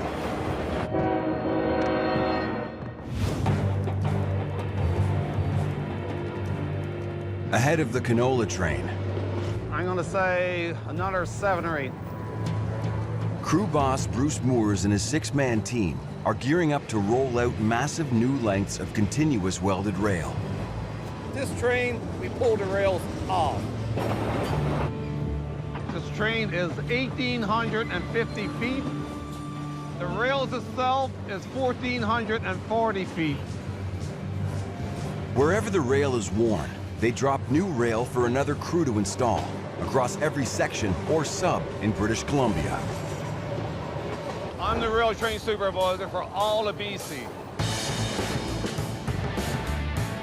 We start off on the coast at Vancouver, and we lay all the rail for each sub. We're on the shoe swap sub, and we got 60 or 70,000 feet to go here. In the mountains, curved track gets damaged the most by banking trains, so replacement rails are critical. The rail train is one of the most important jobs because you can run trains with bad bellows, you can run trains with bad ties, but you cannot run a train without steel. So you need the rail to run the railway.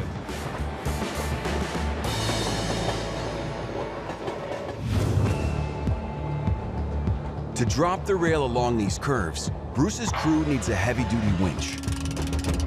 It pulls the 33-ton rails onto a series of rollers that guide them down alongside the track. Their extreme length makes it possible to bend them around curves, but it's still a precarious process. If the weather is too hot, the rails will buckle. If it's too cold, they'll get brittle and break. Compared to straight track, it takes 3 times as many spikes to hold down curved rails to take the force from cornering trains. And when you come to a stop, that'll be good. We are at the work site, so now we're going to start pulling the rail down. Okay, Peter, dig the hole. We dig a hole between the ties, and then we put the chain in, and we chain in the rail. Okay, work train, proceed eastward. 3 feet to tighten the chain, up to 3 miles an hour for 3 cars, over.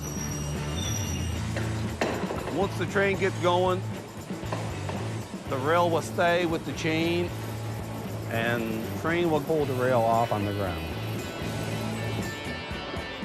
Okay, work train, rail's moving, up to 5 miles an hour for a dozen. 1, 2. It's a painstaking process where one mistake could spell disaster.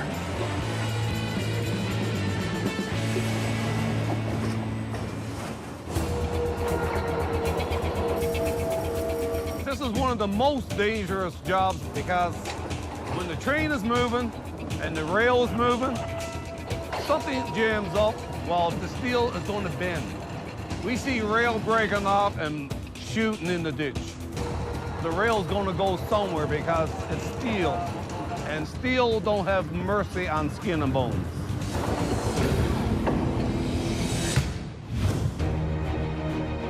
"100 kilometers east, high in the snow-clad Rockies. Mountain stop. Restriction is 10 miles per hour. We're coming up to a 10 mile per hour slow right now. Jordy and Tom get a signal to slow down, but they don't know why.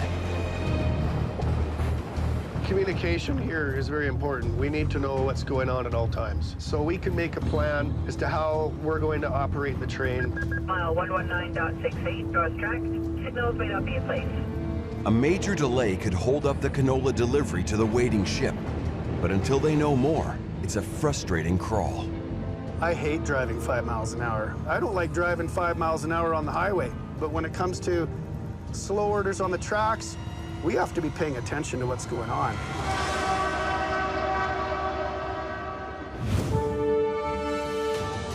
Just 40 kilometers ahead of Jordy and Tom. Mechanical. Hey, Bill. Hey, Ted. I got a locked axle for you to take care of on the North Main. Okay.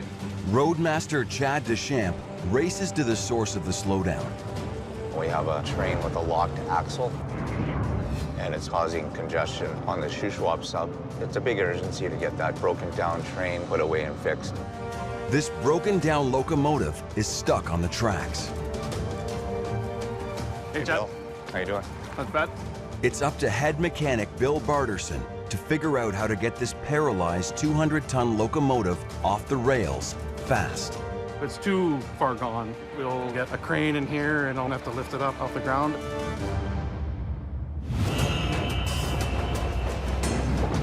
Closing in on the rescue crew. We just got word that there's a train ahead of us with a locked axle. I've had lots of breakdowns on the track. Some pretty spectacular ones, too. I was working with a good friend of mine. He was working as my conductor, I was the engineer. And the whole train did a lurch, and he says, "Oh, look at that." And I looked back, and the second unit was erupted into a 50-foot fireball. And we brought the train to a stop as safely and quickly as we could. Fuel had gotten into the crankcase, I guess, and pressurized it and ignited and blew everything apart. I can officially say that I had a hand in killing a locomotive. Jordy and Tom are headed straight for the dead locomotive. So we'll see how this goes. We've just started out, and we've already got delays.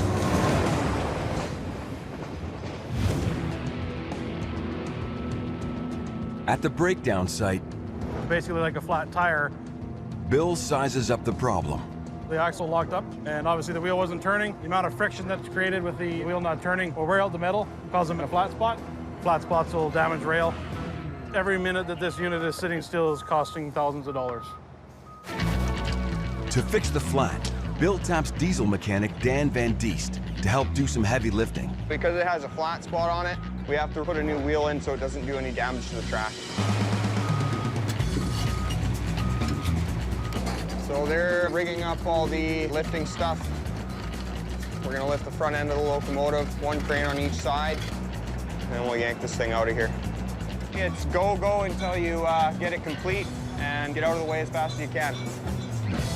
It's a risky job hoisting a 200-ton locomotive 5 meters off the track. Bill and Dan need 2 cranes to make the lift, so the wheels can be rolled out. They'll position a 120-ton boom crane on the south side and a 120-ton excavator crane on the north. For maximum lifting power, they need to get close. They also must lift in sync from a solid footing, but that won't be easy. The excavator crane will be sitting on uneven gravel that's lower than the boom crane, so the team has to level it on blocks. Keeping the load even as they lift is key. The slightest tilt of the 200-ton engine could force a crane to collapse.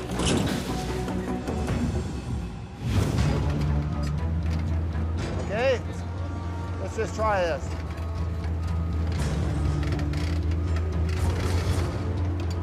Let's put another tray right there. Okay, I'll see what happens here.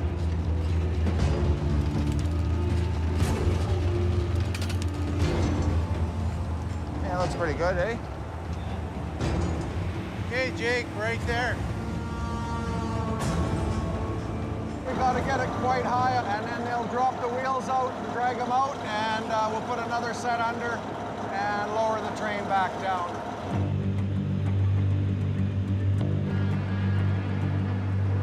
It's a little tricky. Just gotta stay vigilant, stay safe, most important thing. We got a lot of hazards around here. We're on the cuff for time. We got 2 hours. It's a huge responsibility, and you feel stressed, but now you just keep moving forward. Get it done, get off the track without something going sideways.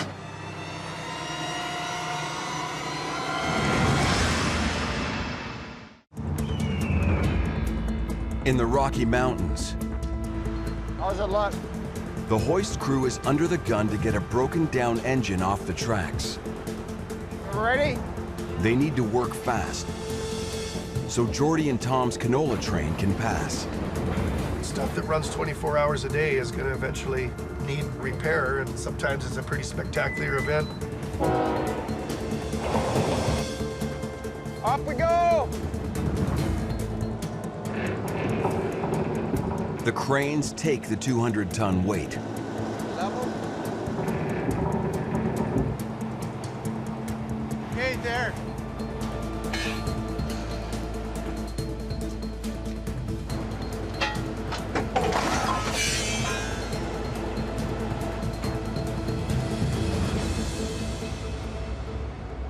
We level? That's good. I'm gonna drive forward now. With the engine balancing 5 meters in the air, the crew hauls out the faulty 6-ton wheel set. Has a flat spot. As you can see, it's been overheated and the wheel's been skidded on the rail. The easiest and quickest fix is to put a dummy axle and then take it to a shop.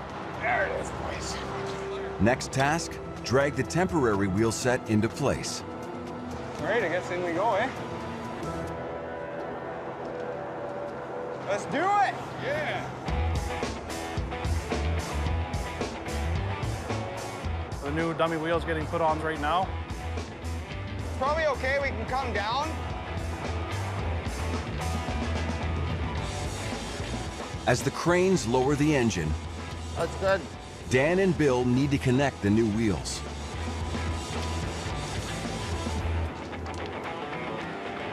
How are your springs sitting? Good.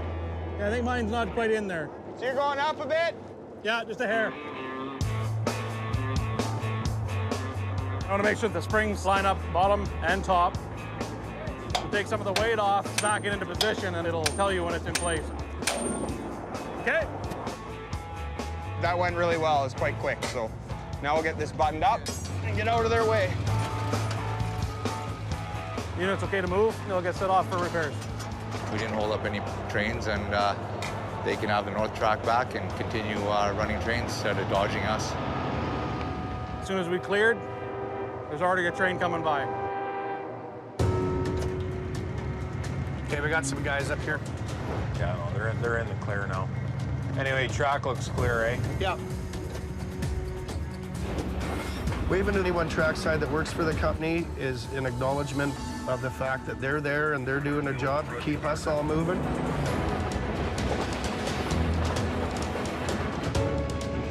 Just as Jordy and Tom get back up to speed, 8760, throw 500 gallons in all 3 units, please.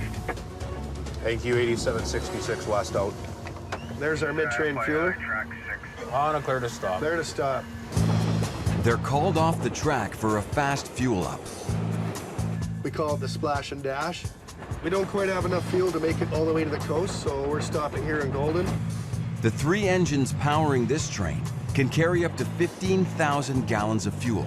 We don't want to sit here and fill it right to the top. It's not necessary, so we're gonna put in 500 gallons, which is all we need per locomotive, and then we're gone. This truck here is capable of filling 2 locomotives at the same time. So it's a little quick splash and dash, and we're out of here. He's just about done. We got a signal, so we better get going here.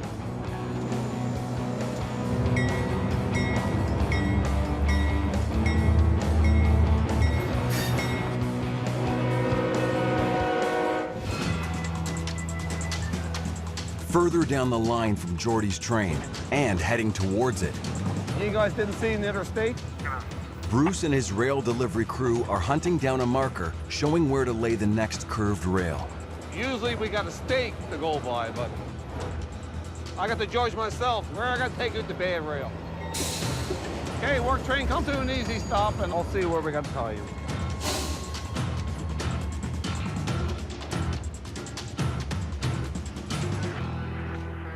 There's none marked here. But you can see the bay rail up there. So I got to tie into some good rail. So we're going to tie in right here. Okay, work train, nice and easy. Each rail weighs 33 tons and is as long as 4 football fields. Their extreme length makes them awkward to handle. But these massive steel rails revolutionized the railway. In the early days, lines were built from 10-meter-long pieces of rail bolted together with joint bars. Over time, as freight trains got heavier and longer, the multitude of bolted joints would loosen, opening dangerous gaps between the rails. The uneven surface made the ride rough, forcing trains to slow down or risk a derailment. By the 1960s, there was a solution. Longer rails with fewer joints so trains could run smoother and faster.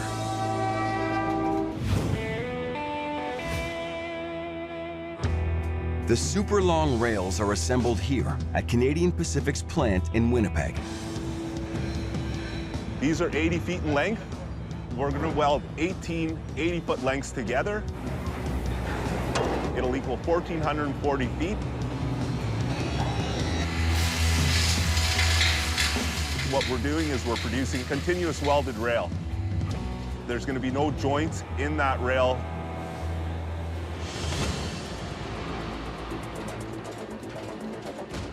The welds need to hold, so they're tested not to break until reaching 600,000 pounds of pressure.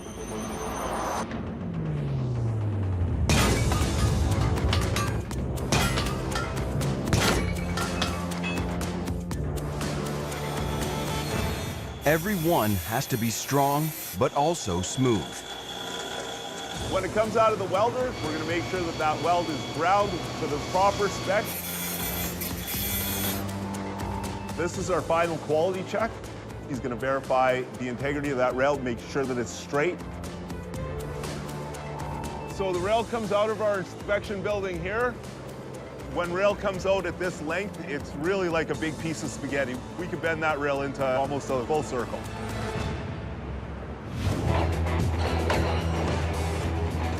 Keep her going, work train. Bruce is working as fast as he can, but the next length he needs is undersized, so it needs a time-consuming cut. I got the list here how much footage I need on this curve. That's where we make the torch cut. John, get the water pump going. Okay, get on the hose. The crew needs to hustle And work train, come to an easy stop. without cutting corners. We're always working in a dry area. This will go up just like gas. It'll catch that fast. So we water down the area that we're cutting. You don't want to burn down BC. This spring, lightning has triggered the majority of the 100 wildfires burning in the British Columbia interior. And fire season is just getting started. In these conditions, it only takes one spark to start a fire. Charlie, grass burns.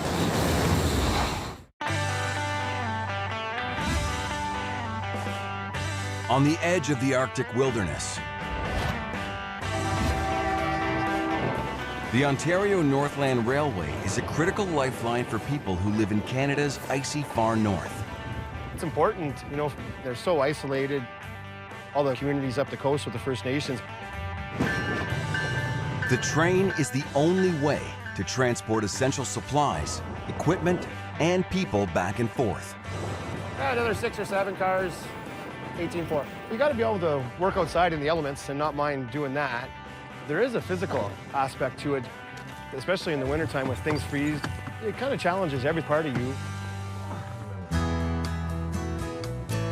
Today in Moosonee, the crew is preparing the train to travel south to Cochrane.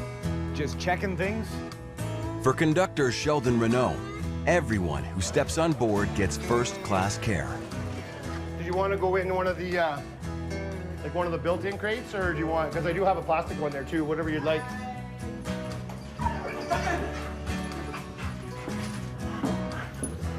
The dog is a little hesitant to get in the crate, but once we get rolling, it almost lulls them to sleep.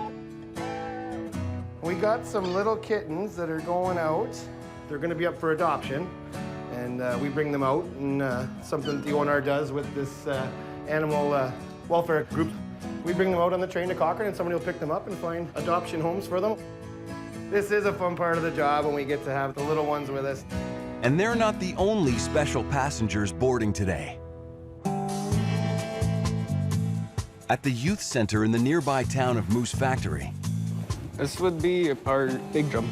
Ryan Wesley is preparing to take the train to a powwow near Cochrane. A powwow is like a social gathering. It's like a time of healing through the weekend. The whole point of the drum is to get the good vibes out to everyone, right? Ryan's drumming group is called the High Ridge Singers. We have 11 guys that sing with us. We're all currently away from each other because attending school. Every time we meet up at a powwow, it's always really nice because we've been doing this for about 9 years, and there's a really strong relationship between every single person within our drum group. Once Ryan and the other passengers are on board, the train will set off from Moosonee heading south, traveling 300 kilometers across the ice-packed Moose River, through the wilderness to reach Cochrane, Ontario.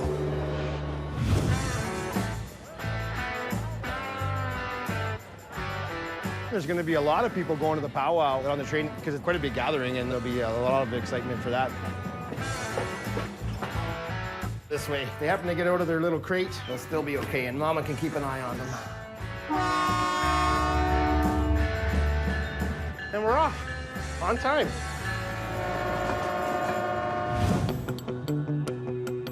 West in the Rockies. Oh, man. Jordy and Tom are powering their 16,000-ton canola train through the mountains towards the town of Revelstoke. But 100 kilometers in, Here's hoping that we can get through. they hit a stretch of rough rail. These trains beat the track up pretty good, and it doesn't take very long to wear the track out. It's not going to be just as smooth as butter. That's not reassuring. No. Basically, the contact point between the wheel and the rail is no bigger than a dime. Through continued passage of trains, it wears the head of the rail flat, which starts to create more friction. And there's an even bigger obstacle ahead. The track crew delivering new rails. Hot rail there coming at you. Are you kidding me? As Jordy and Tom close in, One crazy day. Bruce's team hurries to drop the new rail beside the track and get out of the way. They complete the cut John, shut the pump off. Shut the pump off. and get moving. How are we making it, okay? We're just dumping rail here. How long do you expect to be? It's a very busy line, especially the single track because it's only one track. You're down to 20 feet. To speed things up, They're called quick hooks. Bruce needs to rely on an old-style technique to drop 2 super long rails in a row. Ease her up a little more. But it's not without risk. If you do it too fast, it'll break right here. So you gotta go slow.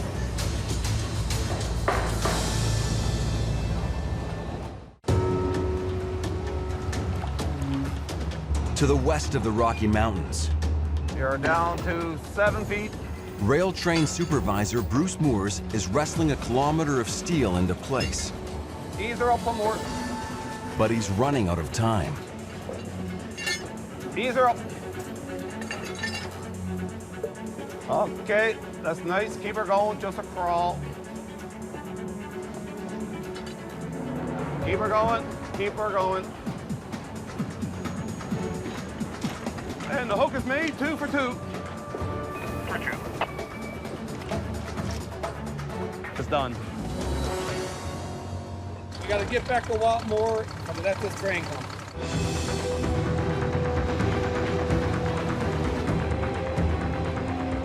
It's just one of those days. Freight trains are going to make the money. That's the railroad. They retreat to a siding just in time.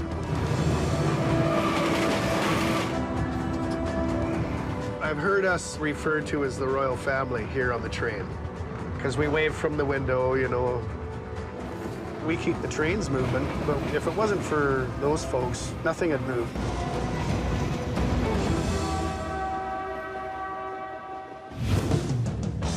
As the snow thaws, repair efforts amp up. Ahead, this team is about to tear up the tracks to insert new wooden ties under the rails for support. First day back on the cruise. Want to get out there and change some ties.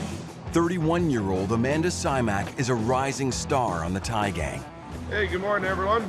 We're going to be changing roll plate ties. Expected production, 350 ties today. All right, let's have a safe day. Marco, are we putting the truck on? Yeah, no, that's a good idea. Thank you. I've been with CP for about 2.5 years now. Before that, I was a legal assistant. Amanda brings that drive to work. She just jumps on machines if I tell her to, and she operates them.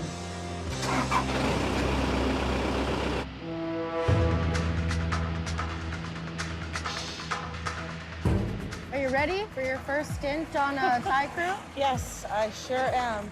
Today, Carrie Watkins has been paired up with Amanda to train on the spike pullers. Today, they're going to be changing ties. This is like a big string of machines, and they each have a job to do. The front machine's the puller, and I'll be learning how to run the puller. It pulls the spikes out of the ground so that the ties can be pulled out from under the rail and then replaced. This is the machine you had last year, right? I had the puller last year, yeah. Being a woman on the railway is challenging. It's really hard work. It's physical. When you first come out here, it's pretty difficult because you have a lot of people that think you can't do it. So you have to prove yourself. Women have only just joined the front lines. 100 years ago, all male crews had their own challenges. Without machines, the gangs jacked up the track by hand. Using long iron rods and tongs, ties would be tugged out like bad teeth before spikers hammered new ones into place. It was back-breaking work that today takes only minutes with machines.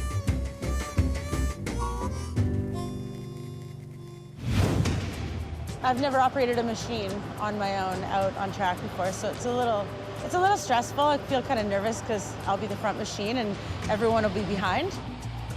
It's really up to the pullers to set the pace for the rest of the crew. It's a lot of pressure. We gotta go. We're heading out. Let's do this. Let's go. An experienced puller can remove 10 spikes a minute. Just trying my best to keep up to the crew and deal with the stresses around me and everything. They say that the rules are written in blood, and I hope I don't ever have to see somebody create a new rule out here. Oh my God! 3,000 kilometers east in northern Ontario. I always look forward to Timmins Paw. The Polar Bear Express is taking Ryan to an important powwow. We usually take the train, and that's our main way of getting out of Moose Factory, because all the other ways, like a plane's expensive. Ontario Northland have been giving us complimentary tickets because what we stand for is a drum group that wants to promote a healthy lifestyle. We probably do about 10 to 12 powwows every year. The tradition of powwows dates back thousands of years to the practice of war dances before battle. Over time, the ceremony evolved into an important social gathering that included drumming and dancing. In 1876, the Canadian government outlawed the ceremony until Native groups restored it in the 1950s as part of their cultural heritage.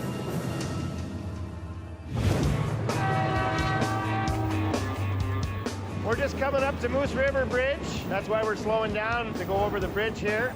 and we're gonna take a look and see how the ice is breaking up. It can have a devastating effect on the shoreline. None of this was here yesterday. This is all new. In some years, it really affects the bridge pillars.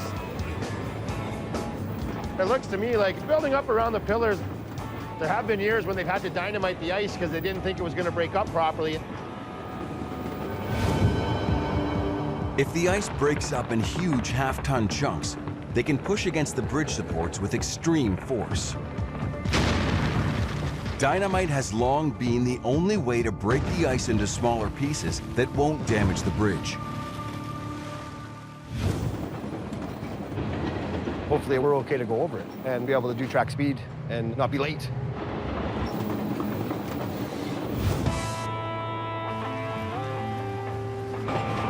In British Columbia's Selkirk Mountains, it's gonna be a good ride. Jordy and Tom are making good time. Doing a bang-up job. Well, thanks, Tom. How's my driving, though? You're not over, it's all good. I enjoy working with Tom. He knows what he's doing, and he's earned his nickname, 20-year Tom. He's only got a few years in here, and it's like working with a veteran. I'm trying to make you look good, buddy. Yeah, it's all good. I've been called the Jedi, and I'm not sure why. The train force is strong with him. I think it has to do with the train force, which is strong with this one.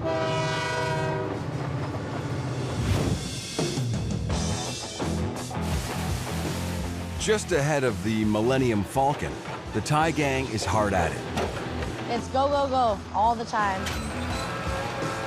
In the lead, Amanda and Carrie are under pressure to help replace 350 wooden ties in 8 hours.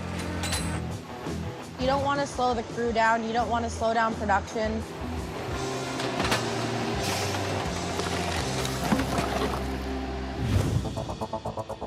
To change ties efficiently, an army of 15 machines must work in perfect unison, a process they call lockstep. 2 spike pullers set the pace, extracting 4 spikes from every tie. The scrap loader rolls up hot on their heels. It has a magnetic belt that collects the old spikes. 2 powerful tie inserters follow closely behind. They pull out the old ties and push in new ones. Next in line, a brigade of 8 machines clean, compact, and fix the new ties into place.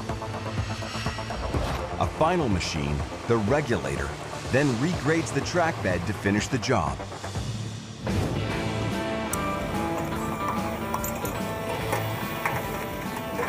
Every machine has its purpose.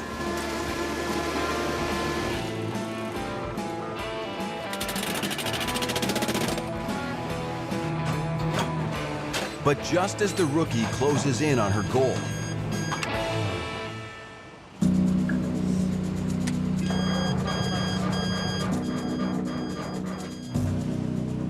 The machine just turned itself off. the operation grinds to a halt.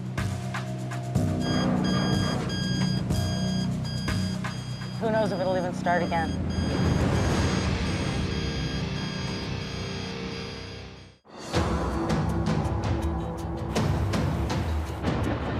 West of the Canadian Rockies, You can see here the track's been all dug up. Jordy and Tom are closing in on the Thai gang work zone. Clear to medium there, Tom. Yeah, clear to medium signal. Weather and mountain conditions has a huge effect on this track.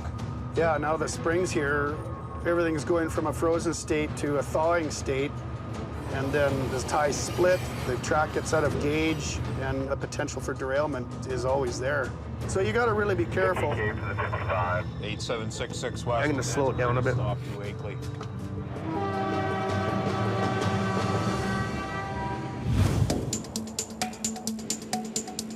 Just ahead, We got about 15 machines waiting to go to work. mechanics arrive to try to get Carrie and the rest of the Thai operation back up and running. It looked to me like it came out of here. Yeah, it's split right there. Okay, yeah. The whole goal is to get the work done, but don't hold trains. We're here to make sure that trains can run. That's our business, right? They race to replace a faulty hydraulic hose. There's a coil that shorted out inside, and it started burning, but she didn't realize it. Basically, it just started going up in smoke. It's a moment of truth. Everything's fixed. It started fine, so I can finally get on with things. Are you good to go? Yeah, I'm good. Okay. As the crew gets moving again, Amanda pitches in to help Carrie catch up. Should I continue on the left, over? On the left. Okay, thank you. Friendships on the railway are so important. They get you through a lot of hard days. Job is done. Okay, you're all finished. Everybody travel into the clear, travel safe, over.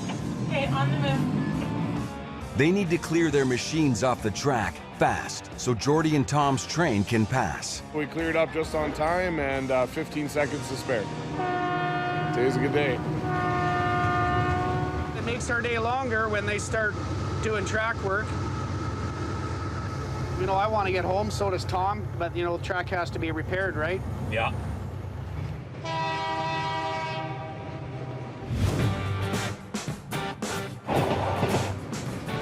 In Ontario's far north, Our temperatures are good and the coach is. the Ontario Northland train has just crossed the Moose River Bridge on its way to Cochrane. Want to make sure everything's good on the train. Just checking the bathrooms, making sure nothing's wrong. And Sheldon needs to check on a hockey game. We have to call the rail traffic control, check the score of the game. RTC. Yeah, so the score of the Montreal game, Sheldon, like, you know. I'll check and call you back in a few. All right, thanks. RTC's going to call us back and let me know the score of the Montreal game. Hockey's the lifeblood of Canada, really. You ask anybody, especially Northern Ontario, it's huge.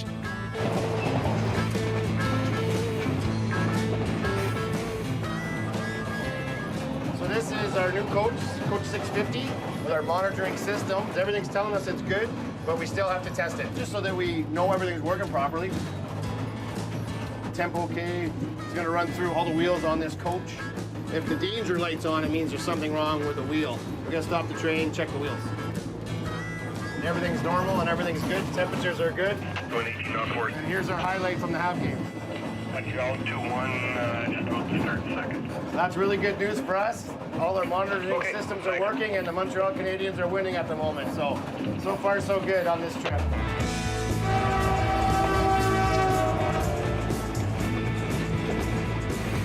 We're about 3 miles out of town. One last bridge. Nice 4-hour ride, yeah. And they pull into Cochrane. The kittens are here. Hopefully they can find adoptive homes for them. Well, the little ones are in here.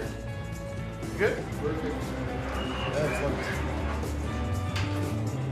To be a railroader, it means you get to see a lot of places and meet a lot of people, but you don't usually get to watch too much hockey, so I'll have to maybe rush home and get to catch some overtime.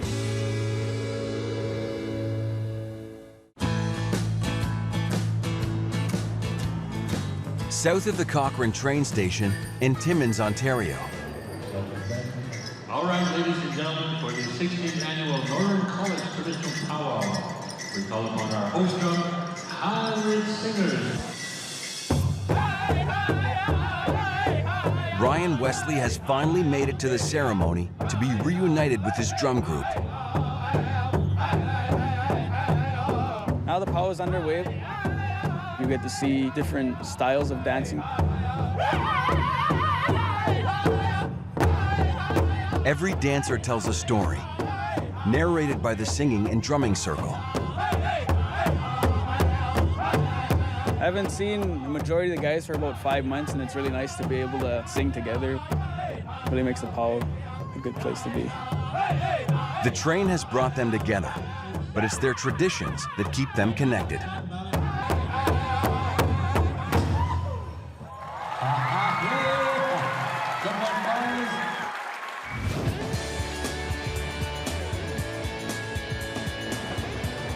3,000 kilometers west.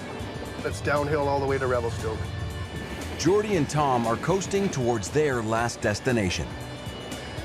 This is a job where you always need to be in control all the time. It's almost like a beast you have to tame. It is, yeah. And Jordy's got all these little tricks that you can't learn from anybody else. He's forthcoming with the information, and stuff like that really helps out. Well, thank you, Tom. That was nice. Hey, no, there is some legitimacy to that. It helps me out, you know, to make me a better railroader, as I'm sure guys previously have helped him to make him a better railroader. It's a team effort all the time. Feels good to be getting home. We've had a long day, but the grain's in good shape. We made it through the Rockies, some of the nastiest, treacherous terrain in Canada, but we're gonna see the lights of Revelstoke here shortly, so our day is pretty much done. We're gonna hand it off to another crew who's gonna take it onwards to Vancouver. Job well done. After a further 600 kilometers, the train pulls into Vancouver's port. Workers transfer all 16,000 tons of grain into the ship's massive hull. Just tell them to start slow. That's it there. Beautiful. This delivery will head to markets as far away as Asia. Canadian Pacific's heavy haul canola train has done its job.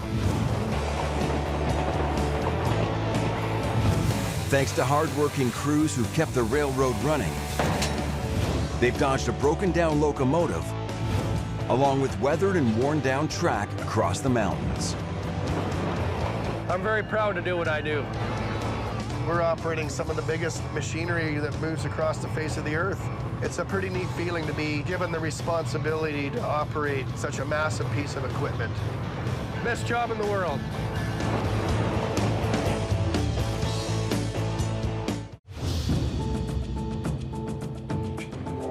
Every day across Canada, more than 8,000 workers toil to keep Canadian Pacific's fleet of 1,000 freight trains hauling crucial supplies from coast to coast. But today, this crew is preparing a very different type of train for a once-in-a-lifetime journey. 1401, 2 cars. 1401 over. This is the Royal Canadian Pacific, a vintage passenger train. Some of the cars are nearly 100 years old. Adam Meeks is part of a dedicated team of engineers preparing it for a unique cross-country trek in honor of Canada's 150 years of Confederation. You're in for a bit of a treat. A train like this goes by so rarely, the likelihood that anybody sees a train like this ever again in their lifetime is practically nil. So we're making history. Nobody has thought of doing anything this big a scale since this railway was built. 2 cars stop short there, 1401. The luxury passenger cars date as far back as 1914. The 2 locomotives were built in the 1950s. They are the iconic F-unit diesel-electric. The F is for 14, because each one can generate 1,400 horsepower. It took hundreds of hours to restore this train back into working order. We are dealing with antiques. So in a lot of cases it's been modernized, but there is still a lot of original equipment in these cars. 1401 stop, good joint, 3 point.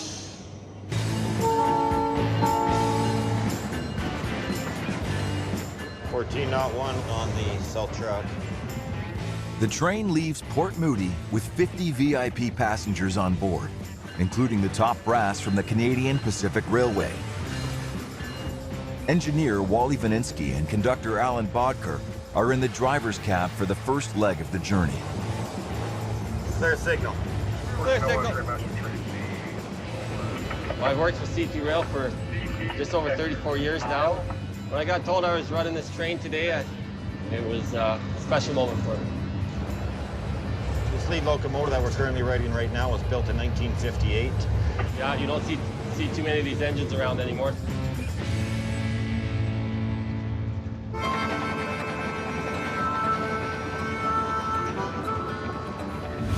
The Royal Canadian Pacific will travel 4,500 kilometers from Port Moody, BC, to its final destination in Ottawa. The journey will take 26 days, with stops in 13 cities along the way. The stop that matters most is Revelstoke. The Prime Minister is coming to honor the country and the railroad. It rests on the shoulders of Canadian Pacific's roadmasters to make sure nothing gets in the way of this train. Our bosses put it to us, delaying the 150 train is not an option. We just have to make sure that we just keep moving forward because, you know, it's go time and you only have so much time to get this job done. You know, everybody does try to stay focused. we want to look good. Like, this is a big, big deal. But this journey couldn't have come at a worse time for the team. The snow has thawed. All the big track engineering projects are scheduled to take place now. In the Rockies, Roadmaster Chad Deschamps is setting up to overhaul this massive swing bridge that passes over a channel called the Sicamous Narrows. Sicamous, BC. In the summertime, it's houseboat capital of the world, basically, and this is a pretty busy channel. This is a swing bridge, but right now it can't swing. For the fact that we have winter rails in, this water is rising, and it could be any day where somebody phones and says they need to get a boat through here, and we don't want to look bad by not being able to swing the bridge.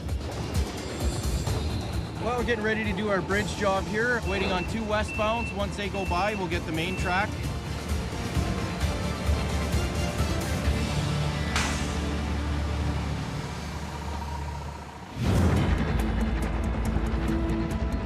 "200 kilometers to the west, 14-01 east, clear to medium. The Royal Canadian Pacific commemorative train is making its way towards Chad's team at the Sicamous Swing Bridge. We have a lot of manpower out here that do work the rail. We're just looking for any debris that might be on the track. So we're consistently looking out the window, looking for any obstructions or any other issues. Wally has decades of experience driving freight, but none driving people. Driving a passenger train compared to a freight train is short and relatively heavy, and the power is smaller. The F unit has less horsepower than modern-day freight locomotives, but its gearing system was designed for passenger service, so it can accelerate much faster. You need to be on the ball and pay attention to the track ahead of you, because you could injure some people or spill their drinks. In its heyday, Canadian Pacific wined and dined the rich and powerful from all over the world, including King George VI and his wife Queen Elizabeth, JFK and Jackie Kennedy, and Sir Winston Churchill. Today, Wally has his own royal family on board. We got some VPs on board. We got the president of the CP Rail on with us today as well, and his family. So you don't want to give him a rough ride and be that guy that is known for bonking the vice president and the president around too much. Don't want to get fired today.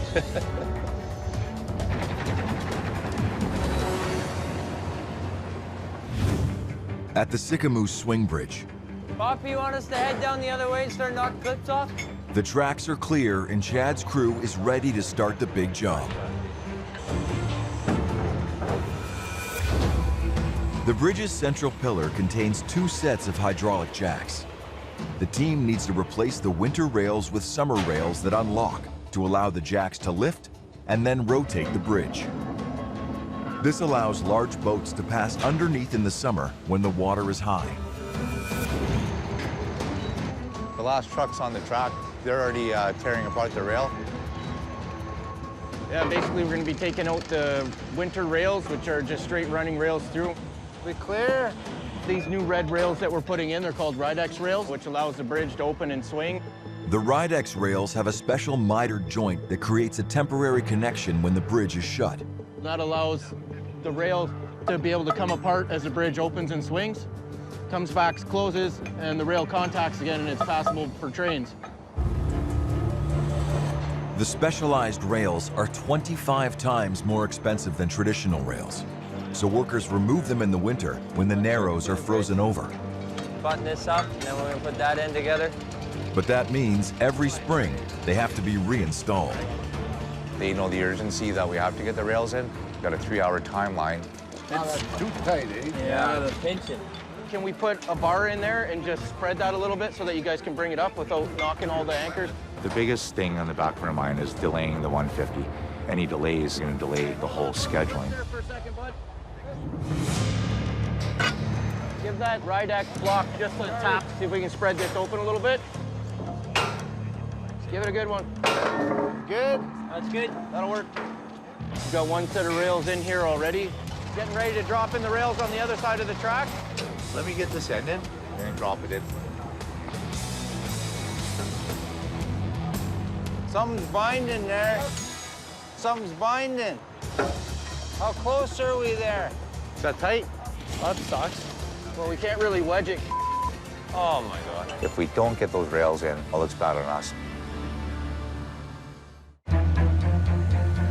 On the Sycamore Swing Bridge, Chad's crew is struggling to install one of the new rails. Got the right one. That sucks. Okay, just put it in the middle there for now. As soon as he lets go of that rail, he's grabbing the other one. They've been trying to fit the rail into the wrong side of the bridge. Sorry, bud. One step back, we set out one of the rails for the other side by mistake and put it on this side, but we'll remedy that. Coming down. Coming your way, Chad. Like, swing it. To you.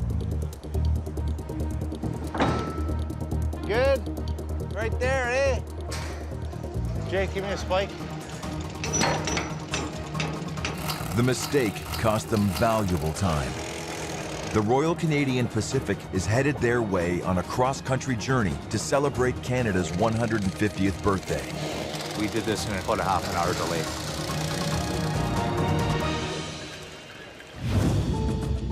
"140 kilometers west at the Semlin West turnout. Well, might as well go and walk the switch. Roadmaster Rock Ballon is gearing up to swap out a 60-meter section of rail that allows trains to change their route onto another set of tracks. This switch has given us nothing but problems all winter. We run a lot of trains on this track. It's tired. 100 million tons of traffic moves through here every year. See how the mud is right in here? So what happens is when it gets wet, the track starts to pump and you can have what's called wheel lift, where it actually lifts up off the rail and goes on the ground. Switch replacement used to be Rock's specialty before he got promoted to Roadmaster 2 months ago. I still love building stuff. I love installing stuff. There's a sense of accomplishment when you're done that you don't get from sending emails. The switch replacement will shut down the main line for 6 hours. Nice work. So it's been scheduled for the crack of dawn tomorrow, when demands on the line are lighter. I think she's done this once or twice. Here's the new switch going in. To save downtime on the track, the new switch has been pre-assembled, ties and all. Quite the equipment we need to haul this into place. Switch replacement is high pressure and high stakes, especially when it will be done in the dark. There are extreme dangers because we're talking about really heavy, really fast pieces of equipment. It's very serious. I take it very personally, making sure the job gets done right and safely, because not coming home is not an option for me or anybody else that I know.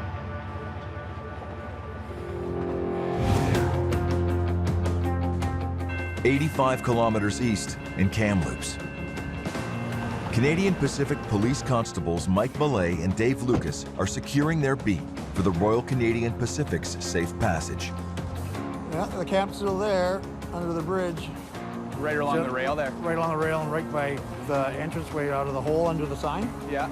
Kamloops has a large rail yard in the middle of town. Canadian Pacific has 70 officers to patrol major hubs like this one to keep the track secure and the public safe. Dispatch, Whiskey Kilo 3. Any funny business happening within 500 meters of the tracks is their business. Bradley. Bradley. It's the police. We just want to talk to you for a minute about your camp. And Mike and Dave have the same power as any other police officer in Canada. Say, during the summer, this becomes a shanty town, and lots of homeless people camp down here by the riverbank, so they have to cross the tracks to get to. Come on up. Yeah. Our concern is that you're coming back and forth across the tracks in order to access the camp. Yeah. So that's a safety issue for us. Obviously, the trains are coming fast, and sometimes you don't hear them. And Yeah. So, believe it or not, a train actually can sneak up on you. I believe it. If you're standing in the middle of the railroad tracks, very little sound from a moving train travels toward you. Almost all of the sound is directed out the sides. Experienced railroaders may detect a high-pitched singing sound about 30 seconds prior to the train's arrival. But the average person wouldn't hear the train at all until it's too late. So Bradley's gonna have to pack up here today, clean up all the stuff. Just don't cross the tracks. See you later. See you later.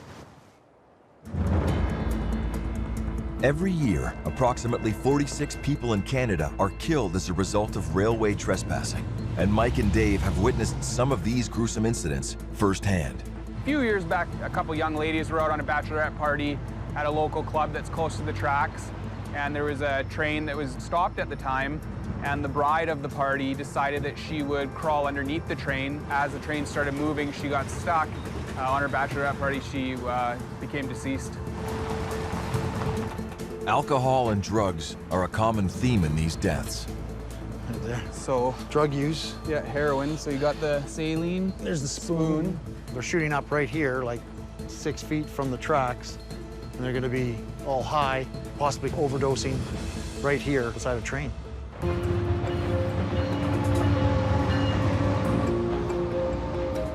Spence! Spencer! It's the police, buddy. You need to come on and talk to us for a minute, okay? In this town, Dave and Mike know everybody. So, oh, we got his dog back. Hey, buddy, you got him back. Got him back. Well, that's good. And everybody knows them. It's okay. It's okay. Safety is paramount here, and that's why we like to clean some of these camps up. Here comes the train right now, and this is how close we are. It's right here, right next to where people decide to try and live.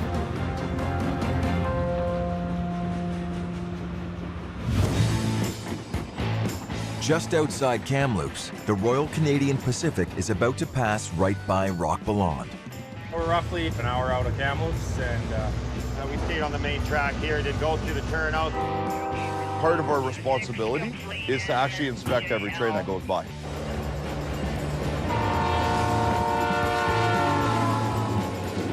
Rock is watching out for anything that could pose a safety hazard, like sparks on the wheels.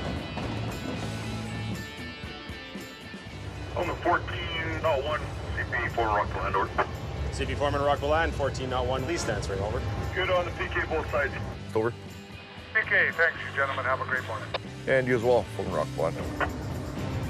With the inspection complete, they can resume normal track speed of 50 miles an hour. That's it for the restrictions there, Wally. That's it. No more. It's all about timing, keeping a schedule. Yes.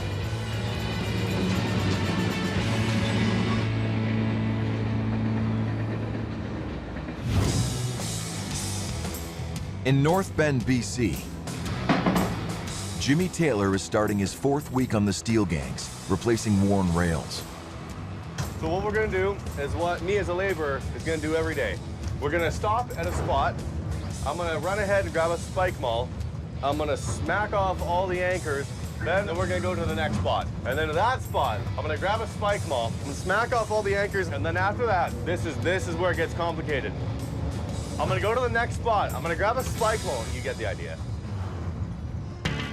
Jimmy used to be a part of the Revelstoke crew, but he blew it by behaving badly one too many times. His former boss, Chad, sent him here hoping that the hard work would set him straight. This job is now a second chance, and I am taking it a lot more seriously. That's one of the reasons why I decided to come out here, to actually take my career a lot more seriously. I like it. I like it a lot. Can you bring the truck up?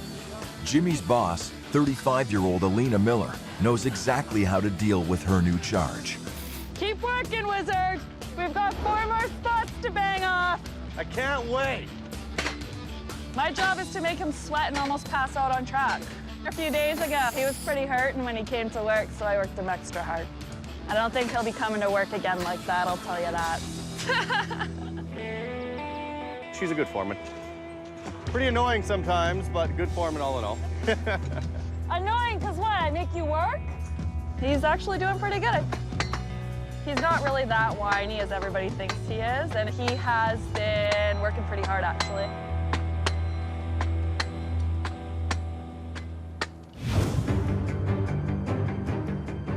"350 kilometers east at the Sycamore Swing Bridge. Chad is counting down the minutes. So we're looking at another half an hour, right, for you guys? Yeah. We're just finishing buttoning things up. Signals is putting on their sensors and getting their bracketry on and ready to go.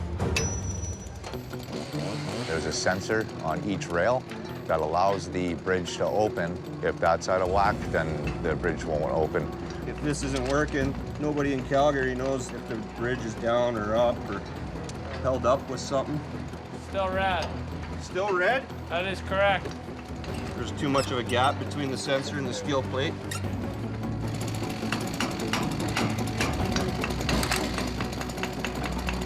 Still? Okay, we're good. The sensor wasn't actually seeing the metal because the sensor was too far down. It's got the signal now, I'm just tightening it down. RTC bridge job's all done. And I'm gonna signal indication. Thank you very much, RTC. That's all I needed. Foreman Clark out. You're good? Yes, we're coming. Over. Thank you, sir. They finish just under the wire. Very pleased with how this job turned out. Boss is pretty happy. Everybody worked as a team, and it just came together really smooth. And the guys walking around with their chests out, basically, puffed out. No, you know what I mean? They're happy. Couldn't ask for a better day. They're moving. With the crews off the track, the Royal Canadian Pacific is cleared to pass.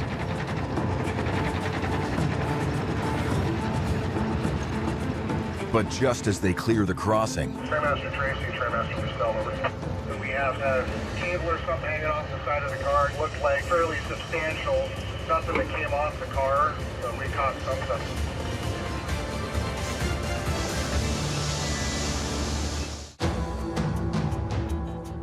Wally and Alan have been forced to make an emergency stop of the Royal Canadian Pacific train just outside Sycamoose, BC. There was a report of a cable on top of a car that may have done some damage. The conductor and the trainmaster are going to get out and they're going to see if they can find out what happened with it, what we hit. Aboard is Trainmaster Mark Roussel, who takes charge in situations like these. How far back is it? Which car is it, Justin? It'll be one of the newer aluminum cars. Luckily, a train is stopped on the opposite track. It will provide the vantage point the crew needs to look for the loose cable. 1401, whenever you're set, Wally, if you want to pull ahead easy, about 8 coaches or so for a set. 1401, going ahead, 8 cars.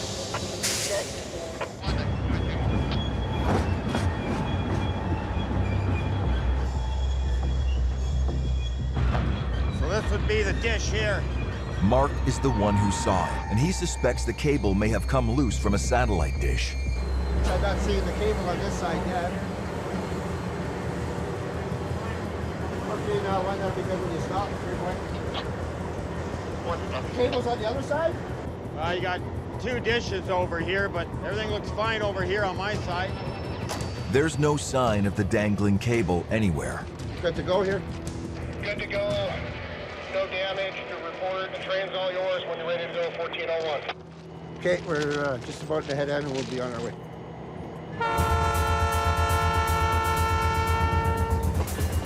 1401 east clear. Don't see any other safety issues or anything else, so we're able to carry on. If it was a cable that was long enough, you could damage wayside equipment, signals, you get caught up in our brake rigging. Hopefully no more issues across the road and we get to our destination.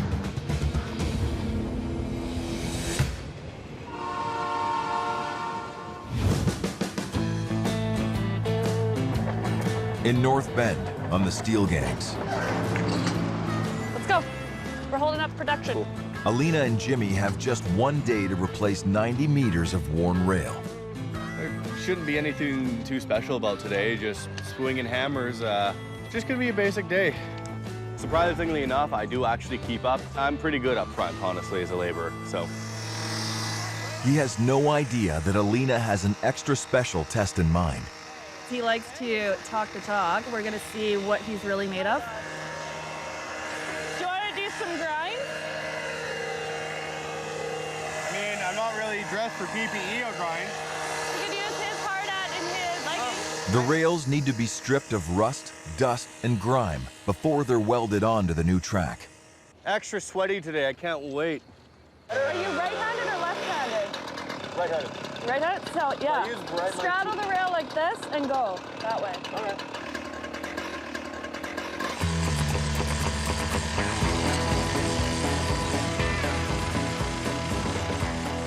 I don't think he'll be bitching about how easy front end has it anymore. After about the third grind, your arms are like... I've cut a lot of rail, but grinding is pretty bad because you've got to hold the saw at this awkward angle while bent right over, moving up and down. I definitely have a lot of respect for the other guy doing it. He does about 19 of these a day, I think. Yeah, and I'm already dead on this one. Grinding sucks. Despite the whining, Jimmy has managed to impress his boss. Jimmy's sweating a little bit back there right now, but he's already bumped up twice in pay today. He's been doing really good. He'll be whipped into shape by the end of this year. Then we'll send him back to Chad.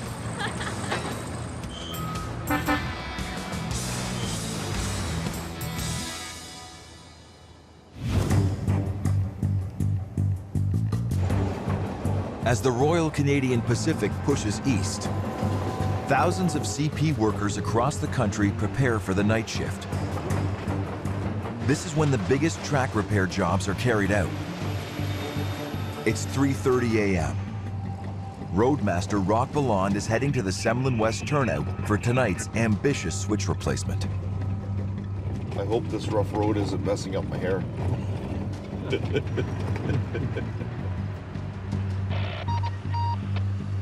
Okay, here we go. Everybody's on standby.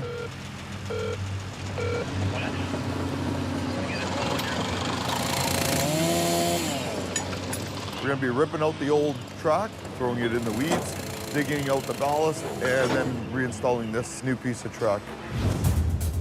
The switch is 60 meters long and weighs 55,000 kilograms.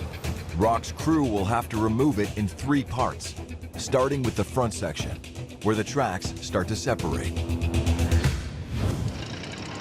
Right from the start, we got 6 hours, so the pressure's on to get it done.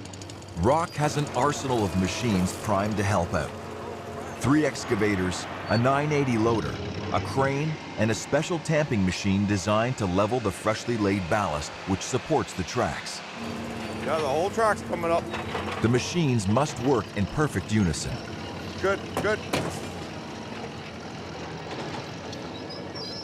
Okay, this way, so whatever works.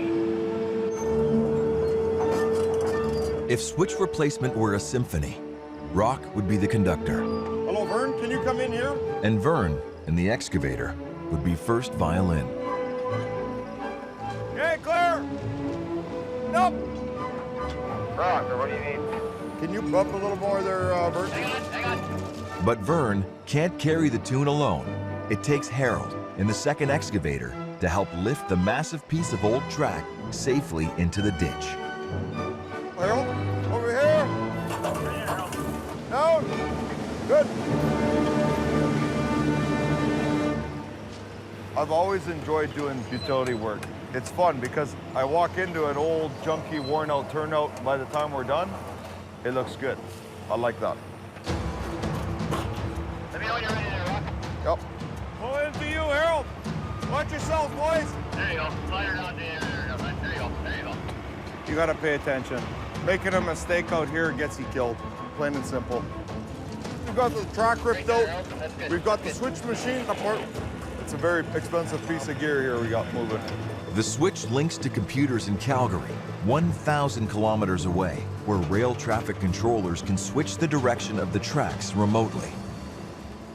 Harold, are you gonna start digging the points out here? I'm gonna try and make it as close to level as possible so that there's less surfacing time. Gotta go down some more, probably another 5 inches. It's gonna make a big difference for how fast we can get clear. The time crunch is right from the beginning, right to the end. It doesn't go away till you're done. Jody, can you pick up a bit more? In the Rockies, Let's pull back around into the front of the general yard office here. railroad cops Mike and Dave have had a report of trespassers in the local rail yard. Only track 3 is leaving tonight, right? Yes, so if they were gonna jump on something, this would be the one. This would be the one they're on, yeah. The rail yard has 16 separate tracks and handles more than 3,000 cars every day. Lots of hiding places. With so many trains coming and going, it's an ideal place for freight hoppers to catch a free ride out of town. Check the handbrake. Handbrake. Looks good, so yeah.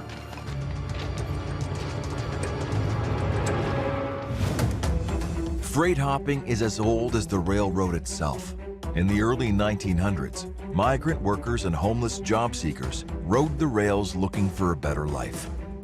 Hobos used to jump on moving freight trains so they wouldn't be caught. It was illegal and dangerous, and idealized as a symbol of freedom. Modern freight hoppers have to hide better. Not here, eh? No, I don't think he's here. All right, let's go.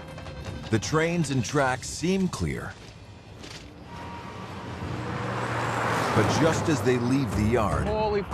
Let's go, Dave. Okay. they spot 2 cars speeding through the railway crossing. Yeah, they're ripping. That wasn't cool at all. What was it? What kind of vehicle? Silver like Ultima. Go. You're good. I think it's this guy right here. Oh, yeah, it's that one right there. He's doing it. Second one in. Second one in? Just give her. Yep. Yeah. In Kamloops, Canadian Pacific Police Constables Mike and Dave are pursuing 2 cars they saw speeding through the railway crossing. There they are right there. This way. Yeah, I'm gonna go right. Look like that newer car, so I'm not sure if this is him or not. They catch up to one of them. Guy and a girl. Dispatch Whiskey Kilo 2. Code 3 traffic. Lands down in 10th. Hello, sir. How are you tonight? Good, how are you? Pretty good. You just came down Lawrence Street? Passing people? No, I did not pass anyone, no. Okay. Why are you nervous, brother? I don't know, I've never been pulled over before. Everybody's out here kind of horsing around street racing. Is that the thing, or? We all just came from a meeting. We had a vehicle pass us while we were in the yard at a high rate of speed, and we caught up to this vehicle, and it looked like it was ready to do a brake stand at the lights. So who's the guy that drives the silver car? Okay. Did you know him? Yeah, they're all together. That's an industrial area where a lot of people work, like CP works and all those employees. He was doing between like probably 100, 110 when he went by that guy. Do you know that that's a arrestable offense for dangerous driving? That guy's gonna kill somebody. Like that is like stupid driving. In town, like there's a place for that, it's a racetrack. Okay? That's your lecture for the night rather than a ticket. Okay, have a good night, you're free to go.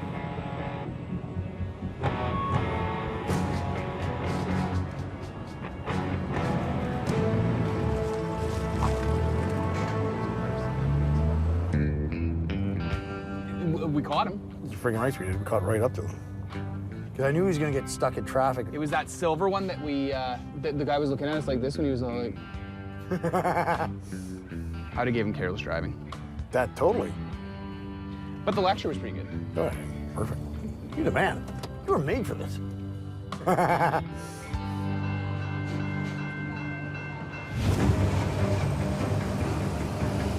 good. Keep going, Len. Your way, your way. At the Semlin West turnout, Down. Roadmaster Rock Valand and his team have been working since 3 a.m. to wrestle the new 55-ton switch into place. Hopefully we didn't wreck it. No, I think we're good. Let's go down a little bit, boys. Okay, good. I need you guys to come towards me. And whoa, right there. Okay, down just a little bit. Right there. As dawn breaks, they finally position the new track in place. 7:15. We're under a bit of a time crunch as per usual. We're gonna be cutting her close. Now they need to attach the new track to the old section. So Harold, we'll start right up here. We're gonna realign the old track to line into the new turnout. That's different angles, it's a different length switch. One more, Harold, if you can. This is a critical point in the operation.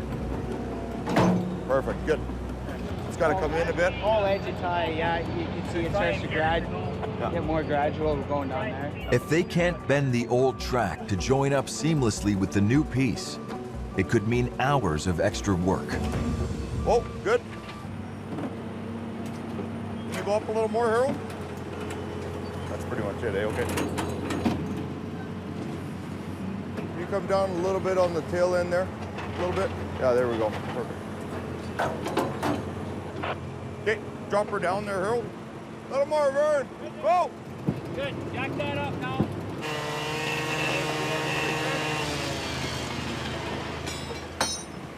There you go. Okay. And then down. Whoa, right there. Hold it there.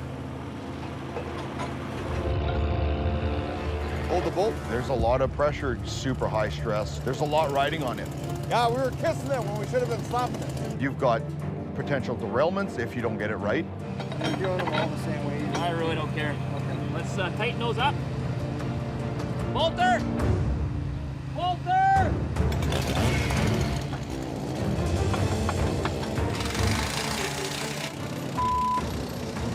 Time is it? We're still pretty good, dude.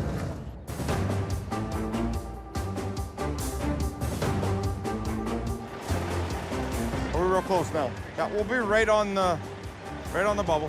Final task, lay down the ballast. Ballast is the rock that holds the track in place. All 40 tons of it.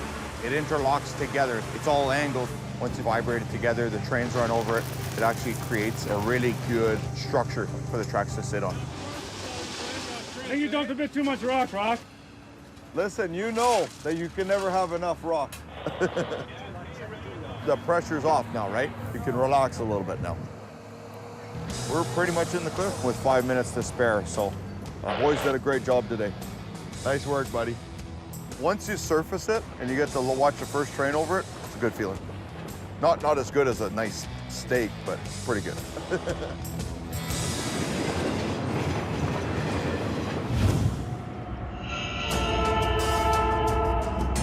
200 kilometers east, a second crew has taken over the controls for the Royal Canadian Pacific's journey. All the years of working here at CP, this is the first time I'll be running this train, so it's really exciting. At the helm is engineer Gord Meadows, and riding shotgun is conductor Garth Dimturco. CP14-1, east, clear signal. Clear. They're just 60 minutes from Revelstoke.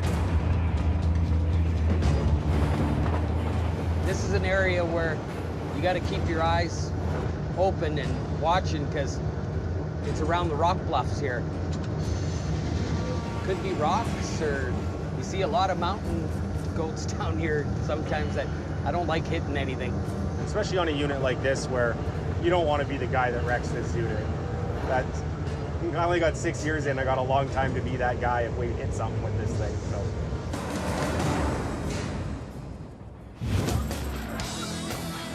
Ahead of the train in Revelstoke, crowds are gathering in anticipation of this historic train's arrival. It's a big deal. Prime Minister of Canada is going to be in Revelstoke, our hometown. It's going to be a huge thing. We're going to have a big party. There's going to be a concert, barbecue. With work on the swing bridge complete, Roadmaster Chad Deschamps heads to join the welcoming party. Everything went smooth, and the train's en route. We're done. We feel really good that we made this happen.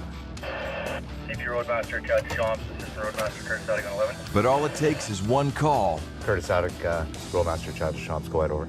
And Chad's happy place comes crashing down around him. Broken right through, and she didn't see that? Broken all the way through. My 10-year-old can see that.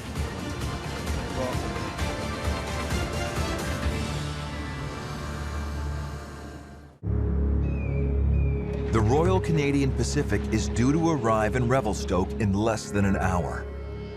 This bottom piece is ready to fall right out, eh? But Chad has just discovered a broken rail that could bring the historic train to a halt. That's unacceptable, eh? I mean, you guys go up and down these tracks, right? I know. Yeah. Like, this is a huge indication something's wrong.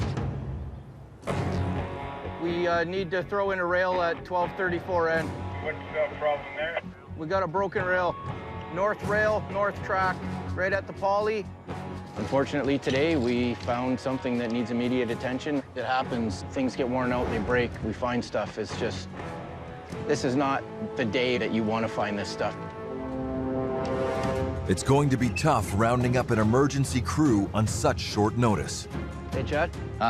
Chicken can't work late today. He said he's got his heart medication at home. He hasn't had it. He's got to get there and get it. I'll phone Chicken right now and I'll go to the pharmacy and get him some heart medication.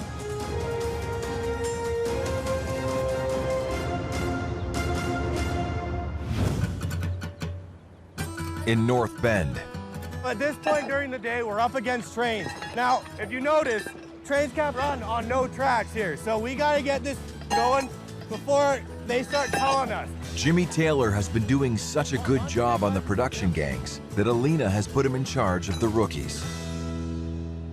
Look at how innocent he looks. He has no idea what's ahead of him. You're kind of like the older brother I wish I never had. From what I've seen, Jimmy's really stepped up his game. He's really developed a lot. So I got him to take the green vest under his wing, and I hope that he's mentoring these new hires that are coming out in a professional way. I'd like to say you're doing a good job. Thank you very much. I'd like to say you're doing a good job, but I'm just kidding. Now, he's one of my favorites that I forgot his name completely. After a troubled start on the railroad, Jimmy seems to be finding his place and is even working up the ranks. Give it a good whack, hard as you can. As much as I joke around or play around with the guys, I take my job 100% seriously. There's nothing in the rule book that says that we can't have fun at work. See, on the railway, kind of works backwards. So when I'm giving you a hard time and insulting you, see, I wouldn't do that if I didn't like you. Constructive criticism. It's constructive criticism, giving me wisdom now. Giving the wisdom. Being sent to the steel gangs may be the best thing that could have happened to Jimmy. Here, I actually feel needed. I feel wanted. I have this new feeling of confidence that I never had before. And I'm literally happy and excited to come to work almost every morning.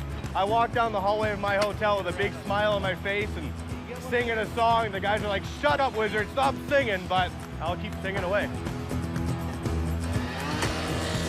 I'm really proud of where he has gotten to so far, but he is still very young and he still needs guidance, but I think he's on the right path. Good job, boys. First round's on me. Woo!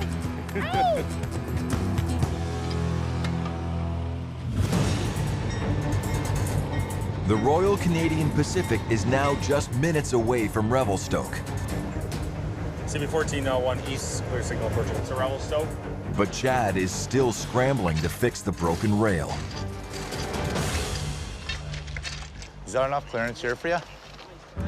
But from there to here, anchors off, spikes pulled on the high side. He managed to scrape together an emergency crew, but it doesn't mean they're happy about it. Right when I wanted to go home on time, hey, Trav, have beer? That's the way it always goes, buddy. That's railroading. That is railroading at its finest. Okay, fire in the hole. Tight. It puts us behind the 8 ball. Okay, down. Down, Jeff? The urgency level goes way up. We can't waste any time. Oh. Yeah, let's go. With the Royal Canadian Pacific on their doorstep, Chad's crew is racing to the finish line. Okay, fellas, hey, thanks. I'm gonna go. These fellas got it under control. You staying here, you're gonna go. You know, 17 minutes so far, they got the rail end drilled. They just gotta get the bars on. Good job today. It doesn't stop. You just get used to it. Then you got your days that nothing happens, then you start to worry, because it's just too good.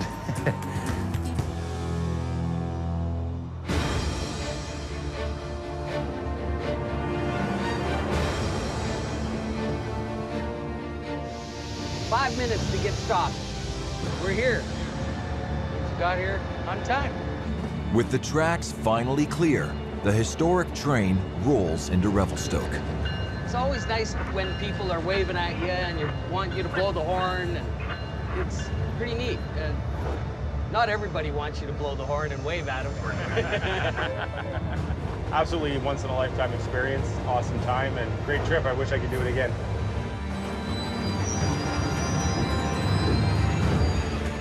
Well, I guess that's it. That's it.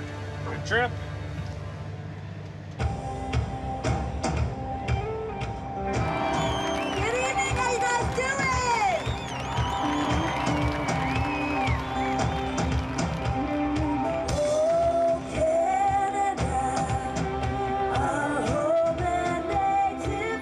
You can have all the machines in the world, but to deal with the Rockies, you have to have a team to go with it. The men and women that work here, tough mentally and physically. You're away from home, and it's a lot of work. You got to really have your head in the game. Most of the world would see a railroader as a tough, rugged man, dirt all over his face, with a big, thick beard and a hammer over his shoulders. But honestly, what you think railroaders are isn't what they actually are. Railroaders come in all shapes and sizes. I've worked many other places. I've done the 6-inch stilettos, hair done, you know, and I thoroughly enjoy this. I like the fact that I can work around a bunch of guys and just be who I am, and they take me as I am. The best things about the job is it's constantly changing. There's always something new that you got to go do. The worst thing about the job is there's always something changing, and you never get to build a plan for very long. Railroading does get in your blood. You need to care about what's going on out here to do the job properly. I love everything about CP. I sound like such a suckhole right now, but it's totally true. I love it out here. This train is an example of how we bound the two oceans together and connected people from coast to coast. It's great to see everyone to continue to celebrate 150 years. All right, Canada, all right, BC, all right, Rebel Star. Merci beaucoup.